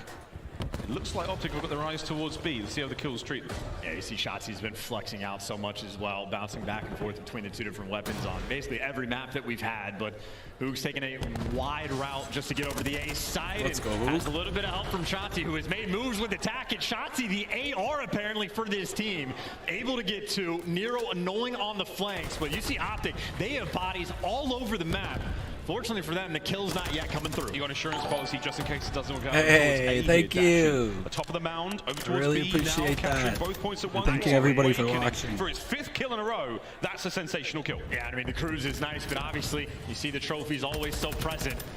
This is the next one in line. Illy backed him down and shuts him down as well. You got Vivid for the trades to the B zone, nice and secure. That first take never came through. And Boston with a small life lead, and more importantly, plenty of pressure on the map. Drains some of the progress in the B zone. Not quite all of it. Now to push the front line forward. Look at those white arrows on the minimap. That's OpTic. The 2-2 split. Will the Boston defenders be able to deal with them? Vivid looks like he's got one. A few more to go. And Nero still twisted as well. 21 and 10, and we add a next one. He can hear all these players as well. This man is in the zone. He's truly in the zone. He's still moving silently as well, so he gambles towards it, towards A. Oh, but it doesn't matter. Shotzzy can see him. Sensory overload there as the nades go off. Doesn't seem to change much. Nero immediately back into the fight. This man is laser focused. You also had Methods pushing up, so they're going to be forcing out those right side spawns. But A nearly captured. Awakening trying to slow him down. Dashing maybe the next one in line to fall. A stranglehold on the map, but Shotzzy trying to keep it open. All the players on OpTic are going to be near their A zone. So quick, should be able to get it captured, but kind of similar to the first round, a massive life lead. Well, at least only 6. Right now for Boston. We know how these attacking rounds go, though. OpTic Texas 12 lives to throw the B point in a bid to take control. Methods. Toe-to-toe with Shotzzy. Nice win. That's a scary fight. Just trying to keep things secure. 2 players for Boston over towards Garage. And talk about a trade you need to get. Awakening delivers. All the pressure from OpTic now coming through the mid. They're trying to get these bad spawns for Boston if they can force them. But it's going to take a little bit of time to orchestrate. Oh, Awakening trying to poop the party that OpTic have set up here. Nice shots at range there. The Shotzzy's out the equation. The trophy a little too late to this one. As Hook now gunning for him. Awakening, how long can you stay alive? Tagged up. He's waiting for his teammates to come out of spawn and help him. That's great coverage from Methods. Awakening stays alive. And this man is doing pirouettes and he's beaming at the same time. Boston have kept it secure, but we already know 30 seconds left and 6 lives. That is all OpTic needs. It takes less than that to see the round vanish. 11 lives for Boston. Breach on defense still. Hello. Right into the lap of Nero. Trades abound though. Inside of the map, not safe. The last 3 members alive, all on the point, and they're done. And Hook on the flank. Look at where Boston are spawning. Hook's on the flank, so things are going fast. Methods wins a big one though to keep these players slowed down, but Hook is still going on his tear, trying to keep him away. Hook is doing everything. He's brought him to the point. 7.9 seconds are on the point now. It's a 2-man stack. Can you get involved? Nero, you have got to go so big. You've got to get Dash off of it. Shotzzy's got the coverage there. Now the players from behind. Second bit of progress gone. Are we seeing it again? Is it deja vu? We're running out of lives. Illy, let's go.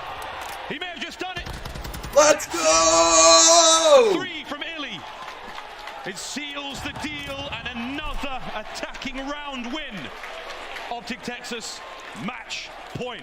Hook is an absolute monster. Match point, series point. Like down low, getting kills on OpTic, keeping the push a little bit scattered, and then Hook just starts world starring in your spawn with the Vaznev, manipulating the spawns at the same time. In miraculous plays, OpTic are orchestrating on offense. I mean, Nero's trying to put on for his team right now. Man has 26 kills. But in those final moments, OpTic, they have just been so clutch. What a contest this has been. Here we go. Boston, can they do it again? Win another attacking round. OpTic just have to hold the line for over a minute. 28 lives. The Shotzzy tries to whittle them down. And this is again, I mean, we saw the previous round when he's on defense. He just loves to get behind you and cause problems. And he knows that as long as he is alive, that is incredibly valuable. Eventually, though, does get caught. So slow progress on A, continuing to develop. Waiting from downrange, going to back down Illy. Still, the Boston have only left one player alive on the point, but Methods does deliver with the gunfight win. So A-Zone continues to get captured. You see OpTic what they're doing. It's the top side of the map where most of those players are going to roam. They're just looking to keep things under control. Shotzzy just chilling. Nero silently making his way to the top side here of Asilo. Top side of the party as well. Great work. Vivid and Nero both in the feed. Get those kills. 2 minutes added to the clock. They're immediately onto B. You've got numbers. You can do it right here, right now. My goodness. What a moment this could be. Just snap on it. Just snap on it and go. At least a double stack for the moment, but all three players nearby. Dashi at least able to take down one, but that first tick is through. You even have Methods, the AR, trying to work up on the mountain. So the players out of the hill fall, but long term, at least you got one guy in the right spot. But looks like Methods doesn't have hops. Can't quite get up to the top. It just needs to find some intro because the rest of OpTic are now just jumping on Methods, his teammates. So even if he gets a kill, he's sort of out of the play. And able to get the first, but he does get traded out, but at least his teammates are a little bit closer. David going for the old howitzer approach there with the Semtex. Illy is going to reposition, should be able to catch him out here. Full health regen, onto the point we now go. A little bit of back and forth again. You are trying to get those reinforcements forward. Hook is the man delaying that plan. Illy at the front as well. Boston all down. Yeah, Illy had a slow start to this game, by the way. He's turned things around, caught back up to the rest of the lobby, and now Boston lost enough map pressure that they're going to start to work these flanks, but a minute and 10 seconds to work with. And Shotzzy back in his happy place. It really is just always behind. There you go. Awakening has to turn. Immediately halts the progress. It halts the advance now. Pressure. Oh my God. Awakening got another one there with a little bit of help from Vivid. Now, surely, you should be able to get on towards the B point. And a key gunfight as well. If Vivid can take down Dashi, it could have been a moment, but Dashi there. Oh! I see, and now Hook snapping into position as well. Boston has nobody anywhere near the B zone, and they are staring down the barrel of another 3-0. No way. Vivid lives. 35 seconds remain now in Boston Breach's tournament, unless Vivid can get onto that point. His teammates are there in position, but Shotzzy, he is about to play spoiler. Ooh, doesn't finish the kill. His teammates do, though. Awakening now. Pressure. Keeping the point alive. 30 seconds remaining. Starting to get those numbers forward. Go, Boston, go. Under the coverage of Awakening from the back line. They clear up one. Less than 30 to go. This is your tournament. This is your tournament right here, right now. You get a little bit of pressure towards the front. You have now made it to the zone. All of these gunfights. Talk about the importance. Here we go. Starting to get players towards it. Dashi finds the angle. Oh, that's OpTic two. Fight That's forward. three. They fight forward. And I don't believe what we're seeing here. I don't believe it. It's another 3-0. Boston, you've not got the time or the space to work with. They've got to go. Fly forward, run. Lives are out. A few more seconds. Let's go. Cuts down the last man. Let's go. It's done. No one there. OpTic hold it. Let's go. 3-0.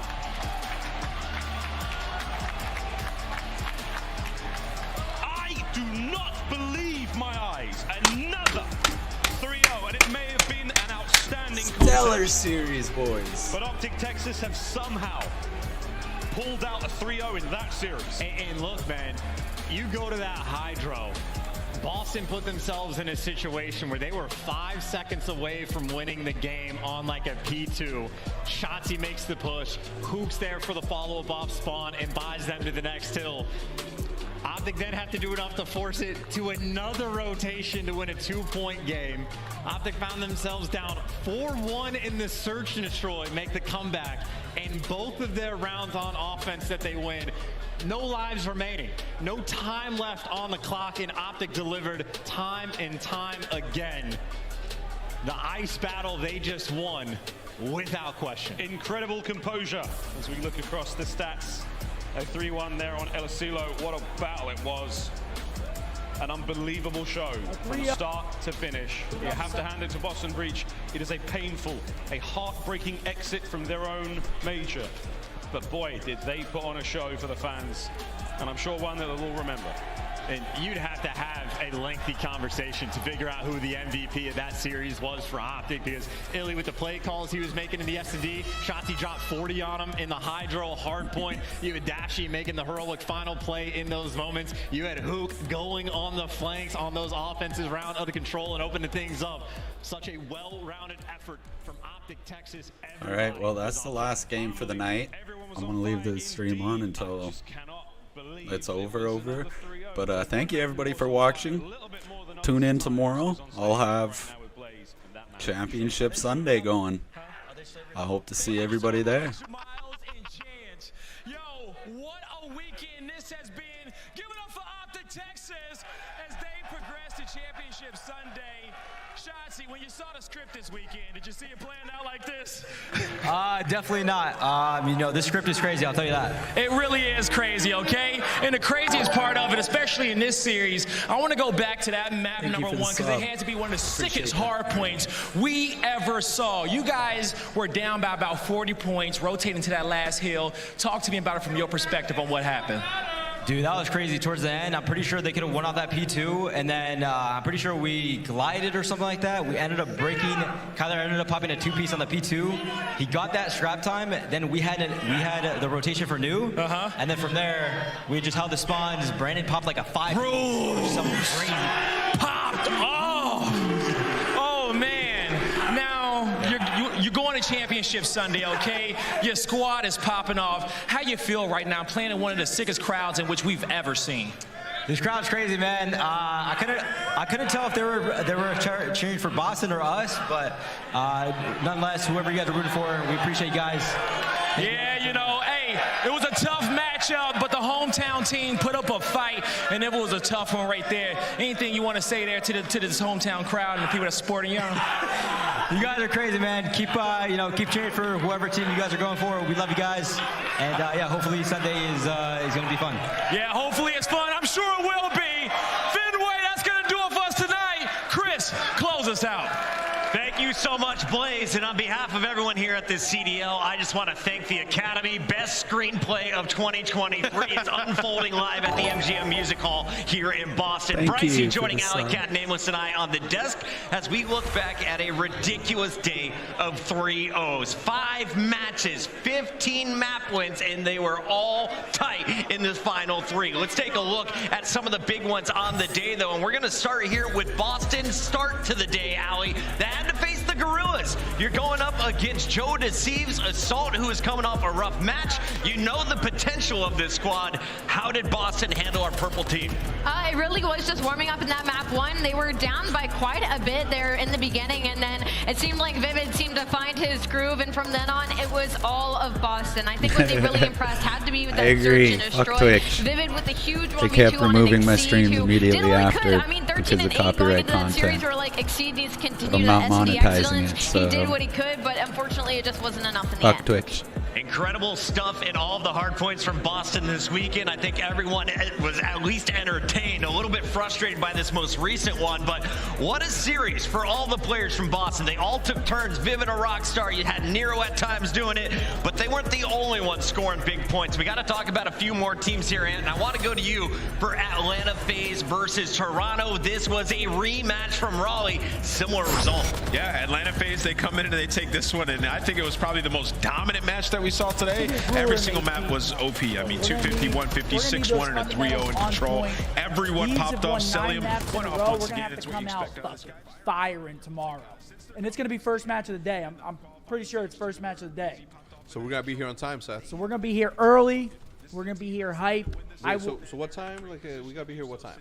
11:30 the latest? I think it starts at 12:30 again. Oh, so we'll be here at 12. So I need to bring my Eagles hat tomorrow. I'm picking you up, so I'm 1,000% not going to let you forget. Oh, we're the second match tomorrow? Okay.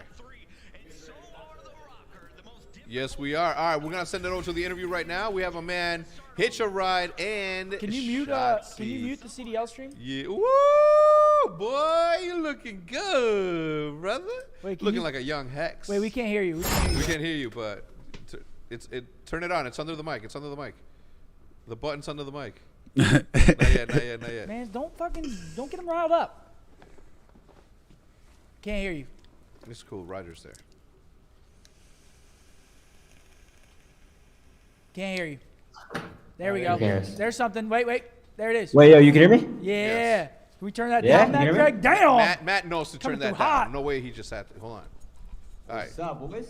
Yo, what's up, man? You killer? What was the Apex Predator doing running around like a maniac, dude? Yo, your boy was in the water, bro. They can't find me, dude. No more can I find myself. You know what I'm saying? Dude, you were getting lost out there taking a dip? Bro, I was, dude. I was Dory. I didn't know where He was looking. He was underwater looking for iPhones, like jigging with Jordan. Trying to find Nemo and shit out there? Yo, Yeah, I was trying to find Nemo, dude. I deadass couldn't find him. I dropped 40 and I still couldn't find him. Did you drop 40 map 1?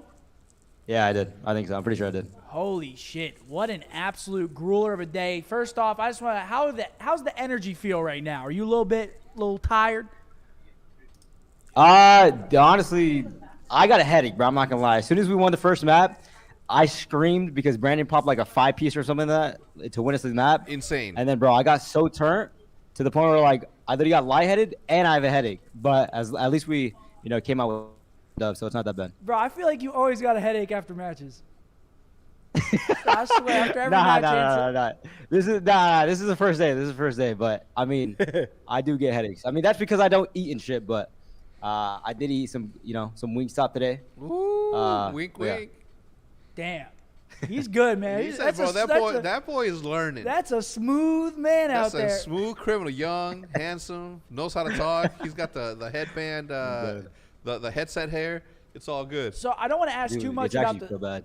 Oh my God, the headset hair. Oh shit! I was gonna say I don't want to ask too much about the search, but can you tell us anything that you guys changed? Because you guys busted off 5 rounds straight. I mean, did you guys adapt or did you guys just start winning fights? Yeah, I mean, I'm not gonna lie. I forgot how we even lost the 4 rounds. I mean, honestly, ever since they won that first round, I felt like they gained momentum and they felt like they could do literally whatever. So I felt like that first round, because we read narrow, we knew that he was gonna go top single, but Kyler, I'm pretty sure he got caught throwing a nade, and then from there they won that round, and then from there the momentum was in their hands. But as soon as we slowed it down and played our game, I'm pretty sure we literally won 5 rounds in a row. So yeah. The only thing that we could take out of it is literally just adapting to any team we play. Yeah, Ender started going absolutely fucking sicko mode. I mean, yeah, he did. Yeah, he was starting to turn up. That boy's going crazy. Everyone was going crazy. Everyone was literally just doing their own little highlights, I swear. I like that. What were you guys thinking after Boston broke down not once, but twice on their defenses? I mean, talk about breakdowns. Both times. Wait, say that again. Your mic cut out. Say that again. I said, how did you feel after Boston broke down not once, but twice on their defenses on the Asilo? Dude, I've been in that scenario, and that is literally the worst feeling where you're about to win, and you're like, all right, we're good. 5 seconds, surely nothing goes wrong, right? The guy that's holding B dies, and then from there, you're coming off spawn, and it's just chalk. So, I mean, we need to play how we do towards, like, the last 5 seconds, because, like, the way we were playing it was, like, we were just flying. We didn't really have a game plan, but as soon as, like, we killed the guy's B, then from there, obviously, we capped the point. But, I mean, yeah, dude, I feel bad for Boston because that's literally the worst way to lose. Yeah. I agree. Last question, then we're going to let you go. Got Thieves tomorrow. Rematch. It was a grueler of a series the first time. Are you excited? I'm sure you are. Oh, dude, that is going to be a good match. I'll tell you that. They're a really good respawn team. I feel like we are as well. We just need to correlate what we do in scrims and then, apply that to matches. But I feel like it'll be a grueler match, and it's definitely going to be a fun one. So. All right, my dog. Well, I'm pumped for it. Enjoy dinner tonight, man. Please tell the boys a big hug, big high fives. We'll see you guys tomorrow, bright and early. We're gonna be here cheering. Say hi to my man Dashy and obviously Hitch back in the day. What's that? Okay, cool. Hitch is coming on. All right, let us talk to Hitch. Enjoy your dinner. Oh shit! I don't. Oh. There he is. Ant just fucking Ant looked like he did in the search. He just disappeared. He just disappeared, and Roger gave me the microphone, so I don't know what. Hey guys. What's hey man, how's it going, man? How cold is it over there? Yo, Davis, the atmosphere here is crazy, man. Seth. They all miss you. Thank you for the card. Everyone comes up to me and they're like, "Where's Seth?" And I'm like, "He's at home." So. Yeah. Unfortunate. Nowhere's Hex? Yeah, I blame it on. But yeah, we're blaming it on the weather, right? I'm Nick. On the weather? No, yeah, of course we are. We didn't have our stuff there. Yeah. I want to say thank you for the card. I don't know if you heard me. Oh yeah, you're welcome. I love it. It's absolutely. Did you like how I sneakily asked you in the watch party? I was like, "Yo, who's your favorite Eagle, man?" Like, yeah, little did I know OpTic one. I literally went on eBay on the chair and bought it when you said that. That's a really good. Yes, they lost the first one against Minnesota, moved down to the elimination bracket, and then they just beat Boston and eliminated Boston. So they play tomorrow. Tomorrow it's Minnesota versus Faze, and then OpTic No meat. Congratulations. versus somebody else, but I forget who. Sorry. 1 month down, 11 more to go. We're gonna 11 more. We're gonna let you go, man. Go enjoy dinner with the boys. Say hi to everybody again. High five. guys. You're the man, man. Appreciate yeah, you. hope you're having fun out there. Stay safe. Stay safe. Have a good time. Love you. Okay, bye. I don't think he can hear you. I don't even think he can hear me anymore. Yeah, he can hear you. Yeah, yeah. All right, ladies and gentlemen, what a fucking day at COD, man. I'm so happy. Boys are moving on. We get to watch them. Championship Sunday. Sure. First time in the whites without me on the squad. It's going to be a grueler. It's going to be a grueler 100%. Dude, what's up with this guy, man? Go eat dinner, man. Go get some food, man. Go get some fucking food, man.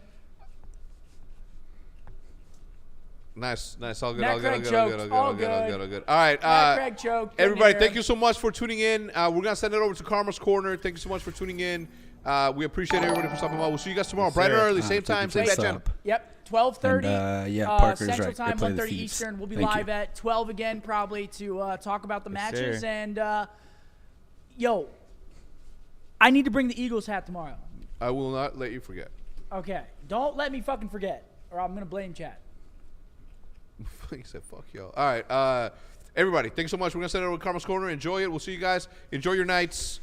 We'll see you later. Peace. Goodbye. All right. Well, that's it. Thank you guys all for watching. I'll be back online tomorrow for the first game.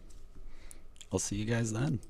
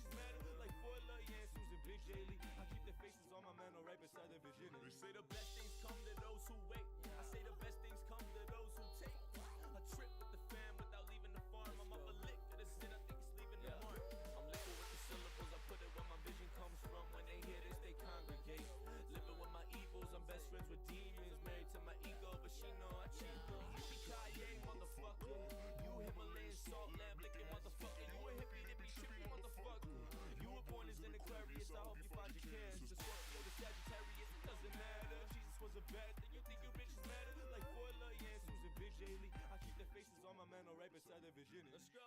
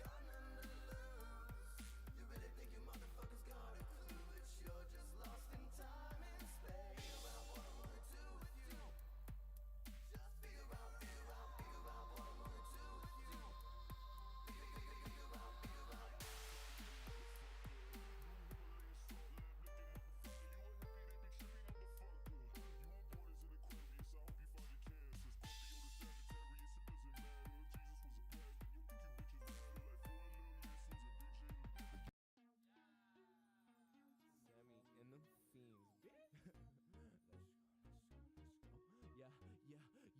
Fuck it, oh Sammy boy on it, I'm on it. She want it, I want it, I got it. We popped it, we own it. Come down in the morning and do it again. Won't stop till I'm a daddy at 10. I want it, I got this, I'ma get it. I need the profits. I said I want it, I got this, I'ma get it. I need them profits, yeah. Run it up, man, be a bench, yeah. Eat up for pennies before I get in it. I'm mad, be tripping on shit that you never gon' see. Cause my mind is on cloud nine, so bitch do not speak. You really think I'm listening? What the fuck is you smoking? Like, I want the whole thing. Like, I want some more, please. I take what she's having. Fuck me up, fam. Let's get it. Let's go till we lose our minds. Let's fuck this shit up. Ain't no forgiving. Sammy go man, yeah. Sammy go man. Sammy lost his mind, yeah. Sammy go back, yeah. Sammy go back like he never left that ass, yeah. I wanna take it back. I'ma got my teeth while I'm tripping on the molly. I'ma take your bitch back. I'ma call her like she silly. Yeah, the bitch want me. She wanna suck on my willy. I'm gonna pop that Philly. I'm gonna take that bitch with me. I'm gonna rip that shit apart. Yeah, you know me. Sammy, a fool boy, go off in the booth with a drip in the pack, blowing O's with the mic too. And now your baby girl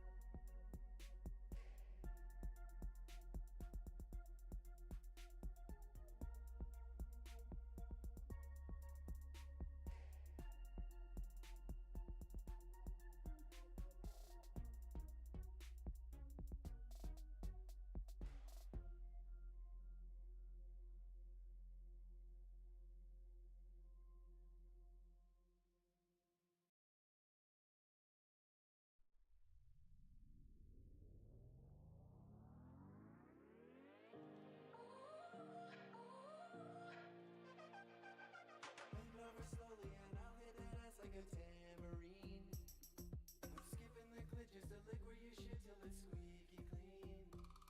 God made me dead, but I'll still eat that asshole religiously. I just, my last grand off your titty.